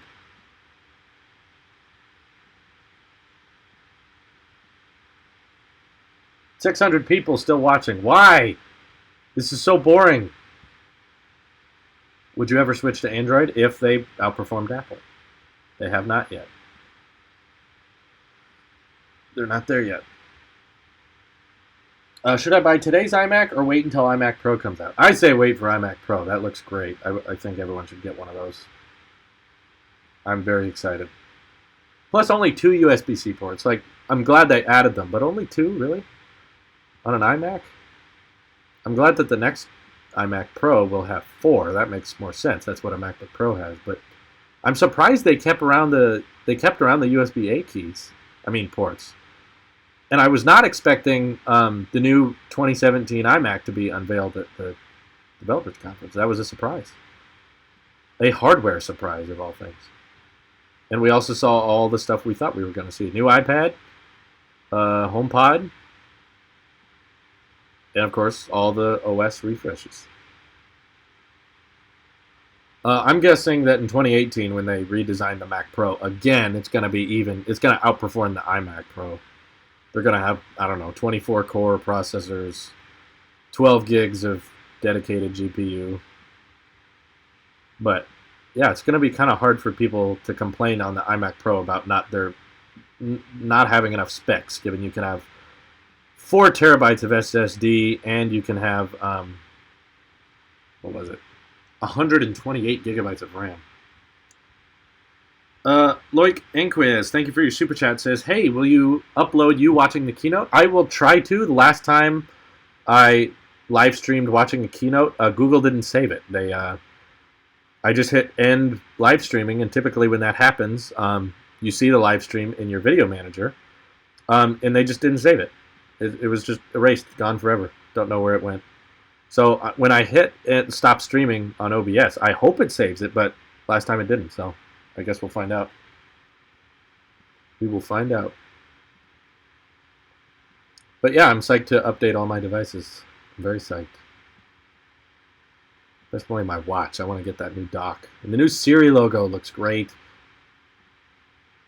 Today is an Apple Sheep day for sure. Very pumped. Get this up. This is taking longer though because I'm live streaming, so that's why I ask for donations. It's because it delays my release, and this is how I make money. Cut. My mouse is not as fast. What is QuickTime on the Mac good for? Screen recording. When we do our Minecraft Let's Plays on Talos of Gaming, we use QuickTime. Works pretty good. Does your computer overheat when you export? No, I've never had it overheat. When I used Adobe Premiere, it crashes, but Final Cut edits 4K, exports 4K really quick, no problem. Battery life is still good. Apple Addict, your iPad Pro will be updated to iOS 13. I hope so. It should last that long. Why no new Mac Mini? Because not enough people buy it. We're only going to update things people buy a lot of. I get some people buy the Mac Mini, but just not enough. I hope to see some good coverage from iOS 11 from you, and I only have an iPhone 5, so no iOS 11 for me. I'm sorry. It sadly happens to everyone at some point. But I am excited to check it out and screen record and walk through iOS 11 with you guys, as well as macOS High Sierra, watchOS 4. We've got a lot to cover. I don't even know if I can do all that in one video. I don't know if I'll do a video about macOS High Sierra. It was kind of minor. It wasn't major changes. It's mostly changes going on behind the scenes. They made their computers faster internally. Visual-wise, it wasn't very significant. So this was a big live stream. I don't think I'll live stream tomorrow, guys. I know I usually live stream on Tuesdays, but I think I'll take the day tomorrow to just edit videos, not live stream. Because I got a lot to edit right now. There's a lot of stuff to cover. Like using the new Files app, using the new drag and drop features in the iPad. There's a lot to do. Any plans to collab in the future? Not immediate. I wouldn't be against it. I just have no idea who would want to collab with me, who's big and who would be worth collabing with. The tech videos are kind of hard to collab about. I don't like the iPhone. I do. There we go. So great. And I can't really go to anyone, so they'd have to be pretty close to me. So that's not likely in the near future, but distant future, sure. MacBook Pro base model has 128 gigabytes now. You should mention that on the video. It's too late. Sadly, it's too late. I already filmed it. But I'll include it with a little text document if I can. But didn't they always start with 128? No, they started with 256. Didn't they? Add it in text edit. I'm really excited for 512 gigabyte iPads. That's great. My iPad will have more storage than the MacBook itself. Now, if a file manager, maybe I should store all my videos on the iPad. I'm going to AirDrop them. Use my iPad as an external hard drive. Not a bad idea. Can we save folders now, since we have the Files app? Is Final Cut Pro worth it? I think it is. It's a great application. How many gigabytes did you order for your iPad? 512. We got maxed out storage. That's exciting. We got 512, for those who keep asking. The upgraded graphics on best 15-inch MacBook Pro. Oh, that's good. Yeah, they upgraded graphics and processors on all the Macs. Even the 12-inch MacBook got new processors. I use a Lumix FZ300 to record this. It's not the greatest camera out there. Definitely not the best, but it works for me. I want better ones. Just gotta save a tad more. So a lot of this video is primarily just about getting out there first. Not necessarily diving in deep into everything I talked about, but I'll certainly try. Yeah, I bought the new iPad Pro. I ordered it live. I don't think you should buy an iPhone 7 right now. I think you should wait. We're too close to the new iPhone release. Poor little MacBook's trying so hard right now. It's trying very hard. It's running 2 monitors at once. Editing 1080 at 60 frames a second video. We're live streaming. It's recording my face. It's recording my voice. It's trying very hard. I got a lot of screenshots to grab too. So once I finish deleting this middle space stuff, we'll end the stream. And that'll be it. And I will see the next live stream will be on Thursday. Until then, it'll just be tech videos, but lots of them. Quite a day. Quite a lot to cover. Don't you wish there was a matte black iPad? Or a product red iPad? Didn't you want to see that? Yes, I believe the iPhone 5S can get iOS 11. That's what the chat seems to be saying. No, because the iPhone 8 wasn't coming out today. No one thought that was going to happen. You're kind of out of touch if you expected there to be an iPhone announcement at this keynote. That was never in the plans. No one thought that was going to happen.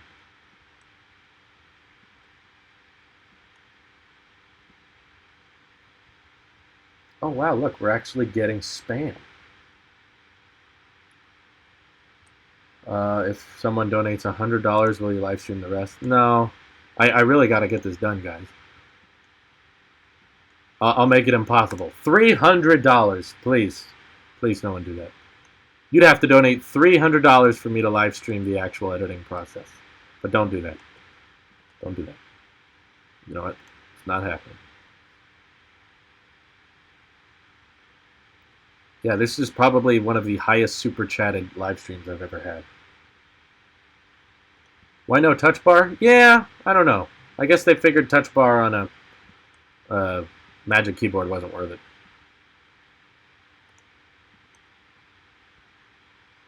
There. Delete this in between zones. Favorite Apple product? Thank you for your donation, dear Hajorth. I've said this before. It's the iPhone. It's just the core of all of Apple's ecosystem. I love it the most. I use it the most. It's the most helpful. No, King Chris, do not donate. You've donated plenty. That's why I'm trying to make it impossible to reach. That's why I said 300.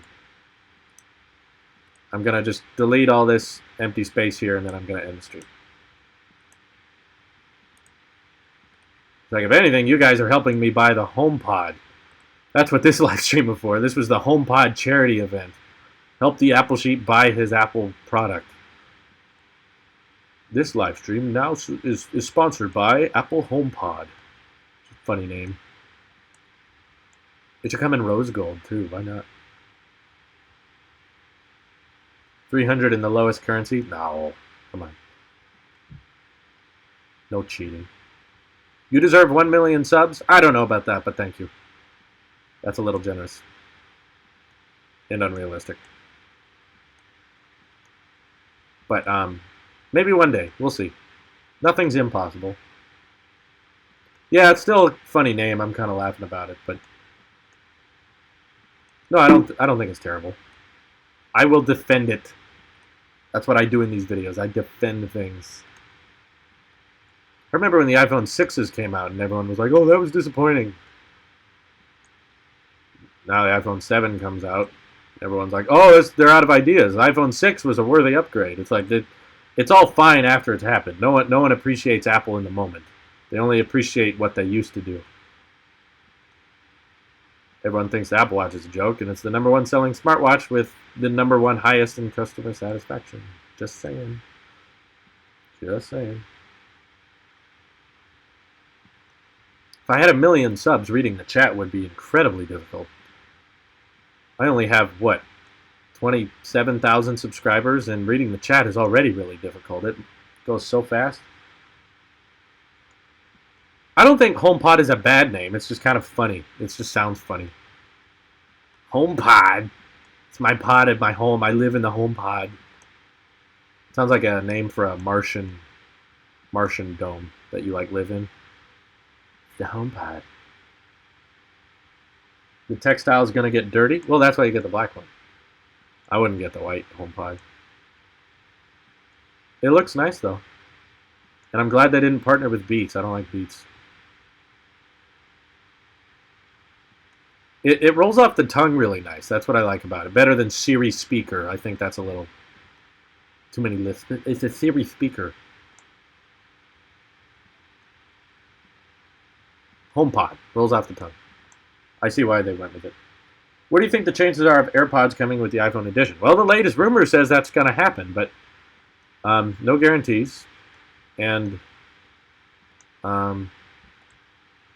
we don't... There hasn't been any rumors saying that won't happen. And there's only been rumors saying that it will. So I'm just going to assume it is going to happen. Very generous. That's the first iPhone that's going to... First smartphone, really, it's going to ship with like such premium wireless headphones. Very impressive. Very cool. Everything Apple Pro already uploaded the vid. Let's go, Taylor. See, it's very hard when I'm live streaming. He's obviously working very fast. See, when I'm live streaming, this kind of slows me down because I'm reading the chat. My computer's not going as fast rendering. My mouse isn't working as fast. So clearly, I'm not going to be first. But still, there's going to be a lot of people online today and tonight wanting information about this keynote. And when you have a video up about it, they're more likely to click on it. That's how we got 2,000 people to watch this live stream at once. That's insane. Hopefully it'll save. I don't know if it will. Almost to the end here. Order Chinese food, Drew? I might. I'm very starving. I didn't have breakfast, and I've been up all night, so I'm very hungry, but I need to get this up as soon as possible. So, we have finished the main part of the editing process. You guys will hopefully be seeing this video up very soon. But thank you all for watching. It's been a tremendous keynote. I hope to break our viewing record next time. This is your Apple Sheep here, and I will see you in the next one. Take care.